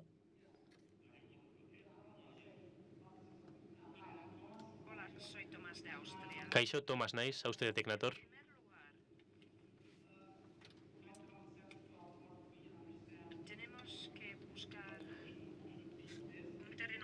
Lehenik eta behin esparru komuna bilatu behar dugu, inklusiori dagokionez, bateratzeari dagokionez. Gustuko dut Europar Batzordearen ideia. Hau da, behar sozialak eskatzea, asetzea, eta zer da hori? Hezkuntza mailan inklusioa nahi badugu, aldaketa batzuk behar ditugula, hezkuntza sistema aldatu behar dugula, eta hezkuntza individualizatuagoa lortu behar dugula, eta pertsonalizatuagoa. QBak, hau da, bikaintasun zentroak ez baldin badira inklusiboak, ez da bikaintasunik egongo eperulzera. Eliteen bikaintasuna baino ez da egongo, hori lehenik eta behin. Jarraitzeko esan nahi dut irakaslei buruz eta ezberdintasunari buruz, irakasleen formakuntzan denborazko daramat eta animatzen ditut irakasleak konpetentzia digitalak izaten, gailu digitalak erabiliz, eta azken 10 urteetan nire esperientzia ikusita, uste dut irakaslei arreta egin behar zaiela. Arreta eman behar zaiela eta transmititu behar zaiela ezagutza. Horrela, gailu teknologikoak erabili ahal izango dituzte, euren irakasteko estiloa eraldatzeko eta ikuspegi inklusiboagoa izateko.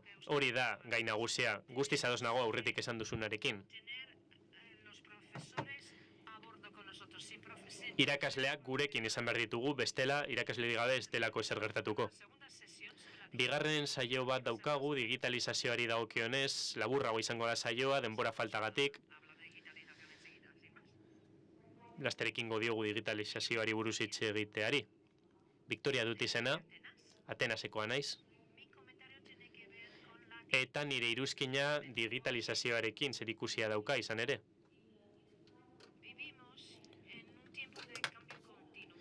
Etengabeko eraldaketan bizi gara. Beraz, bikaintasuna lortu dugula usten dugun une horretan, bikaintasunaren definizioa hartzen badugu, hortik aurrera lan gehiago egin behar da. Nire ustez, bikaintasunaren parte bat da egokitzen jakitea. Aldi bakoitzaren erronkei egokitzen jakitea, alegia. Eta baita aukerei egokitzen jakitea, sor daitezkeen aukerei, ikasleei sor diezaieketen aukerei. Beste iruzkin bat ikaslei dagokienez. Jakin behar dugu, agian, arrazoi honengatik, bikaintasunaren kontzeptua pixka bat zaila dela ulertzen. Porrotak prozesuaren parte dira baita. Hori da esan nahi nuena. Eskerrik asko. Oso ondo. Azkar ekingo diogu digitalizazioari. Hitz egin dezagun digitalizazioari buruz. Sarrera txiki bat, saio honi. Inklusio sozialari buruz eta teknologiari buruz hitz egiten dugunean, burura etortzen zaigun lehenetariko gauza bat da arrakala digitala. Arrakala digitalaren fenomenoa. Denok ez ditugulako baliabide teknologiko berdinak, eta horrek ezberdintasunak sortzen dituelako, ekonomikoki eta kulturalki. Kontzeptu konplexu hau sarbide arazoa da. Teknologia ekipamentuetarako sarbidea. Noski, ekipamendua beharrezkoa da, gailuak beharrezkoak dira. Baina nik debate hori aldatu nahi dut. Inklusio sozialari buruz eta teknologiari buruz hitz egiten badugu, badago azpimarratu behar den beste aspektu bat. ordenagailuaren eskuragarritasuna, hain zuzen ere, eta iPaden konexioak. Horiek dira, kendu behar ditugun barrera fisikoak, baina guk, hezitzaile bezala, segurazki interesatzen zaigu kompetentzia mailak ikertzea. Hori gure erantzukizuna da. Kompetentzia mailetan lan egin behar dugu. Jakin behar dugu gure ikasleei zein kompetentzia eman nahi diegun eta gure irakasleei zein kompetentzia eman nahi diegun. Horrela, teknologia erabili ahal izango dute eta zentzuz erabili ahal izango dute. Praktika soziala gauzatzeko. Praktika sozial zentzuduna. Ikuspegi honetatik ikusten badugu, bikainak izatea, teknologia erabiltzerakoan, kontua ez da soilik ordenagailurik onenak izatea, baizik eta gure ikasleek sarbide egokia izatea informaziora. Horrela, informazio hori partekatuko dute, produzitu izango dute, eta euren ezagutza partekatuko dute. Hori gakoa da gure gizartean, gure ikasleak hiritar aktiboak bihurtzeko. Filipo, zerbait esan nahi duzu? Saio murriztuko dut pizka bat atxeratuta goazelako. Adibidez, ikasleentzako arazoak COVID-aren bitartean uste dut ezagutzen ditugula eta euren potentziala nahiko argia dela baita. Aukeren potentziala. Baina, galdera planteatu nahi dut. Momentu honetan, arrisku gehiago dago, ala aukera gehiago dago. Eta justifikatu zeuen ikuspegia, mesedez. Batek egu zintzuk diren kompetentzia bigunak, kompetentzia gogorrak, baina era berean gailu digitalekin asko egin dezakegu inklusioan laguntzeko. Uste duzu aukera gehiago dagoela, eta oztopo gehiago dagoela, eta zergatik? Norbait ikasi nahi du?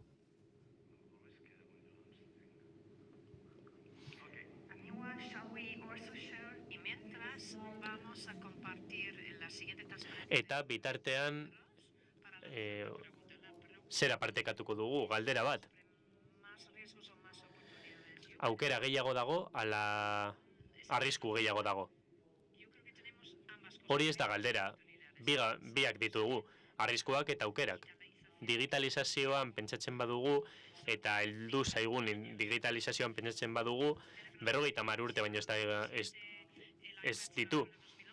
iPada 2011an, telefono inteligenteak 2007an, 15 urte igaro dira. Denboraldi oso txikia da. Eta nire ustez falta dena zera da.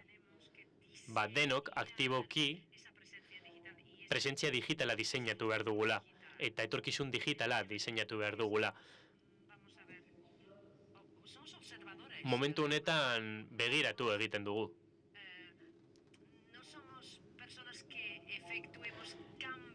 Ez ditugu aldaketak egiten testu inguru honetan. Aldaketak egiten dituztenak enpresa digital handiak dira. Batez ere, estatu batuetatik datozenak. Gu ez gara aldaketa agenteak, beraz, arriskuak hor daude. Eta ordu asko hitz egin genezake honi buruz, eta aldaketa ahalmenari buruz. Gazte karreta hartzeko kapazitateari buruz edo ziberdelinkuentziari buruz, niretzat aukerak existitzen dira, baina horiek erabiltzeko aukera bakarra pedagogia aldatzea da. Hori da, transmititu nahi dudan mezua, nire ikuspegitik, izan ere nire ustez pedagogia aldatzen ez badugu, digitalizazioa txarra izan daiteke. Nire ustez digitalizazioa edatzaile bat da. Ona eta txarra dena edatu dezakelako. Eskola asko ikusi izan ditut, batzuk internet oso azkarra dute, iPadak dituzte denetarako, bulegoak 360 graduetan, baina pedagogia ez da aldatu, irakasteko modua ez da aldatu, eta bitartekari digitalak erabiltzen dituzte lehen egiten zutena ordezkatzeko. Hori ere pandemian zehar ikusi izan dugu, ez soilik hori, baina irakasle eta zentru askotan saiatu izan da tradizionalki irakasten esparru digital batean, eta hori gertatzen denean zein da ondorioa. Ondorioa da, predikzio txarrenak ikusten ditugula, eta ziberdelinkuentzia gora egiten duela. Umeek bideojokoetara jolasten dute, irakaslei etxaiek kasurik egiten, ez dute inspiraziorik, eta niretzat hori hondamendia da. Baina era berean, euren irakasteko modua erabat aldatu duten zentroak ere ikusi ditut. Adibidez, Amsterdameko zentro bat duela 2 urte egon nintzenan, eta euren irakasteko modua proiektuetan oinarritzen zen. 7 astez ematen ziren proiektu bakoitzeko, eta 7 aste horietariko bakoitzan ikasleak taldek antolatzen ziren, asignatura edo gai ezberdinekin, eta irakasten dena da helburu berdin batekin. Ikasle bakoitzak bere plan individualizatua zeukan ikasteko,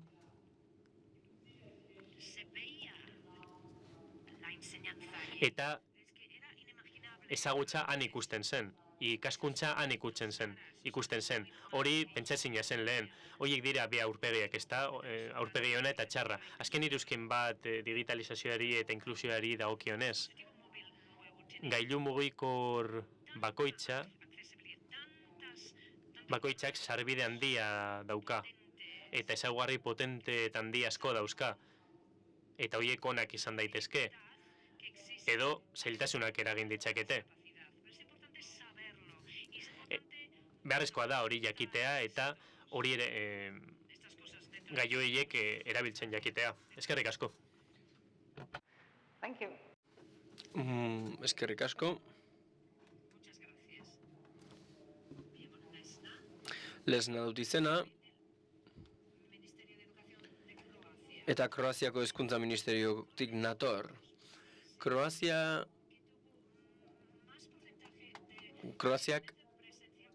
aurrez aurreko irakaskuntza euneko handienetakoa izan zuen herrialde bat izan zen, eta hala ere euskarri digital ugari dugu ikastetxeetan, guztietan dago internet, aur bakoitzak ordenagailu bat dauka, baina zailtasunak zituzten klasei jarraitzeko. Batez ere, lanbide heziketako ikasleek. Izan ere, badago ezberdintasuna lanbide heziketa irakastearen eta lanbide heziketa egitearen artean. Zirujau batek operatu behar banau, ez dut nahi, inola ere, online irakaskuntza bakarrik jaso izana, bestei begira. Orduan, ikasleen ikuspegia partekatu nahi dut zuekin. Ikerketa bat egin genuen ikasleen osasun mentalari buruzkoa. Eta ikusi genuen oso zaurgarriak direla.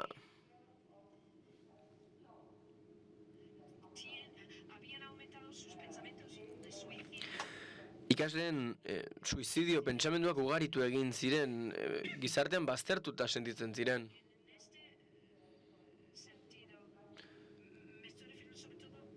Batez ere, ari naiz, lanbide heziketako adinean eta bigarren hezkuntzan eta goi mailako hezkuntzan adin horretako ikaslez. Horixe ekarri zuen pandemiak. Nola lortu dezakegu bitarteko digitalak tresna bat izatea eta ez helburu bat bere horretan. Familiei ere irtenbideak eman behar zaizkie. Pandemian hain zuzen bazegoen arrisku bat ere.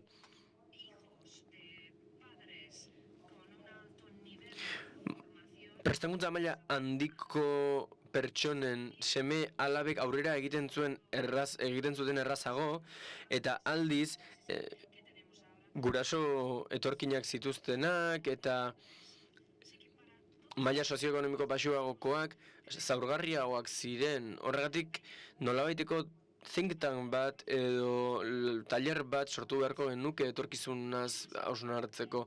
Askoz garrantzitsuagoa baita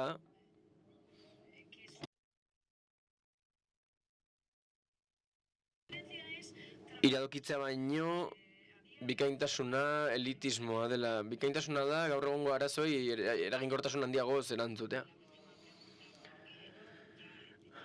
Azken galdera, minutu eta erdi atzeratuta baikoaz, azken iruzkin bat, mesedez. Eta horren ondoren, azken tarte bat izango dugu. Kaixo, Finlandiatik nator, ikasleen sindikatutik eta Europako prestakuntza saretik. Eta beste izlari batzuek esan duten moduan, teknologia zoragarria da eta aurrerapen handiak ekar ditzake jendearentzat, baina desabantaila bat ere izan daiteke, badagoelako jendea ezin duena bitarteko digitalekin ikasi leku askotan. Esaten badugu dena digitala egingo dugula gora, digitalizazioa pentsatu behar dugu, badagoela jendea materiala paperean bakarrik daukana, eta ez daukana beti sarbidea behar dituzten materialak lortzeko. Ikasi ala izateko noski. Hori besterik ez nuen esan behar, hori ere kontuan hartu beharra dago. Eskerrik asko. Atzeratuta goaz dagoeneko, baina horrelako iruzkin orokor bat egin nahiko nuke. Irudipena daukat, entzule hauei erreparatuta, ikastetxetan lan egiten badu arreta jarri behar zaiola alderdi sozialari ere, bestela elitismo arriskua dagoelako. Uste dut ezberdina dela institutuan erreparatuta,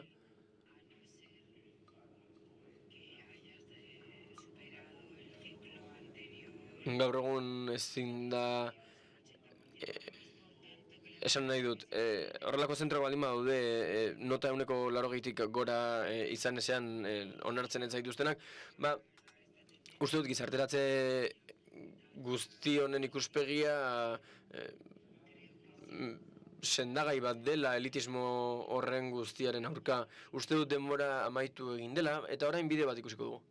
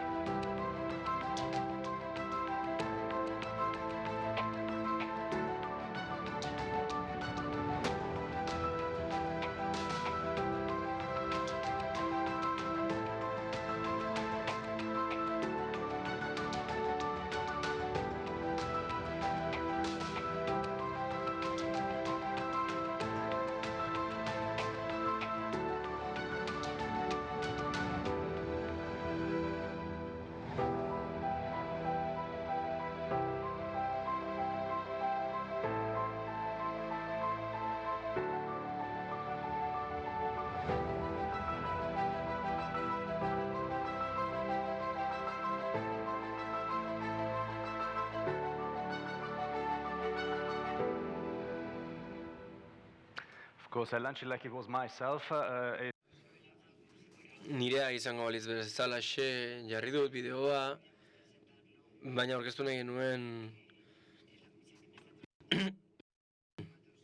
hain zuzen batzordea lanean ari delako, gai honetan guztian, eta informazio gehiago nahi baduzue, ordezkariekin hitz egin dezakezue.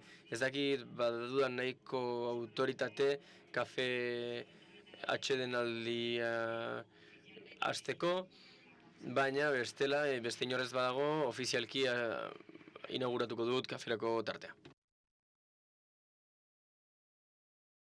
Arratsaldeon, Jone Etxebeste naiz, teknikako nazioarteko proiektuen koordinatzailea, eta orea da hemen egotea gaur Donostian foro honetan, eta eskerrik asko beraz saio honetan egoteagatik. Gero eta garrantzitsuagoa da nazioartean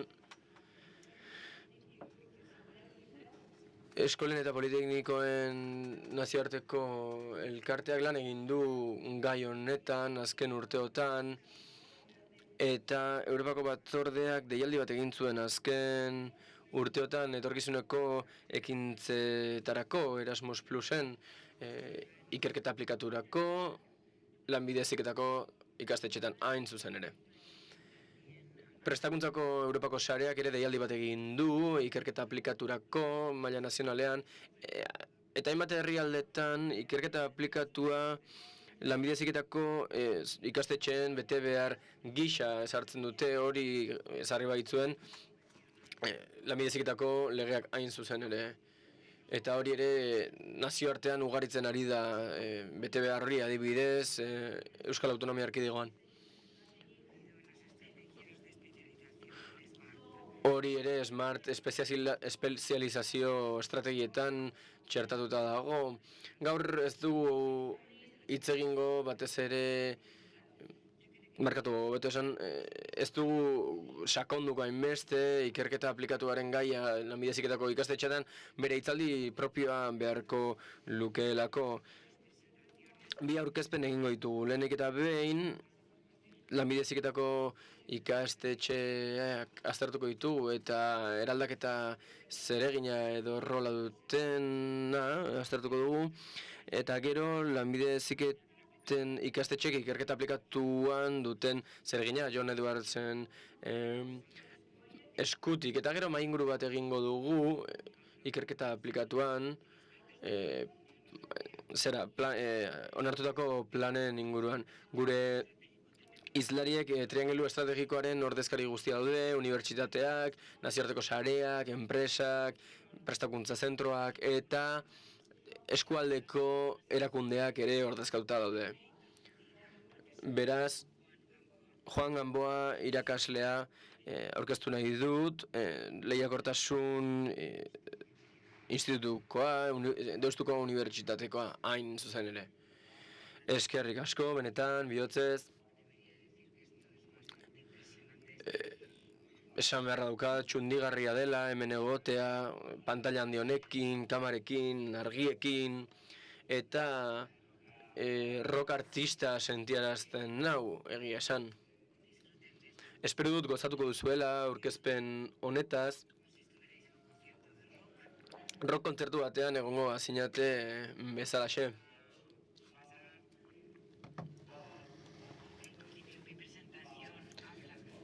Nire aurkezpenak testu inguruko faktore ez hitz egiten du, eta lanbide heziketan aplikatutako zereginaz eta. Hasieran lanbide heziketaren rol tradizionaletik abiatuta igaroko naiz, hemen zentroak esaten diegu eskola horiei, beste leku batzuetan college esaten diete edo school, baina hezkuntza hornitzailez ari naiz, lanbide heziketako hezkuntza hornitzailez hain zuzen. Tira. Zeregin edo rol tradizionaletik eraldaketa rolera igarota, hortxe izango dugu nire aurkezpenaren gakoa. Irakaskuntza ematea da ikastetxe horien funtsezko zeregina, eta ez dago gaizki horretan oinarritzea barkatu. Azken finean, profesionalak lan merkaturatzea da helburua, eta hori oso lotuta dago lan merkatuaren beharrekin, oso garrantzitsua da behar horiek asetzea. Baina ikastetxeek aurrera egin dezakete apur bat gehiago. Apur bat urrunago heldu daitezke gizartea eraldatzen saiatuz. Ikasleentzat eta irakasleentzat eta gizarte osoarentzat oso onuragarria izan daiteke rol eraldatzaile hori hartzea eta beste funtzio edo jarduera batzuk hartzea bere gain lanbide heziketako ikastetxeak berak. Izan ere gizartea aldatzeko gaitasuna izan dezakete. Eta horretarako ikerketa aplikatua tresna egokia da edo are gehiago agian jarduera boteretsuena ere bada. Ingurua ere eralda dezakelako.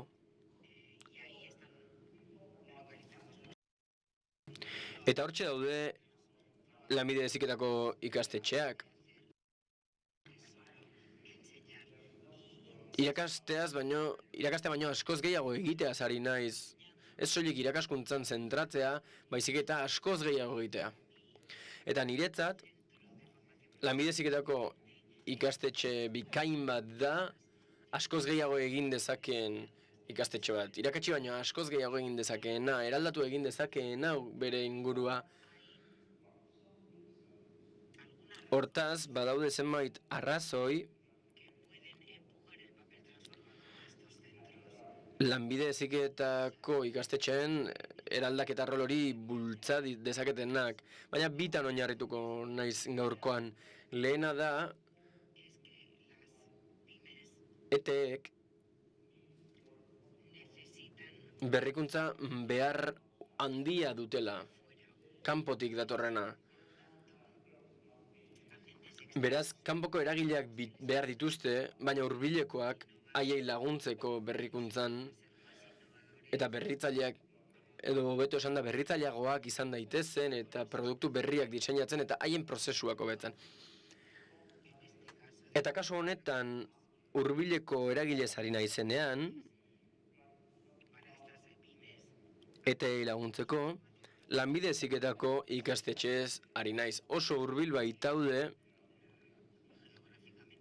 geografikoki eta egiten dituzten jarduerei dagokienez. Unibertsitateak eta teknologia zentroak baino are hurbilago daude. Arrazoi horiengatik besteak beste, lanbide heziketako ikastetxeak saiatzen ari dira ikerketa aplikatua garatzen. Regionalizatze prozesuak ere baditugu, hain zuzen, lehiakortasuna tokian zehazten delako, eskualdean. Eta oroar, lanbide heziketako ikastetxeak hurbilekoagoak dira unibertsitateak baino. Eta horregatik potentzial handiagoa dute lehiakortasuna tokian garatzeko. Hauek bi arrazoi dira, baina askoz gehiago daude, lanbide heziketako ikastetxeek garatu ahal izateko dauden gizarteetan benetako rol eraldatzaile bat. Are gehiago hurbiltzen bagara ikastetxeen arlo horretara, zenbait faktoregako ere identifika ditzakegu ikerketa aplikatuko jarduerak susta ditzaketenak. Horietako bat da, tokiko enpresa egitura, izan ere zenbat eta industrialago leku bat, orduan eta potentzial handiagoa dago lanbide heziketako zentro bat bertan dagoenak, eraldaketa rol bat izan dezan. Lan merkatuko instituzioak ere garrantzitsuak dira, izan ere zenbait eta malguagoa lan merkatua, orduan eta potentzial handiagoa izango dute lanbide heziketako ikastetxeek eraldaketarako. Berrikuntza eta ezagutza sustatzen duten instituzio ugari dauden lekuetan, gaitasun txikiagoa dute lanbide heziketako ikastetxeek, rol hori garatzeko beste erakunde asko baitaude, ETEei laguntzeko eta berrikuntza garatzeko, produktu berriak eta prozesuak garatzeko. Finantzazio publikoa ere garrantzitsua da, izan ere, hein handian finantzazio publikoaren mende dauden ikastetxe horiek garatu egin behar dituzte funts gehiago ikerketa aplikaturako alderatzen badugu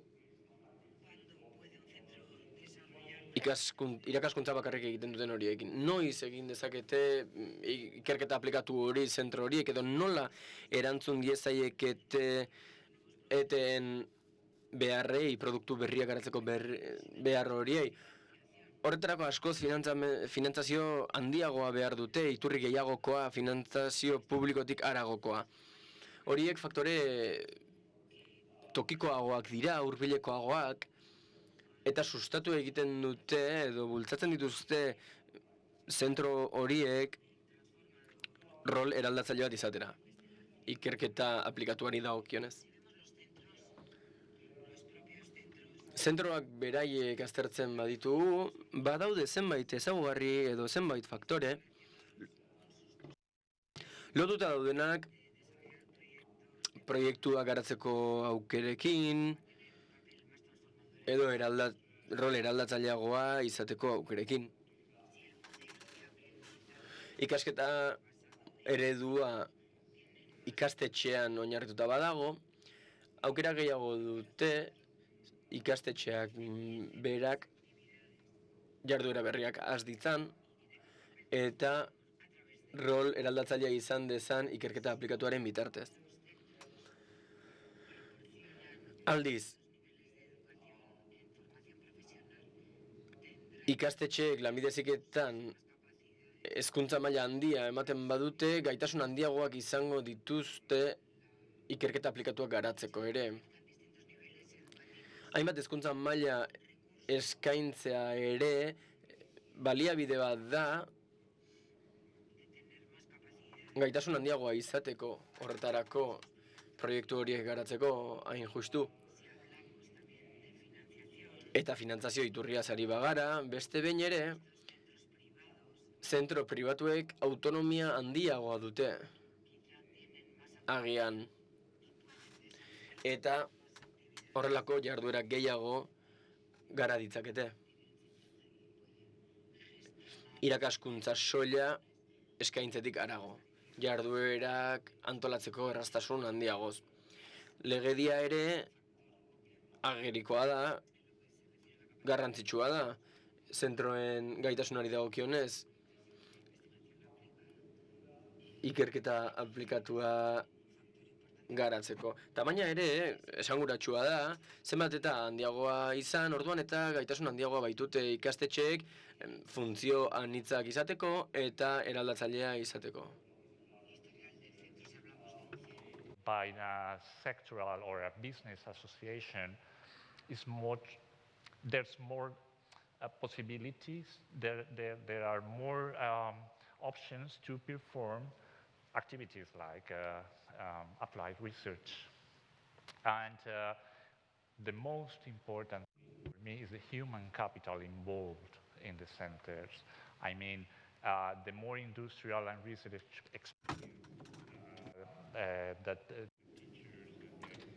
Barkatu interpretek ez dute oraintxe interpretatzerik.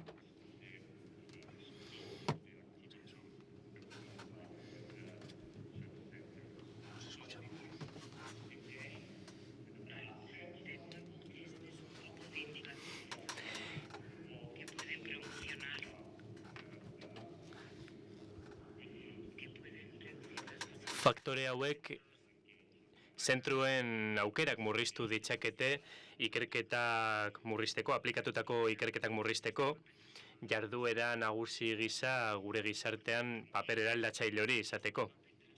Beraz, zer da azaltzen zen paper eraldatzaile hau? Hitz gutxitan, tradizionalak ez diren jarduerak gauzatzea. Normalean, hezkuntza profesionalean edo lanbide heziketan jarduten den zentro batentzat. Badira tradizionalak ez diren jarduera batzuk. Adibidez, hezkuntza orokorra eskaintzea, hezkuntza profesionala eskaintzea, jarraikotasuneko hezkuntza bermatzea eta nire ustez garrantzitsuena dena ikerketa. Eta hori da nire ahulezia, nolabait, zerbitzu teknikoak ematea ETI. Hori da nire ustez tradizionala ez den jarduerarik garrantzitsuena. Laguntza ematea garapen lokalean. ETI lagunduz eta hezkuntza hobetuz. Hezkuntza testuinguru egokian aplikatua ez da soilik lagungarria ikasleentzat, baizik eta baita hezkuntzarentzat berarentzat ere zentroetan. Beste jarduera tradizional batzuk daude eta aipa genitzake. Adibidez ekintzailetza eta erlazionatutako beste jarduera batzuk. Garapen estrategia lokalak, ezagutza egiturak garatzea eta interrelazio ezberdinak sortzea, lanbide heziketa zentroen artean. Asko dira jarduera mota hauek egiten dituztenak, adibidez, community collegeak deritzonak estatu batuetan. Euren jarduerak agian ezagunak iruditzen zaizkigu eta horiek adibide ona izan daitezke, baina hau oso ona da, ez da hain erraza haratago joatea eta jarduera tradizionaletik haratago joatea prozesu oso konplexua da eta baliabideak behar dira horretarako. Horrez gain arreta jarri behar da eta zentroen benetako misioa ez da arriskuan jarri behar. Hau da, hezkuntza bermatzea. Hezkuntza errefortzatu behar dugu jarduera ez tradizional hauekin. Zentroak egin behar du hau. Ezagutza eta baliabideak behar ditugu, esan dudan legez, eta elkarlanean aritu behar gara.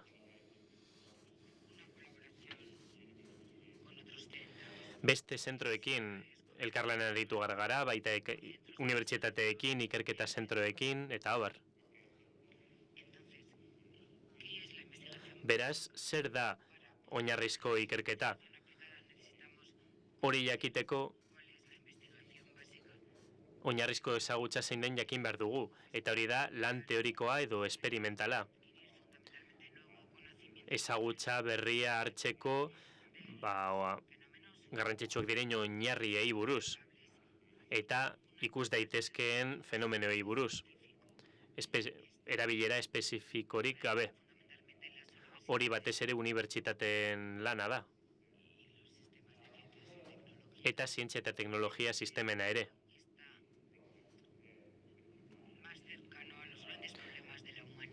Hau gizadiaren arazoengandik hurbil dago, eta enpresen beharrengandik hurbil ere bai.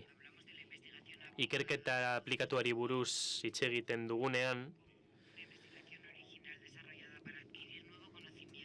ezagutza berriaz hartzeaz ari gara.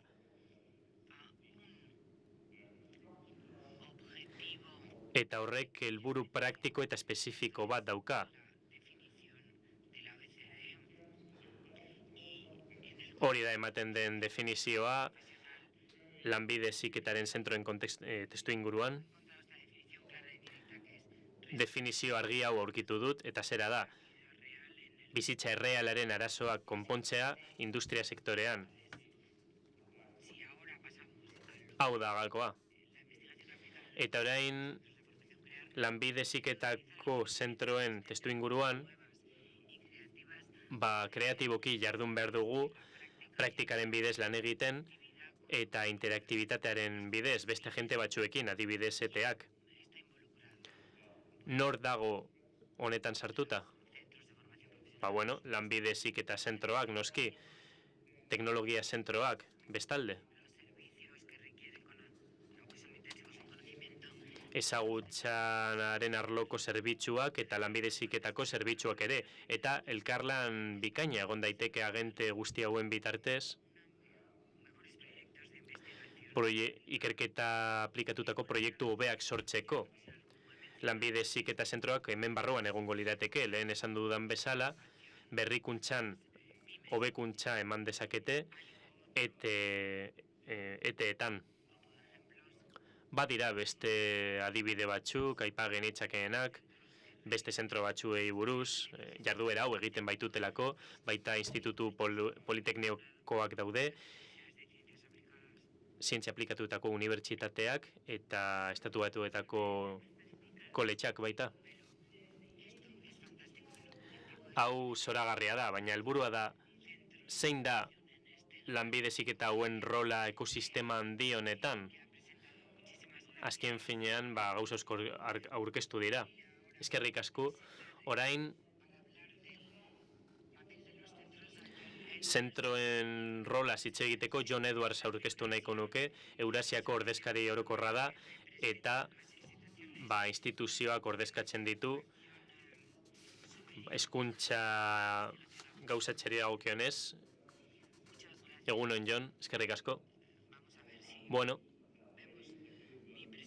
ea nire aurkezpena ikusten dugun eta nire burua aurkezten dudan, momentu hona da niri hitza emateko, uste dut. Orain adierazi den legez, Eurasik dentzat lan egiten dut, idazkari orokorra naiz eta instituzio asko ordezkatzen ditugu, adibidez, zientzia aplikatutako unibertsitateak eta antzekoak. Goi mailako heziketa profesionalaz jarduten gara. Eta uste dut, eztabaida hau egun osoan zehar, gau osoan zehar izan genezakeela, eta zein da ezberdintasuna goi mailako heziketaren eta lanbide heziketako zentroen artean. Galdera bikaina da. Asko aldatzen da herriaren arabera eta Europar Batasuneko estatukideen artean eta mundu osoko estatuen artean. Orain Kanadatik itzuli berria naiz eta han Kanadako College Politeknikoekin hitz egin dugu, antolakuntza bikaina dutean, baina baita hemen ere bai, Inigorekin eta gure Euskal Herriko lagun guztiekin, Politeknikoen mundu mailako federazioa existitzen da, eta haiek ez dute euren burua deskribitzen lanbide heziketako orditzain gisa, naiz eta Kanadan horrela deitzen dieten. Etiketen lenguaiatik haratago joan behar dugu. Nik arlo ezberdinetan lan egiten dut, Europan, eta badirudi dena nahasi egiten dela lenguaiagatik, terminologiagatik, baina ez naiz saltza honetan sartuko orain. Hau da gure goi mailako hezkuntzaren definizioa. Gustatuko litzaidake aldaketa batzuk egitea, baina gauzak garatu behar dirak pizkanaka. Eta saiatuko naiz definizio hau azaltzen. Definizio oso antzekoa da lanbide heziketako zentroekiko eta gizartearekin daukaten loturarekiko.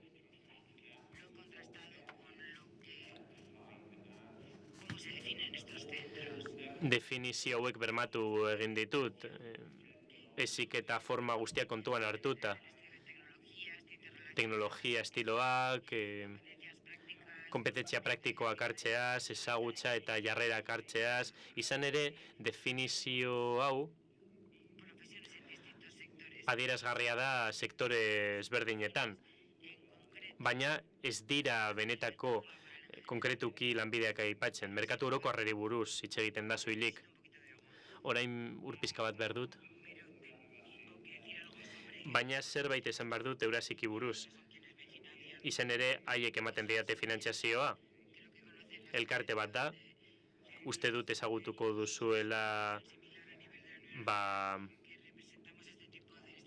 ezagutuko dituzuela antzeko elkarteak, hezkuntza eskaintzen dutenak, elkarte nazional bat daukagu, kide independienteekin Europako mailan, eta hortik haratago baditugu 600 zentro baino gehiago goi mailako hezkuntzan. 5. mailatik aurrerakoak dira, eta 2030 estrategiari dagokionez, beste estrategia bat izango dugu. Instituzio hauekin lan egin nahi badute, aplikatutako ikerketan, ongi etorriak izango dira. 3 praktika elkarte existitzen dira eta denak daude hemen ordezkatuta.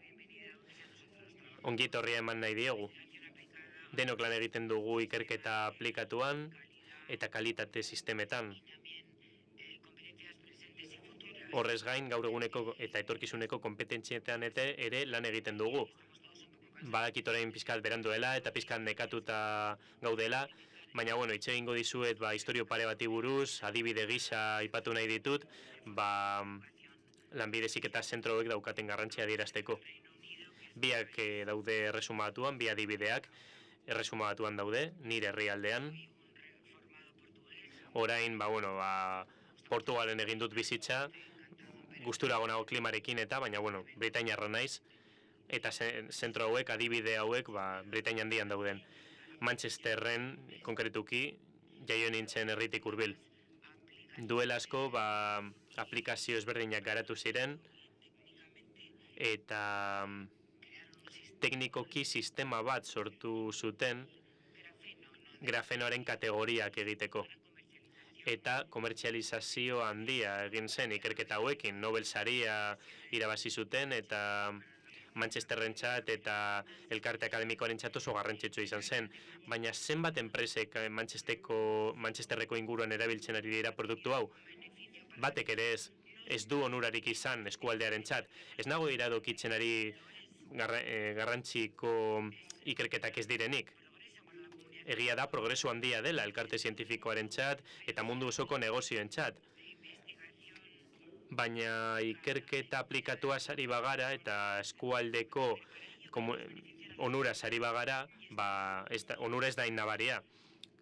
Eskualdei lagundu nahi ditugu, baina ez gara adibide konkretuetan zentratu nahi, baizik eta orokorrean. Beste adibide bat jarri nahi dizuet, Glasgow, Manchesterretik hurbil. Eta, lurrun makinak nor asmatu zuen, James Wattek. Industria iraultza sorrarazi zuen tresna izan zen. James Watt instrumentuen sortzailea izan zen. Bere formakuntza Londresen jaso zuen eta Glasgowko unibertsitatean ikasi zuen.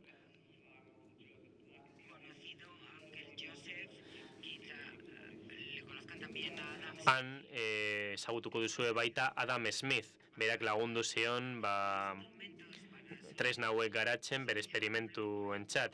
Arazo bat zegoen ur ponpan, eta hori parte da lurruneko motoreentzat. Baina James konpontzaileak hori konpondu egin zuen, eta egiterakoan ikusi zuen energia asko galtzen zela pompa honetan, eta pompak energia galtzen zuela motorea berotu egiten zenean. Eta osteko prozesuan, ni ez naz pertsona oso teknikoa, baina bera bai eta arazoa konpontzea lortu zuen. Eta motore berria asmatu egin zen. Motore hori lurrun motorea da, eta hortik aurrera badakigu zer gertatu zen, eta nork lagundu zuen kasu horretan. Bera lanbide heziketan graduatua zen, beraz, bi historia hauekin adierazi nahi dudana da,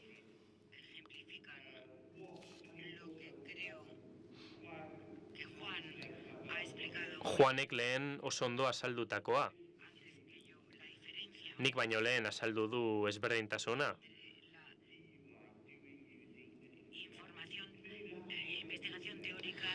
Ikerketa teorikoaren eta praktikoaren arteko ezberdintasuna alegia. Hori da formakuntza zentroetan egiten duguna, lanbide heziketako zentroetan egiten duguna, erabileraren bitartez ikastea, baina zeintzuk dira atera genitzakeen beste lekzio batzuk? Bi ditut.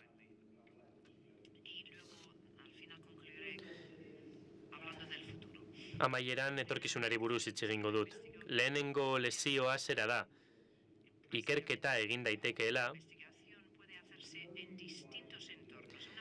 testuinguru ezberdinetan eta anitzetan. Lanbide heziketako zentroetan egin daiteke aplikatutako ikerketa bat. Eta hori norekin egin behar da? Ikerketa gero erabiliko duten pertsonekin erabili behar da. Bestalde, lanbide heziketako zentroetako ikerketa.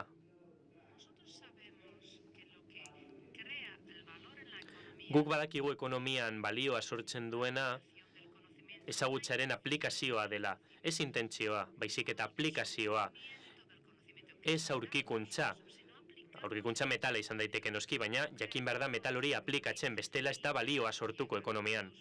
Eta hortik heltzen zarete zuek guztiok, jendeari formakuntza ematen diozue ezagutzak erabiltzeko euren lan esparruetan.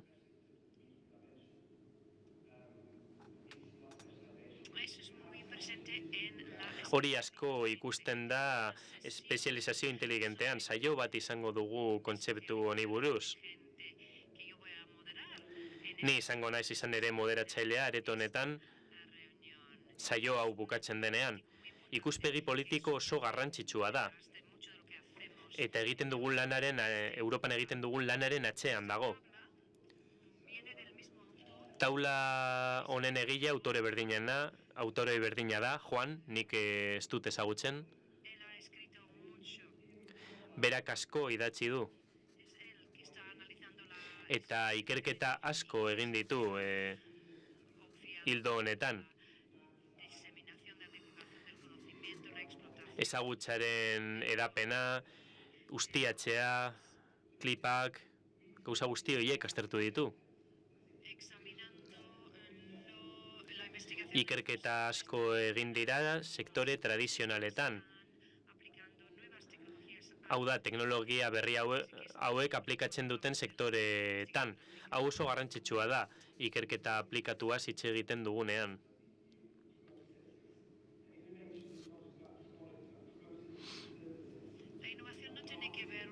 Berrikuntzak ez dauka soilik zerikusirik proiektuekin, baizik eta baita zerbitzuekin, marketingarekin eta beste kontzeptu batzuekin. Ez dauka zerikusia soilik zientziarekin eta zientziako aurrerapenekin. Horretan datza espezializazio inteligentea. Gero hurrengo saioan honi buruz hitz egingo da. Europan onak gara gauzak asmatzen, baina pixkat pobreak gara asmakizun horiek erabiltzerako orduan. Horregatik, 80ko hamarkadan, produktibitate transatlantikoaren arrakala existitzen zen.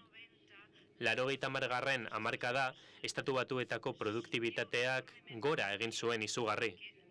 Eta zergatik? Estatu Batuarrak hobeak direlako IKTak aplikatzen ekonomian. Horregatik existitzen da espezializazio inteligentea. Ez dakit zergatik, baina Europar batasuna oso jakintsua da, eta baina espezializazio inteligentea funtsen partetariko bati soilik aplikatu zion, orain ari dira katxa konpontzen saiatzen, horri buruz hitz egingo dugu hurrengo saioan. Eta beste galdera bat, zer gertatzen da etorkizunarekin, zer egin genezake arazoa konpontzeko. Europako batzordeak zerbait oso ona egin du zentzu honetan, ez dakit Joao ezagutzen duzuen. Lanbide Heziketako zentroez gain, badago hau egia da ekimen oso handi eta garrantzitsua dela, eta lehen aldia da 9 urteren ostean honelako zerbait ikusten dudala. Baina Joauk horretaz gain beste gauza bat egin du. Proiektu hauek bultzatzea eta posten naiz nire elkarteak proiektu honen partea izatea. Horrek egin behar dugunarekin zerikusia dauka, gauzak hobeto ulertu behar ditugu. Ikerketaren aplikazioa egin behar dugu lanbide heziketaren munduan, baina ez dakigu nola gertatzen ari diren gauzak, zer gertatzen ari den. Beraz, egin dezagun gertatzen ari denaren mapa bat Europa mailan eta mundu mailan, eta gero pauta batzuk ezarri ahal izango ditugu, kapazitatea gehitu ahal izateko edo edatu ahal izateko. Baditugu argi zeintzuk diren lan egin behar ditugun puntuak, mugak gainditu behar ditugu, eta elkarlanean aritu behar gara industriarekin. Elkarlana izan ere oso garrantzitsua da. Ikerketare aplikatuaren munduan dauden pertsonekin. Eta azkenik, marko edo testuinguru egokiak behar ditugu etorkizunerako. Etorkizunean, lanbide heziketan ikertzen badugu, ezin izango ditugu ikerketa hauek finantzatu eta ikertu, edo gauzatu, unibertsitatetan egiten den bezala.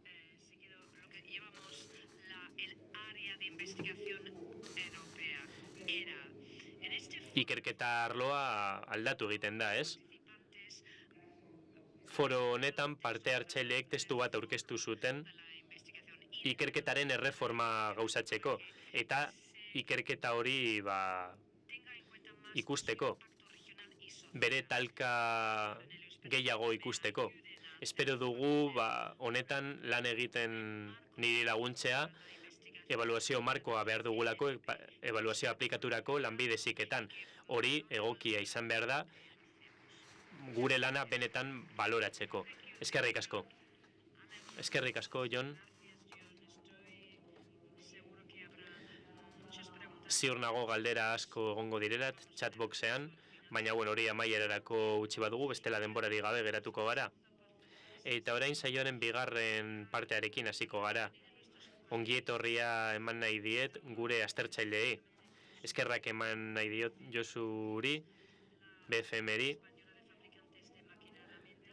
makinak sortzeko Espainiako enpresari,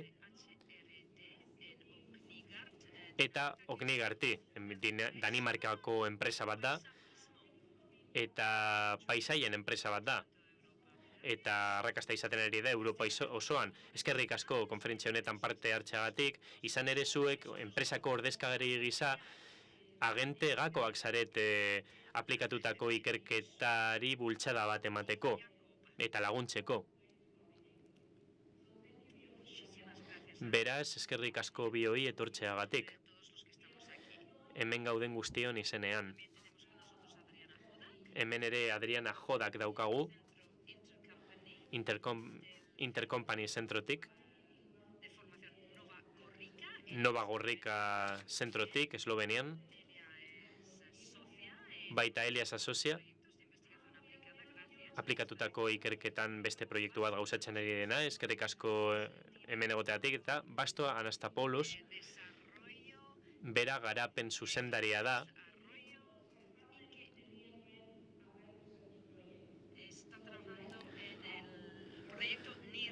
eta NIRVET proiektuan lan egiten ari da. Plazerra da zuek laurok hemen egotea. Gustatuko litzaidake esan duzuenaren arabera, Adrianari galdetzea zein da lanbide heziketan lan egin behar dugun lerroa. Bikaintasunaren eta ikerketa aplikatuaren arteko erlazio ulertzeko testuingurua hedatu behar dugu. Denok uler dezakegu zein den helburua, zein den bere erabilera. Eta horrek zentzua ulertzen lagundu aldigu. Egunero ditugu erronkak, aldaketa oso handiak daude, hori oso normala da. Izan ere, erronka hitza entzuten dugun bakoitzan, pentsatzen dugu, zer egingo dugu, zin izango da irten bidea erronka honi aurre egiteko. Beraz, erronkei buruz hitz egiten dugunean, aukerez hitz egin behar dugu. Aukerez hitz egiten dugu denbora berean. Nola bilduko dugu ura lehorteak dauden hilabeteetan? Prezipitazio hori gabe geratzen bagara. Nola lagunduko ditugu pertsonak osasun zerbitzuekin medikuak falta direnean? Nola mugituko gara etorkizunean? Natura kaltetu gabe.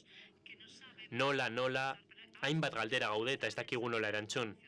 Eta orain hasi gara erantzunetan pentsatzen, hor dago korrelazioa. Bikaintasun profesionalak zerikusia dauka ezagutzako testuinguru batekin. Ezagutzak bilatzen duena da arazo espezifikoak konpontzea eta irtenbideak estimulatzea. Kobeetan, hainbat lekutan, erabiltzen ari gara, garatzen ari gara kompetentzia ezberdinak gure ekosistemetan dauden beharren arabera. Baina aplikatutako ikerketaren bidez eta horren metodoen bidez, zera nahi dugu. Kompetentzia hauek irtenbide bihurtu. Identifikatu ditugun arazo espezifikoentzat. Kontua ez da bakarrik irtenbideak bilatzea, baizik eta baita gehitutako balioak ikustea eta irtenbidek talka egitea. Haratago joan nahi dugu. Kompetentzietatik haratago joan nahi dugu. Talka esanguratsua izateko gure elkarteetan. berdin da pertsona bati afektatzea edo zerbitzu publikoa bati, hor dago korrelazioa izan ere. Eragin oso handia izango du bikaintasunaren arloan egiten dugun guztian, hezkuntzan, ikaskuntzan eta noski ekosisteman egiten dugunean. Oso interesgarria da.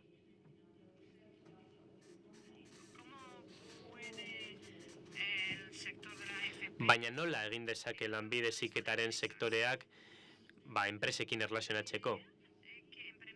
Nik esango nuke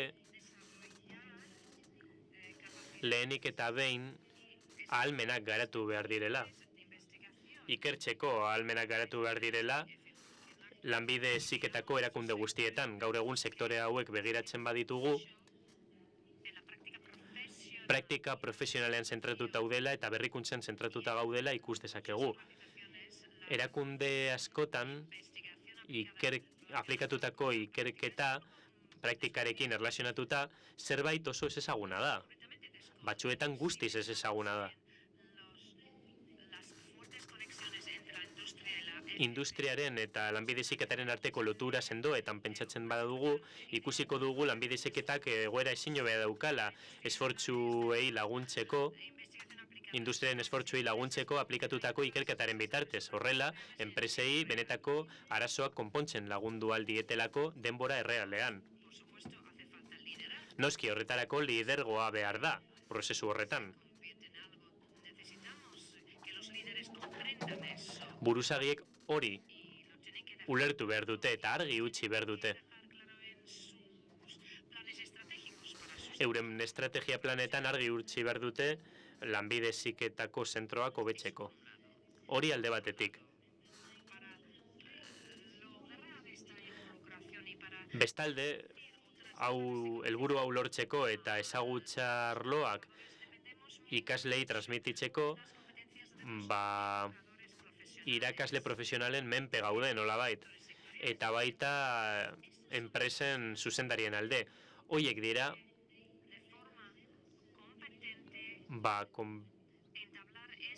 modu on batean edo modu profesional batean ikerketa proiektu horiek burutu behar dituztenak eta erlazio hori egin behar dutenak.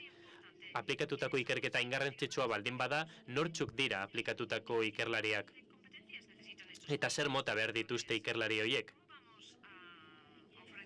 Eta nola eskainiko dizkiegu konpetentzia hauek ikerlari hauei?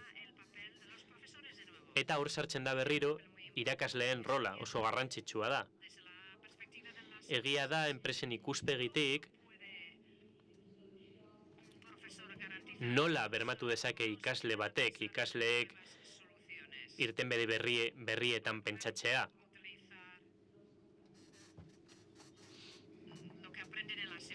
Enpresetan ikasten dutena erabiltzeko. Nik uste dut begibistako erantzuna zera dela.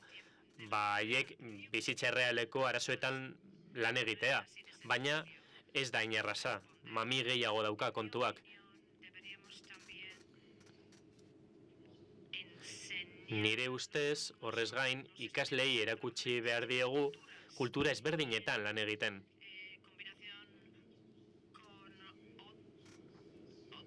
Eta horrez gain, beste asignatura batzuekin dauden ikasleetan lan egin behar dugu zeharkako kompetentziekin.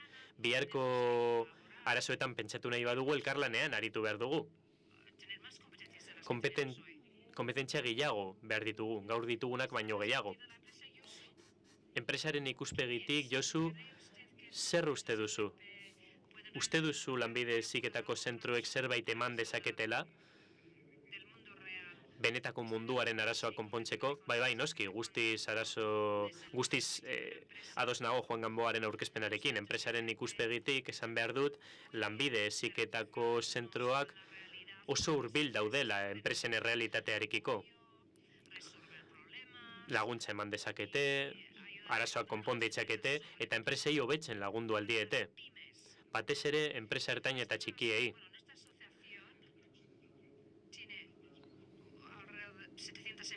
Gure elkarteak 700 enpresa inguru ditu fabrikazio aurreratuan eta 189 eteak dira. Horietatik. enpresa handiek euren baliabide propioak izan ditzakete arazoak konpontzeko edo berrizteko. Baina, enpresa txikiak produkzioan oinarrituta daude, ez daukate berritzeko denbora askorik eta euren produktuak hobetzeko denbora askorik, euren prozesuak hobetzeko denbora askorik, jendea behar dute hurbil, enpresarekiko hurbil dagoen jendea behar dute. Izan ere, enpresaren arazoak eta enpresaren beharrak ez dira oso handiak teknologia proiektuak bihurtzeko. Beraz, enpresa txiki batentzat oso zaila da zentro teknologiko bihurtzea edo hornitzaileak izatea teknologian euren beharragatik, oso txikiak direlako behar horiek. ETEek behar dutena norbait hurbil izatea da. Konfiantzazko norbait behar dute. Eta norbait horiek enpresan dagoen arazoa identifikatzen eta argitzen lagundu behar du. Zentzu honetan, Lanbide Heziketako zentroak argi eta garbi zentru oso erakargarriak dira. ETEentzat. Euskal Herrian baditugu adibide bikainak zentzu honetan.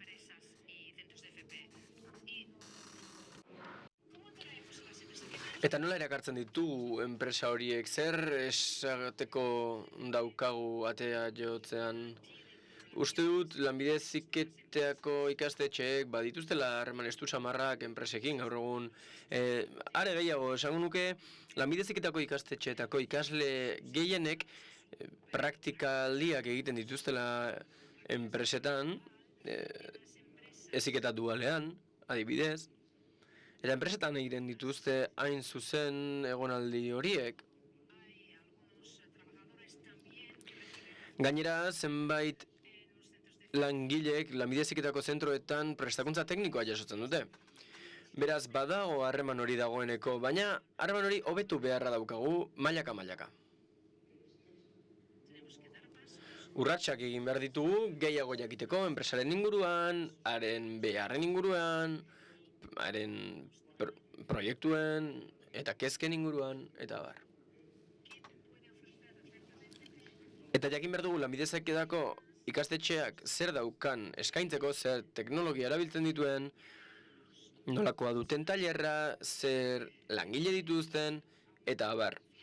Eta horrek handitu egingo du konfiantza dudari gabe. Hain justu, enpresaren eta Lanbide Heziketako ikastetxearen arteko harremanean bi alderdiek irabazten dute. Lanbide Heziketako ikastetxeak ezagutza dauka eta ezagutza urrea da enpresarentzat, baina enpresak egiazko munduko arazoak ditu, benetako arazoak. Eta irakaslearentzat arazo horiek ere garrantzitsuak dira, interesgarriak, gaitasunak eskura eta gara ditzakelako horien inguruan. Eta horiek gero ikasleei helaraz dakizkiekelako. Ikasle hori geroago enpresako etorkizuneko langile izango da. Beraz, guztiek irabazten dute egoera horretan. Eta enpresen eta LH-ko ikastetxeen arteko elkarlan hori beraz, ezinbestekoak dira. Jakob, zer iruditzen zaizu edo zer iritzi duzu Lanbide Heziketako ikastetxeen eta enpresen arteko elkarlan horren inguruan? Nola erabil daiteke ikerketa proiektuetarako?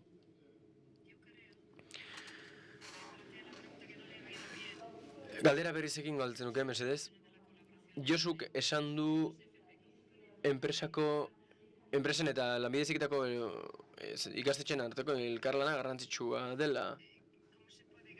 Nola bermat daiteke ezagutzaren erabilera eta ikerketa proiektuetan inbertitzen dela? Nik uste dut, hobeto egin behar dugula lan enpresen eta ikastetxeen artean.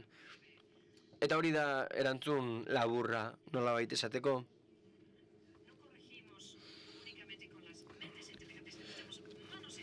Adimen azkarrekin ez dugu dena konpontzen, esku abilak ere edo esku adimentsuak ere behar ditugu. Gaitasun intelektualak eta eskulanekoak ere kombinatu egin behar ditugu, biak behar ditugu.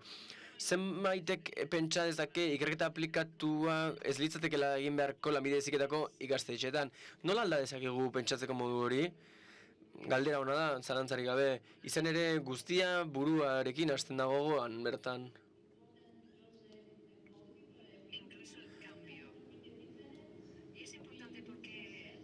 Uste dut garrantzitsua dela, zeren eta buru eta gogo ireki batek garrantzia du.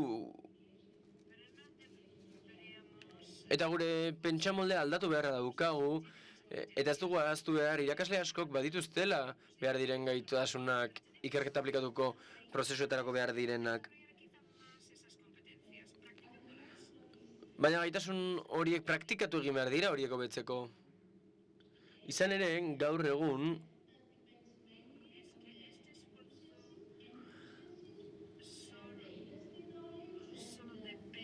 alegin hori banakako kontaktuen mendean soilik dago enpresen edo ikerketen zaleen arteko harreman horien mendean soilik. Eta beste edozein berrikuntzan bezalaxe lankidetza beharra dago eta elkarlan ahalegin handia egin beharko litzateke.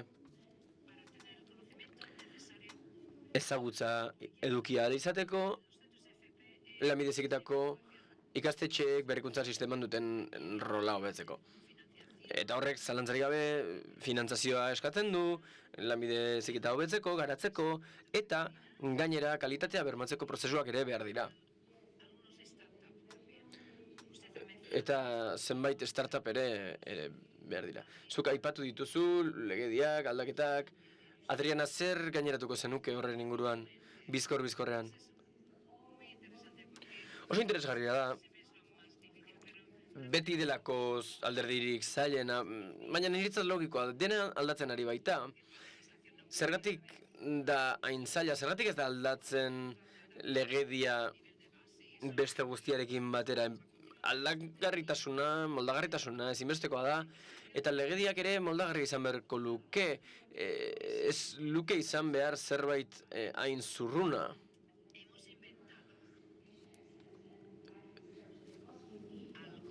Bestela pentsa genezake zerbait asmatu dugula eta lanbide bikaintasuna daukagula eta ikerketa aplikatua daukagula eta baina legediak ez badu hori guztia bultzatzen, ez badu hori guztia babesten, ez daukagu nora jo. Eta hori xari da gertatzen gehien bat klima aldaketaren ondorioen kariaz. Eta oso bizkorrak izan behar dugu. Eta eztabaida hori hementxe utzi beharko dugu, eskerrik asko aurkezle guztiei, haiei esker ikasi dugu lanbide heziketan ikerketa aplikatuak rol garrantzitsua izango duela lanbide heziketan datozen urteetan, baina hemen bukatu beharra daukagu eztabaida oraingoz. Izan ere, hizlariak gogotsu daude zuen galderak erantzuteko, eta badakit oso entzule aktiboak ditugula, gainera baditugu galderak ere egin daitezkenak helbide elektronikoaren bitartez. Beraz, eskerrik asko hizlariei eta antolatzaileei ere bai aukera eman izanagatik.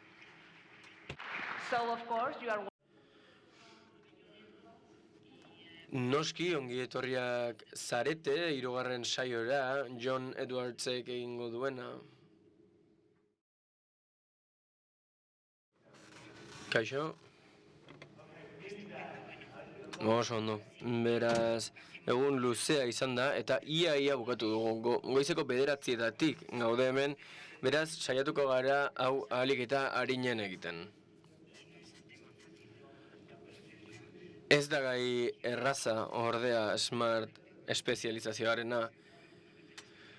Lehenik eta bain altxa eskua smart espezializazioa zentzun duenak, mesedez. Honek apur bat deprimitu egiten nau, 9 urte baitara matzat smart espezializazioan lan egiten eta Europan barren bidaiatzen kontzeptu hau aurkezten. Eta 4 pertsonak bakarrik ezagutzen dute. Horrek frogatzen du smart espezializazioa arek gehiago zabaldu behar dela. bere komunitatetik harago. Izan ere, normalean tokian tokikoa izaten da, eta nazio mailara joan behar dugu, eta gero nazioarteko da, lanbide heziketan, unibertsitatean eta hainbatetan. Horixe gertatu da Smart espezializazioarekin ere, ez dute eduki guztia birpasatuko, hementxe baitaukagu Silvia Álvarez Santos, digregiokoa. Hain zuzen, Smart espezializazioaz arduratzen denekoa. Ez dut azalduko berak esango duena, baina duela 10 urte baino gehiago hasi zen arlo honetan sakontzen, eta orduan hasi zen pentsatzen nola optimiza zitekeen Europako funtsen gastua, eta zehatzago regio gastu hori Espainian esaten den moduan kafe guztiontzat izan beharrean hobeto zehaztuz eta ekonomia, tokian tokiko ekonomia bakoitzerako egokiak diren espezializazioak eginez. Funtsean kontzeptu hori elkarlanean sortu zen, ez zen DG Region sortu, baizik eta berritzaileen sarean, baina Europako garapenerako funtsearen bitartez jarri zen abian, eta haren helburua zen berrikuntza, baina Smart espezializazioaren gurasoek ikerketa eta garapen politiketatik barkatu harago begiratu zuten. Eta asmoa zen ezagutza oinarri hartzea horretarako. Hain zuzen ikuspegin integratua behar da horretarako guztirako, tokian tokiko edo beto esan da eskualdeko garapenari dagokienez. Horixe falta izan zitzaigun hasieran espaitzegoen egiturarik eta bitartekorik lanbide heziketa lotzeko Smart espezializazioarekin, eta orain arte ez da egon horrelakorik. Eta araudi eta legedi horiek guztiak gobernantza eredu egoki baten bitartez antolatu behartzen. Eta horregatik dira Euskaldunak gainonak, gobernantza egokia dutelako, eta beste eskualde batzuek ordea ez dute egin, esaterako Hezkuntza Ministerioa ez duelako hitz egiten eskualdeko garapenekoarekin. Aurreko saioan ere hitz egin dut gauza zehatz bati buruz, eta hain zuzen hori da Smart espezializazioak ezagutza aplikatu egiten duela, eta horregatik lanbide heziketako ikastetxeek askoz eraginkortasun handiagoz egin dezaketela aplikazio hori. Eta bukatuko dut oraingoz nire hasierako iruzkin hauekin, eta lehenik eta behin Silviari emango diot hitza, DG Regioko ordezkariari, eta gero industriako horri emango diot, DG Growekoari, eta azkenik Murtzian, Espainiako hegoaldean zenbait esperientzia dituen ikastetxeko ordezkari bati emango diot hitza. Lehenik eta behin DG Regiori buruzko aurkezpena egingo digu Silviak. Eskerrik asko Jon aurkezpen zoragarri honegatik, eta eskerrik asko aukera emateagatik hemen zuekin gaur egoteagatik Smart espezializazioari buruz hitz egiten, eta lanbide heziketako ikastetxeen Euskadiko sareari buruz hitz egiten. Aukera paregabea da hori ezagutzea, eta saiatuko naiz gaurko aurkezpena soil egiten, kontzeptu hau ez baita berria, baizik eta badaramatza hainbat urte gure artean. Smart espezializazio terminoa darabilgu 2014tik Europar Batasunean.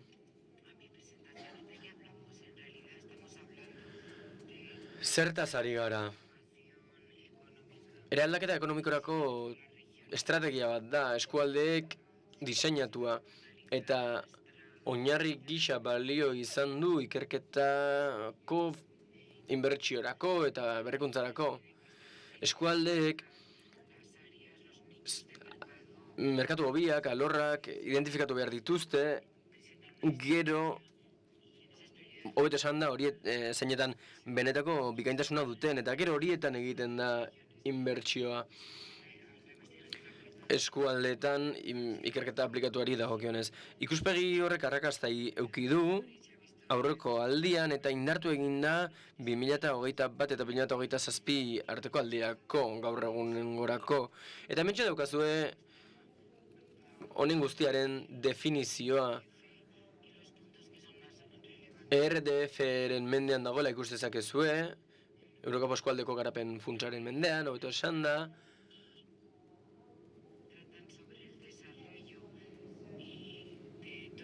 Eta ikus daiteke asmoa dela merkatuaren beharrei erantzuteko garapena eta ikerketa aplikatua sustatzea. Hementxe dago ekintzailetzak topatzeko prozesua. Europar batzordeko hitzak direla dirudi, baina gaur asko entzun ditut elkarlana, lankidetza, eragileen arteko sarea. Horien barruan ditugu asko, esaterako ikertzaileak, ikerketa zentroak, unibertsitateak eta lanbide heziketako ikastetxeak ere bai. Enpresa sektorea ere bertan dago eta garbi dago zer ikuspegi daukagun. Gure xede hartzaileak ETEak dira. Hain zuzen, Europar Batasuneko ekonomia ETEetan oinarrituta dagoelako enplegu handia sortzen dute eta beraz prozesuaren parte ere izan behar dute. Hori da ideala behintzat. Beste hainbat eragile ere badaude, baina ikuspegi horren barruan. Esaterako solaskide sozialak eta autoritate publikoak ere bai. Azken finean, diru publikoa ari gara, ekimen publiko bat da, Europar Batasunean garatzen ari dena, eta beraz ikus dezakegu zein den kontzeptua eta hemen sortzen da lehen aldiz gaitasunen arloa. Araudi honetan 2021-2027 aldi honetarako zer gaitasun hartu behar ditugu kontuan edo ebaluatu behar ditugu prozesu honen, testuinguru honetan, enpresa langileak topatzeko prozesu honetan, lehentasun horiek identifikatzen ari dira zenbait eragile eta horiek dakite azken finean zeintzuk diren, behar diren gaitasunak eskualde bateko sistema ekonomikoan. Bueno, orain pizka bat sakonduko dut ideia honetan. Honela ebaluatzen ari gara Europako batzordean ahalmen ezberdinak. Nola salduko nuke ez da hitz erraza, nola ebaluatzen ari garen modua da. Aprobatzen ari garen finantzazioa, operazio programa hauetan, kontua da nola ematen diogun argi berdea proiektu hauei. Horretarako 7 baldintzetan oinarritzen gara. Hoietariko 3 zeuden aurreko aldian, eta ikusten dugu erdian lehenengoa aurkikuntza enpresarial efizientea. Hori ez da soilik finantzazioa onartzea, noski, hori bada eztabaidatu nahi dugun zerbait, ikusi nahi dugu eskualdek mekanismoak dituztela eta elkarlanean aritu daitezkela. Implikatutako agente guztiekin lan egiten dutela 7 urteetan. Kogobernantza ere daukagu, Jonek esan duen legez, eta organismo arduradun bat egon behar da, koordinatzeko. Baita batzorde operatibo bat, eta organismoak egon behar dira, hau funtzionarazteko. Hau ez da txabakarrik ekonomiari buruz, baizik eta baita soft kompetentziai buruz, kompetentzia bigunei buruz, organismo hau daude prozesu honen barruan, eta monitorizazioa eta ebaluazioa kontuan hartu behar dira. Sistema eraginkorrago dago monitorizazioari eta dagokionez, eta oraingo aldian, haratago joan nahi dugu. Ikusten ari gara, informazioaren edapenari dagokionez, zeintzuk dira eskualdeak dituen erronkak. Asko izan daitezke, askotan ikusten dugu, adibidez, transferentzia teknologikoaren kontzeptua, ETEetara edo merkatura unibertsitatetik. Enpresa askokin inbertsio esanguratsua egiten dute ikerketarako eta garapenerako. baina batzutan ez da ETEen ekosistemara iristen. Beraz, sektore hauek elkarlanean aritu behar dira, askotan ikusten ditugu kompetentzia hauek. Kompetentziak ere erronka bat dira. Edatzeko erronka daukagu, horretarako programak eta pertsonak behar ditugu hau posible egiteko. Eta ikusi alduzue ETEek askotan ez daukatela laneskua, beharrezkoa den laneskua, eta eskualde eta leku batzuetan arazoak egon daitezkeela, talentua erakartzeko edo talentua ez joan arazteko. Ikasleek arazoak izan aldituzte, kompetentziak ez daudelako egokituta euren merkatuko beharretara. Beraz, zer egin berrikuntzari dagokionez, hori da ikusten dugun zerbait. Beste puntu bat, transizio industriala da. Uste dut ez dugula estrategia bakarra jarraitu. Transizio industriala ezinbesteko elementua da, eta hori kompetentziekin erlazionatuta dago. Askotan, eta sarriegi esango nuke, harreman handia dago ETEek behar dituzten kompetentzien artean, eta euren langileek behar dituzten kompetentzien artean, eta sistema operatiboetan, adibidez, adimen artifizialari buruz ari garenean, kapazak izan behar gara merkatuetan esportatzeko, eta lekuko ekonomiei egokitzeko. Baita ere baditugu beste bere naturan behar ezberdinak edo espezifikoak dituzten baldintzak sektorera egokitzeko.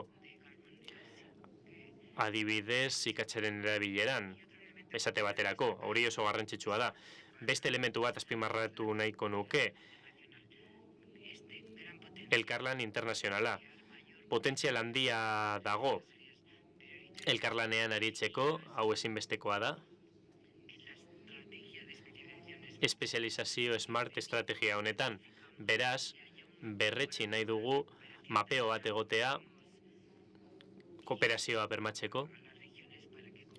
Eskualdi eskatu nahi diegu elkarlanean gehiago aritzeko, Europar Batasunaren markoan, zeren eta indarrak bateratzen baititugu, gure artean gehiago komplementatu egingo gara. Bereziki, elkarteak gizarteak dituen erronkei buruz ari garenean. Erabilgarria izan daiteke kooperazioa egotea Europar Batasunaren markoan eta espezializazio arloen markoan, smart espezializazioen markoan. Programa operatiboi dagokienez zera ikus dezakegu. Espezializazio estrategia, smart estrategia, erdian dagoela. Lehenengo helburu politikoaren erdian, bihotzean dago. Hor ditugu inbertsioak berrikuntzarako, smart berrikuntzarako, adibidez garapenerako eta ikerketarako ahalmenak, teknologia aurreratuen garapena, kompetentzien garapena, transizio industriala, enpresa ertain eta txikien garapena, startupetatik hasita, eta beste enpresa handietara. Guzti honetarako smart estrategia bat behar da, finantzamenduaren arloan eta garapenaren arloan, kompetentzia hauek garatzeko. Esan dezakegu, teknologia aurreratuei dagokionez, garapen proiektuak behar ditugula.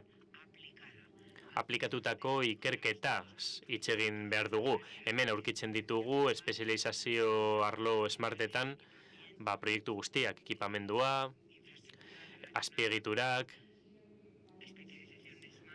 smart espezializazioarekin zerikusia dutenak, eta kompetentzien definizioa. Hori da izan ere finantzatzen duguna, kompetentziak. Hau oso gai espezifikoa da. Ez gara lanbide heziketa zentroen finantzazioaz ari, hau zerbait espezifikoagoa da, ETEi dagokionez eta smart finantzamenduari dagokionez. Helburua zera da, ETEek finantzatu izatea, beharrak egokitzea, adibidez leku batean gertatzen diren arazoak konpontzea, eta berrikuntzan kudeatzea. Hau ere helburuaren barnean dago, formakuntza espezifikoa maila guztietan. Transizio berdea digitala ekin behar diogu eta ETEek behar dituzten beharrak asetu behar ditugu. eta ekintzailetza egon behar da maila guztietan. Sektore ekonomikoetan. Sektore ekonomikoek gabeziak badituzte, formakuntza bat behar bada, hori egitea. Ikerketa zentro baten bidez edo beste edozein zentro baten bidez. Baita ere, komertzializazioa hasteko zentroak ere egin behar dira. Oso espezifikoa da, baina era berean oso zabala da. Eskualde mailan erabakitzeko, planak pertsonalizatzeko eta kurtsoak pertsonalizatzeko eta ETEen beharretara egokitzeko. Beraz, maila guztietan egin behar da lan hau, zuzendaritza talde guztiek egin behar dute, lan espezializazio smart arlo guztietan. Bukatzen ari gara programaren finantzazioa, region ez daukagu zuzendaritzarik, finkorik, partekatzen dugu estatuekin, eta prozesua abian dago oraindik, ezin dizkizu eta adibide konkretuak jarri, baina ikus dezakegu herri estatukide batzuek, eskualde batzuek, analizi bat aurkezten dutela, smart espezializazio arloetan, eta ikusten dute zein behar falta zaizkien, noiz behar dituzten, eta horren ikerketa egiten dute. Ikerketa hori eskualde mailan egiten da, partekatutako lana delako.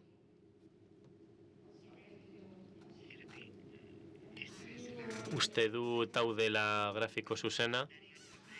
Iruzkin batzuk partekatu nahi dizkizuet Interregi buruz, hau erabilgarria izan daiteke publikoarentzat elkarlan internazionalari buruz ari garenean. 80 Interreg programa ezberdin ditugu eta mainstreamen gandik ezberdintzen dire. Interreg Europen zeuden programak, batez ere ahalmenak sortzeari dagozkionak, herriko autoritateekin batera eta lan egin izan da zentzu honetan, kompetentziekin erlazionatutako proiektuetan, adibidez kip.eu proiektuan edo webgunean ikus dezakegu kompetentzia programa bat, eta hori garatu egin zen abileziak hobetzeko automozioaren munduan eta berritzaileagoak izateko. Interregeko lankideak ditugu eta zerbait komentatu nahi badute, egin dezakete. Eta 2027ko programa bat adostu dugu, aurreko udan adostu genuen, hau informazio publikoa da. Programa transnazional bat dago, iparraldeko itsasoari buruz. Eta hemen badaukagu helburu argi bat, 1.4 helburua. Smart espezializazioaren garapena, hain zuzen ere. Horretarako, naturarekin zerikusia duten teknologietan oinarritu behar gara. Programa zentralez gain badaude ere garrantzitsuak izan daitezken beste programa batzuk COBEen testu inguruan. Orain bukatu nahi dut, ez dudalako nire hitzaldia gehiegi luzatu nahi, eta ez dudalako etorkizunari buruz hainbeste hitz egin nahi. Hemen bisualki ikus dezakezue mapa bat, eta hau 2014tik 27ko aldiari dagokio, eta smart gobernantzari buruz da mapa hau. Eta ikus dezakezu aniztasun handia dagoela. 193 espezializazio arlo ditugu, smart espezializazio arlo ditugu, 2014 arte, eta gobernu akordioak antzekoak dira aldi honetan. Ikusten dugu estatukide batzuek smart espezializazioa daukatela eskualde mailan, beste batzuk programak dituzten nazio mailan, eta beste batzuk biak dituzte. Beraz, esan duen legez, betik goragoko ikuspegi bat da. Estatuak eta nazioak dira, estrategiak erabakitzen dituztenak, eta, mapa honen bidez, ikus dezakezu zelako forma daukan proiektu honek, eta informazio gehiago nahi baduzue, kontaktatu alduzue autoritateekin. Haiek baitira pertsonerik egokienak kudeak eta parteaturako. batzordearen ikuspegitik eta RDG regioeten ikuspegitik informazioa daukagu, eta orain praktikako batzordea garatzen ari gara, oraindik batzordeari ez dago lerrokatuta egiten den lanarekin, eta urte hasieran ekitaldi bat egingo da, batzordea eskuragarri dagoela adierazteko, eta hori izango da kontaktatzeko puntu bakarra Smart espezializazioari dagokionez Europa mailan. Monitorizazio lanak egingo dira, plataforma tematikoak, elkarlanak egongo dira, eta hitz egingo da eskualde batzuek behar duten laguntzaz, zentzu honetan espezializatzeko. Ezagutzaren garapena ere landuko da, ez daukagu informazio handirik, eta guzti hau gizartearen zerbitzura egotea nahi dugu, kontziente izateko zer gertatzen ari den, ekitaldi asko ditugu, oso antzekoak, gaurkoarekin antxandia dutenak. Urrengo urtetik aurrera aukera izan nahi dugu proiektu hauek garatzeko eta informazio hau luzatzeko, eta horrela zuek informazio gehiago izateko. Eskerrik asko. Mikrofonoa pasatuko dizut, gero hitz egingo duzulako. Online daukagu horrengo islaria, baina bi gai ezberdin jorratzen ari dira, beraz orain Silviarentzat galderarik badago, orain da momentua. Argibideren bat behar baduzue, orain daunea, eta gero denbora gehiago egongo da urrengo 3 islariekin, baina zerbait ulertu ez baduzue eta argibideren bat baduzue, esan bezala orain da momentua. Espero dut argia izan izatea. Bai, Andrea Kortik. Pasatuko diozue mikrofonoa, mesedez. Hurbilduko naiz. Eskerrik asko. Zera galdetu nahi dut?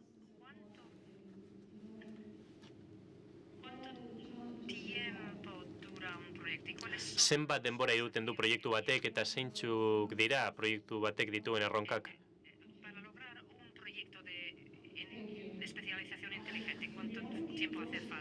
Smart espezializazio proiektu bat garatzeko. Egia esan, garatzen ari garen proiektu horiek zedearen bitartez.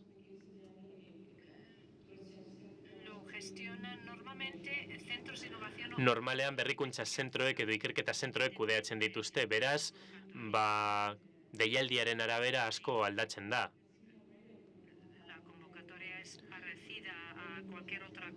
Deialdiak antza dauka tankera honetako proiektuen beste deialdiekin. Hilabete edo hobeto esan da urtebete edo 2 urte iraun dezakete, baina beti proiektuaren natura aztertuta aldaketak egon daitezke. Mila esker bi lan egiteagatik aldi berean, Silvia. Kaixo, ni Hugh Presen naiz, eta zera galdetu nahi dizut. Bikaintasun profesionaleko foro batean gaudenez, eta bikaintasun zentroi buruz hainbeste hitz egiten ari garenez, zera galdetzen diot neure buruari. Sinergiaren bat ikusten duzu adimen inteligentarekin eta lanbide heziketarekin, edo uste duzu lan asko dagoela egiteke oraindik? Galdera gakoa da foro honetan. Nik uste dut EDP-a dela klabea, Entrepreneur Discovery Process.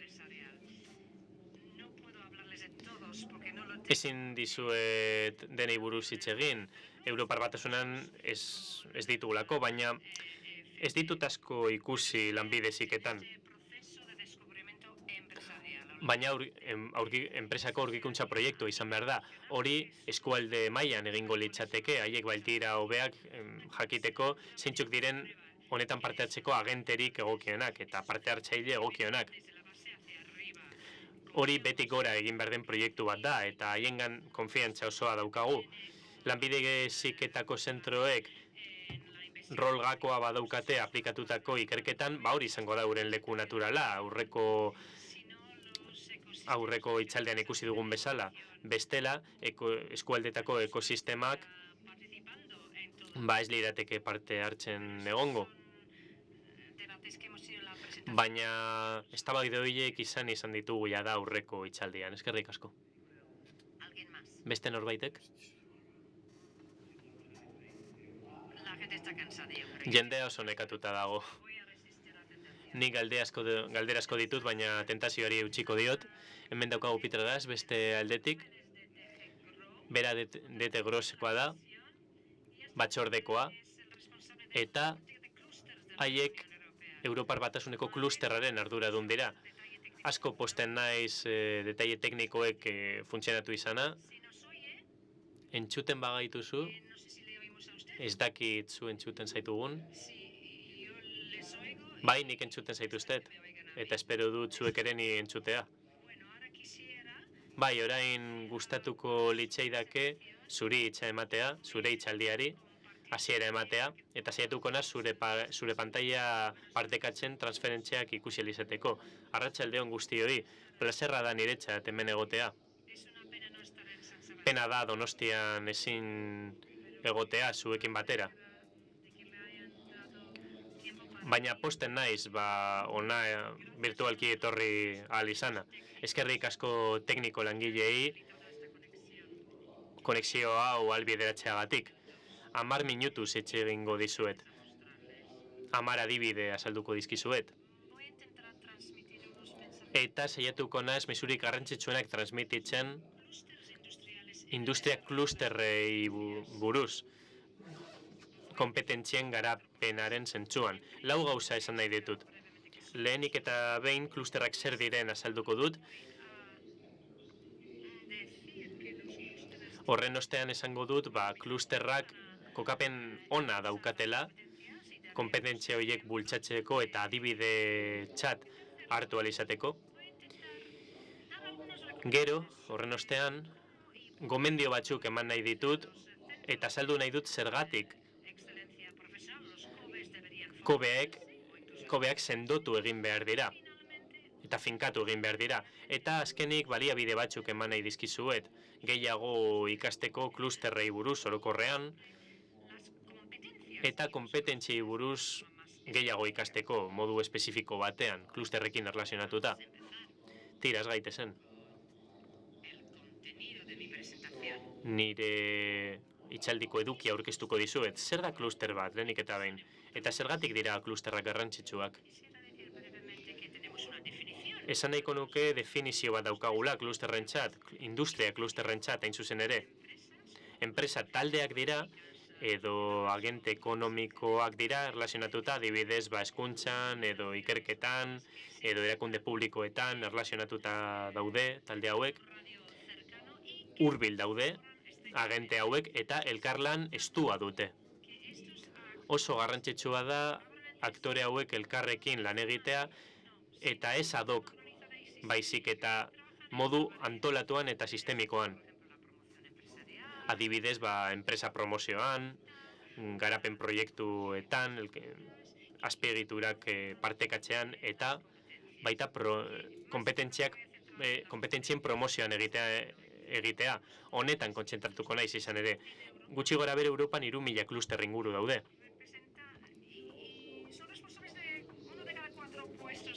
Eta Europan dauden lanpostuen laurdena klusterrei esker da. Beraz, leku askotan daude. Eta hau oso positiboa da. Fenomeno hau oso positiboa da. Proba asko ditugu. Klusterretan dauden enpresek hobeto lan egiten dute. Kompetentzia handiagoa dute, berrikuntza gehiago sortzen dute, lan gehiago sortzen dute, eta kalitatek hobeko enpresak, enpleguak sortzen dute, isolatuta lan egiten duten enpresek baino. Beraz, kluster bat zer den azaldu ostean, eta klusterrak garrantzitsuak zergatik diren azaldu ostean, saiatuko naz azaltzen klusterrak onak direla kompetentzien promozioaren garapenean laguntzen, eta horren zergatia azaldu nahi dut. Erantzuna klusterraren definizioan bertan dago. Klusterrak bitartekari gisa lan egiten dute, katalizatzaileak dira industriaren eta beste agente batzuen artean. Hala nola, hezkuntza instituzioak, eskualdeetako erakundeak, ikerketa klubak, eta haiek elkarlanean ari dira marko edo testuinguru honetan, konfiantza handia dute elkarrekin, eta elkar ulertzen dute. Egunero lan egiten dutelako elkarrekin. Beraz, klusterrak niretzat agente garrantzitsuak dira, eta enpresa handiek bultzatu aldituzten erronketan lan egiten dute. Enpresa handiek soilik bultzatu aldituzten erronketan. Eta horretarako bitartekaritza ezinbestekoa da. Bitartekaritza kompetentzia ezberdinen artean. Espero dut ongi ulertzea. Hau ingurune oso positiboa da kompetentzia hauek garatzeko. Eta hau transparentzian ikusten da. Klusterrak beti daude leku oso on batean kompetentzien eskaria arintzeko eskualde konkretuetan.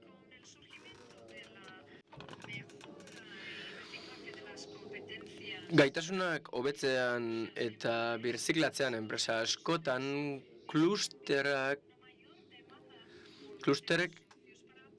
bazkide eskari handiagoa dute gaitasunen sorrera eta birziklapena hobetzeko. Ikus dezakegu ekimen eta ekintza espezifiko ugari daudela klusterrak arlo horretan hasten ari direnak. Esaterako, kontzientzia sortzea gaitasun desoreken inguruan, sektoreko joerak aztertzea, bide horriak sortzea, aurreikuspenak egitea, sarritan esparru espezifikoak garatzen dituzte monitorizaziorako, diseinatu eta praktikatu egiten dituzte hainbat ekimen gaitasunako betzeko eta birziklatzeko haien inguruan, eta askotan prestakuntza programak sortzen dituzte edo kontzientzia sortzen dute finantzazio programen inguruan haien bazkideen artean. Badago txosten bat 2021 argitaratu genuena, eta bertan hainbat adibide eta jardunbide egoki eskaini genituen zehazki gaitasunen arloan aktiboak izan ziren klusteren ingurukoak. Eta hemen txosten horren laburpentxo moduko bat. Hemen ikus ditzakezue ekimen batzuen logotipoak, deskribapen motzak eta gaitasunekin lotutakoak. Europako hainbat herrialdetan garatutakoak. Bi nabarmenduko ditugu, bata Europako industria aeroespazialaren klusterren aliantza, hainbat herrialdeetan aritu dira elkarlanean gaitasunek eta gaitasunen inguruko zailtasunek dakartzaten oztopoei aurre egiteko. Eta nodo berri bat sortu duten gaitasunen ingurukoa ikusteko non dauden gabeziak lanbide heziketako sistemetan barkatu. Eta orain lantalde berezi bat dute gaitasunen ingurukoa. Eta oraintxe bertan oinarritzen ari da mugikortasuna errazten, akademikoen eta industrien artean, jardunbide egokiak sustatzen, eteetan, trukeak egiten, horixe da sektore aeroespazialean egiten ari direna. Beste bat ere laburtu alko nuke, Espainiakoa, izan ere bertan hain zuzen, Kataluniako ontziratze klusterra dugu. Bertako unibertsitate batekin lan egin dute, ontzien sistema master baten ingurukoa. Kluster horren beharrei erantzuteko ekimen bat da, eta adituak prestatzen ari dira ontziratze eta paketatzearen inguruan, eta ikusten da klusterek bertako unibertsitatearekin gaitasuna dutela dituzten beharrei erantzuteko. Eta horiek dira txosten horren ondorietako batzuk, duela gutxi aipatu dudan txosten horrena, baina badaude gehiago ere, noski.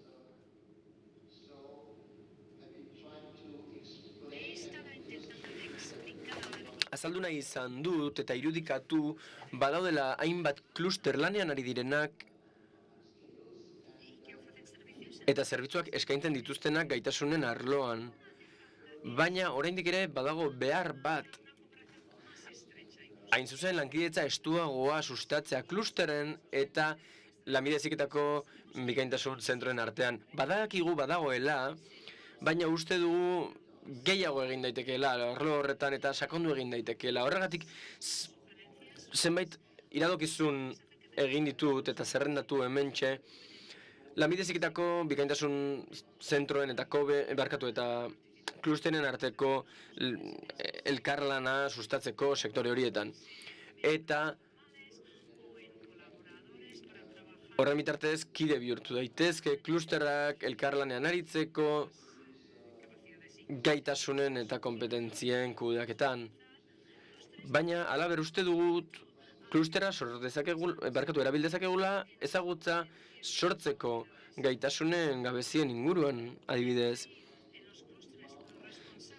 Hain zuzen, klusteretan ditugu gaitasunen eskaintzaren arduradunak, baina halaber bertan ditugu gaitasunak eskatzen dituztenak ere. Beraz, konbinaketa oso ona da, onura handiak ekar ditzakenak. Hortxe dugu klusteren eta lanbide heziketako bikaintasun zentroen konbinaketa horren onuraren irudia. Elkarlanean egin badezaketelan, etekina izugarri izango litzateke eraginkortasunari eta efizientziari dagokionez. Nik iradokitzen dut, halaber, kontuan har ditzazuen honako lau aukera hauek eta harremanetan jar zaitezten zuen inguruko klusterrekin. Azken minutuan honako eskaini nahiko nuke baliabide batzuk agian erabilgarriak izan dakizkizuekenak. Eta horiek dira, adibidez, klusteren eta gaitasunen identifikaziorako. Hortxe dugu European Cluster Collaboration Platform delakoa, hau da lehiatelia bakarra, informazio ugari biltzeko klusteren inguruan, iniziatiben edo klusterentzako ekimenen inguruan, Europari dagokionez. Bertan, tresna honetan bateratzen ditugu hainbat kluster, elkar lagun dezaten eta laguntza eskaintzen diegu kluster horietan. Hurrengo diapositiban hainbat adibide ikusiko ditugu, egungo ekimenenak, mesedez jarri hurrengo diapositiba. Hortxe ikus dizakezue informazio asko. Klusterrak eta eskualdeak bat egiten duten lekua, zebilaba, matchmaking ekitaldiak. Nahiko nuke honi begiradatxo bat ematea eta gaitasunen Europako urtea izango denez 2023an indarra eman nahi diogu gaitasunekin lotutako guztiari. Orain arte egin duguna baino arek gehiago. Beraz, iradokitzen dizuet eta gomendatzen dizuet plataforma honetara sartzeko eta adibide hauek guztiak kontsultatzeko. Hori besterik ez nuen esan nahi, eskerrik asko eta oso gustura erantzungo dizkizuet zuen galderak gaur edo nire helbide elektronikoaren bitartez. Pantailan daukazu eta eskerrik asko. Mila esker, Peter. This is your opportunity because I've been told by the technical people that this is the microphone we should be using. Ez baduzue mikrofono hau erabili, oraintxe duzue aukera. Ez dakit badagoen galderarik, batez ere Peterrentzat klusterren ingurukoa.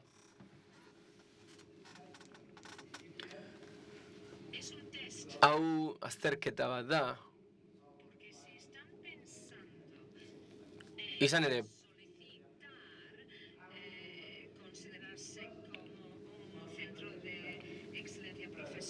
Lanbide bikaintasuneko zentrotzat jotzeko eskatu behar baduzue, galdetu dezakezue nola egiten duen bat bikaintasun zentroen eta klusterren kontuenek. Adibidez. Nik badaukat galdera bat Peterrentzat. Peter, klusterretan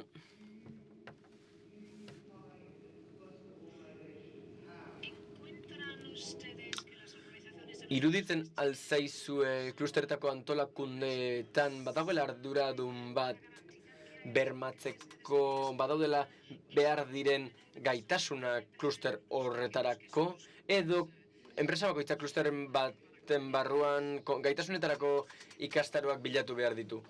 Erantzuna da badaudela zenbait ezberdintasun. Askotariko klusterak daude, tamaina askotarikoak, sektore askotarikoak, antolakuntza mota askokoak, kluster batzuk oso handiak dira eta ehunkakide dituzte, eta kudeak eta bulego handiak dituzte, baina, baita beste langile, hainbat langile ere, baina beste batzuetan, aldiz, batzuetan badaukagu pertsona bat dedikatzen dena 100% gaitasunak bilatzen eta gaitasunak identifikatzen eta bertako kideen gaitasunen azterketat egiten. Eteen artean adibidez, pertsona horiek jarraipena egiten diete klusterko enpresen gaitasun beharrei, instituzioekin, ikerketari dagokionez, eta haien helburua da hori guztia bateratzea eta gaitasunak hornitzen direla bermatzea. Hori oso era profesionalean eta sistemikoan egiten da, batez ere horretara bakarrik dedikatzen direnen artean, baina kluster guztiek ez dute horren besteko antolakuntzarik edo baliabiderik. Kasu honetarako garrantzitsua izango litzateke bikaintasun zentroekin harremanetan jartzea, eskualdeko jakintza erakundeekin, eta beraz, gaitasunen inguruko espezialistekin harremanetan jartzea. Horiek esperientzia eman baitiezaiekete klusterrei, eta bezeroak ekar ditzakete, gaitasunen beharren aurreikuspenak egin ditzakete, hornidura bermatu, eta bar. Beraz, badaude hainbat modu lan egin ahal izateko, batzuek abantailak dituzte, eta bestek aldiz ez. Baina kasu honetan esan genezake klusterrek egin diezaieketela aurre beren kideentzako gaitasun faltari. Ikusleen artean norbait inguratu altzaio klusteren bateko arduradunen bat, badirudi ezetz. Beraz, Peter, badago lana egiteko. Mila esker, hemen egoteagatik gaur. Peter, espero dut aurrez aurre ikusi ahal izan dugula elkar, laizter. Eskerrik asko, Peter. So, I would like to pass over to our final speaker. Erlojuaren arabera 9 minutu ditugu. Beraz, azken hizlariari emango diot hitza, klusterrez hitz egin dugu, eta badugu kluster baten adibidea, altzarien ingurukoa, hain zuzen, Murtziatik datorrena. Eskerrik asko eta zure esperientzia entzun nahi dugu. Eskerrik asko antolatzaile guztiei. Pentsatu dutelako guk erakutsi ditzakegula gure bikaintasun zentroko zenbait adibide. Gure emaitza batzuk aurkeztuko dizkizuet gaur, eta saiatuko naiz zuek konbentzitzen honako honetaz. Enpresa elkarteak edukitzea ikerketarako abantaila handia da bikaintasun zentroen proiektuetarako. Eta onuragarria dela kompetentzien eta gaitasunen ekosistemarako. Hona hemen adibide zenbait. Hau da gure proiektua.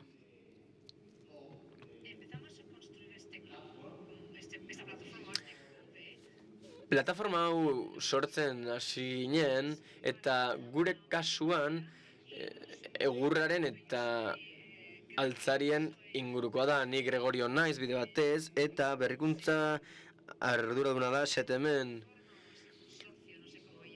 Plataforma edo kontsortzio hau nolabait esateko honela sortu genuen lanbide heziketarekin. Haiek osatzen baitute, edo beto esan da haiek prestatzen baitituzte etorkizuneko langileak eta hobetu egiten dituzte egungo langileak. Bestetik industria ere parte izan zen, partaide horrek egiaztatuko eta bermatuko baitu emaitzak baliozkoak direla, eta onak.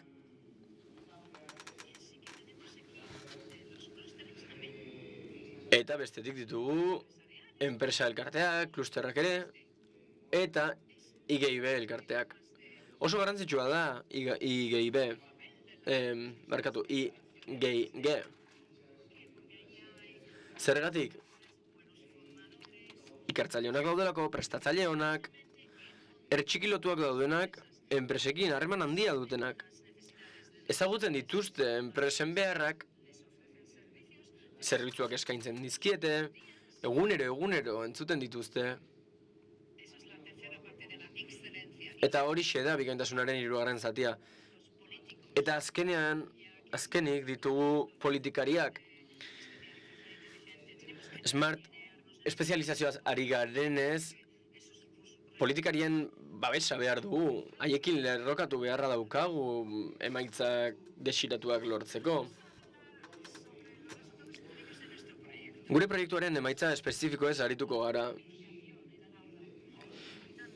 Ikasgelako gamifikazioaz hitz egiten ari gara, esaterako errealitate handitua, errealitate virtuala eta mistoa, 3D inprimatze ariketak. Ikusi baitugu ikaslei horrek lagundu egiten diela eta irakaslei ere bai,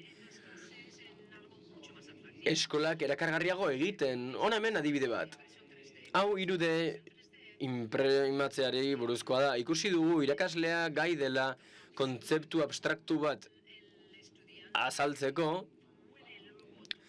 ikasleak gero hori ukitu egin dezake behin fabrikatu duenean 3D inprimagailuaren bitartez, eta gainera proiektuetan ere lan egin daiteke. Eta hori oso beharrezkoa da lanbide heziketan eta etorkizuneko bizitzan noski.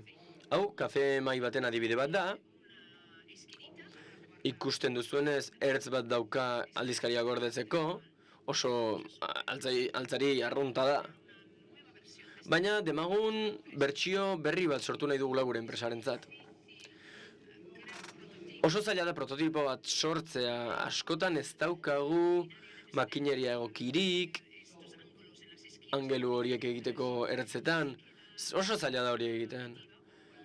Beraz, fabrikazio aditiboa edo gehigarria, 3Dkoa ere, erabilgarria izan daiteke, eta ohiko kafe mahai baten eredua erabildezakegu, gero angeluak lantzeko eta ertz hau diseinatzeko asko azkarragoa da prototipo bat sortzea, azkenean uki dezakeguna. Eta senti dezakeguna, ea gustagarria izango den, funtzionala izango den. Baina ez du prototipoak egiteko prozesua makarrik balio, fabrikazioan ere balio du. Hori ikasleekin egin dezakegu ariketa moduan, egurren ensamblatzeetarako.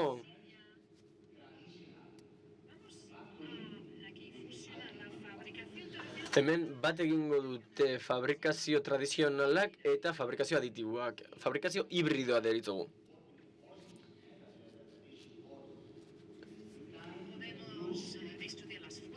Hemen indarrak azter ditzakegu, mailak jasan behar dituguenak, beste altzari batzuen zatiak berrerabili ditzakegu, eta altzari berri bat sor dezakegu, hau da birziklatu egin dezakegu.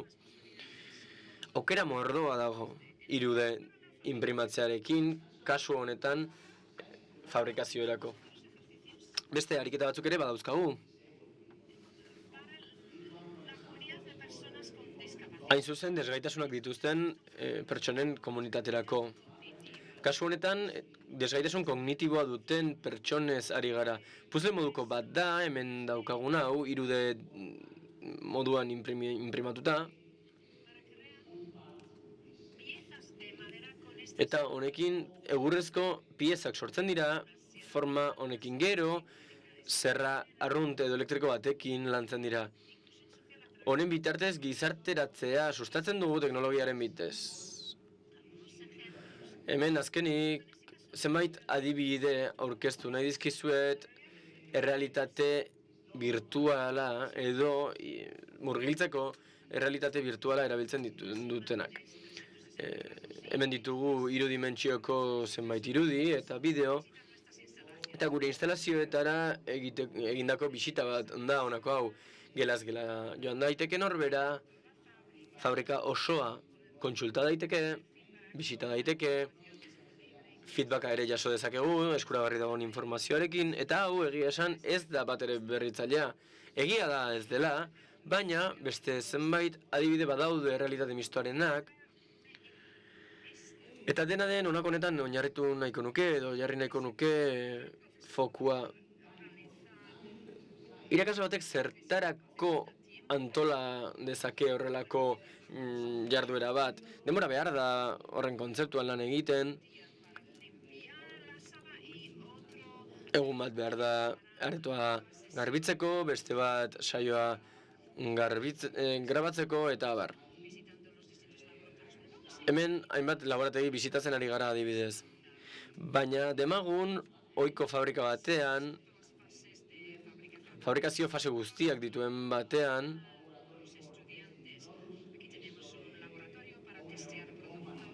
ikasleak gaudela eta hemen ere produktuak testatzeko laborategi bat daukagu. Enpresak adibidez osagai bat testeatzeko nahia izan dezake, baina irizpideak ezarri beharra ditu. Hemen gure laborategiko 3D inprimagailuaren zati batzuk ikus dezakegu, eta teknologia batzuk zailak dira erabiltzen, baina ez da askorik jakin behar programazioaz edo 3D modelatzeaz. Horrelakoak dira guk antolatu ditugun proiektuak.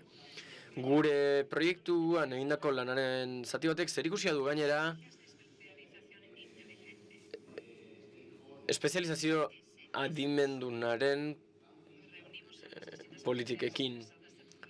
Proiektuan interesatu duten alderdiak batzen ditugu, kasu honetan 8 bazkide dira.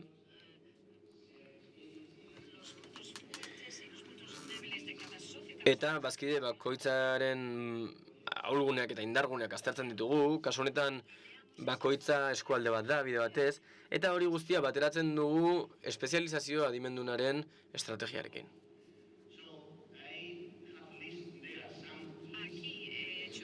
Hemen zerrendatu egin ditut zenbait gako, konbentzitzeko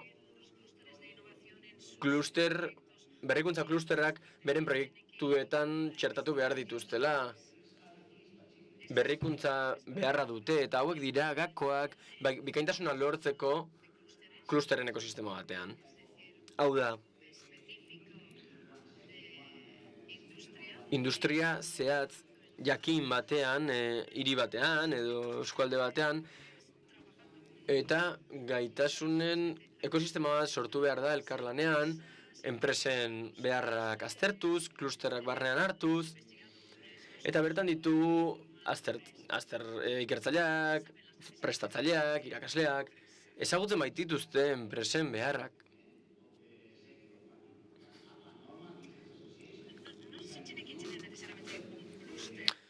Halaberrez, ez da kluster bat behar, enpresa elkarte bat ere izan daiteke, arrunta eta unibertsitate bat bezalako erakunde bat ere sar daiteke barruan, ikerketa erakunde bat adibidez. Izan ere, normalean jakiten dute enpresek zer behar duten, eta azkenik lortu du lanbide heziketako erakunde bat ona berrikuntzan, Eta hemen duzu adibide bat, Zirkustek Herberetako bazkide batzuek egindakoa. Datu base bat sortu berri dute, abian dagoeneko.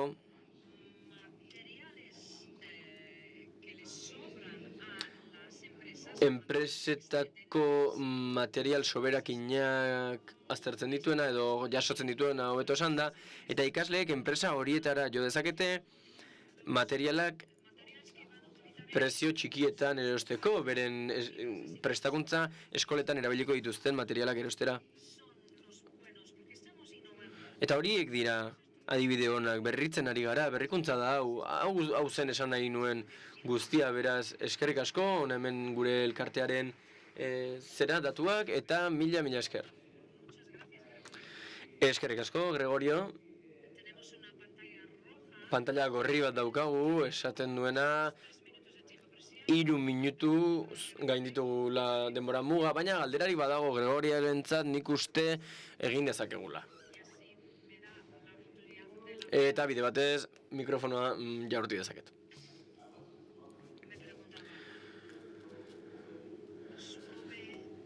Galdera da, ea zure lanbide heziketako ikastetxean Horizon proiektuetan parte hartzen den, Europako proiektu horietan, eta ea etorkizunean asmorik badagoen horietan parte hartzeko asmorik. Azken finean gu enpresa kontsortzio bat gara, eta ikerketan sartzen diren enpresa horiek normalean Horizon Europako proiektu horretan sartzea eskatzen dute. Eta normalean aurkezten gara gaitasunekin lotutako deialditan. Beti ez dugu arrakasterik izaten, baina beti saiatzen gara.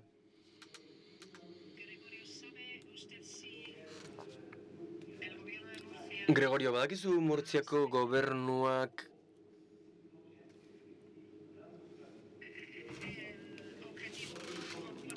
hautatu duen gaitasunen 1,4 gaitasunen helburu hori. Esango nuke ez, baina badago hemen jendea Murtziako hezkuntza departamentukoa, eta esan didate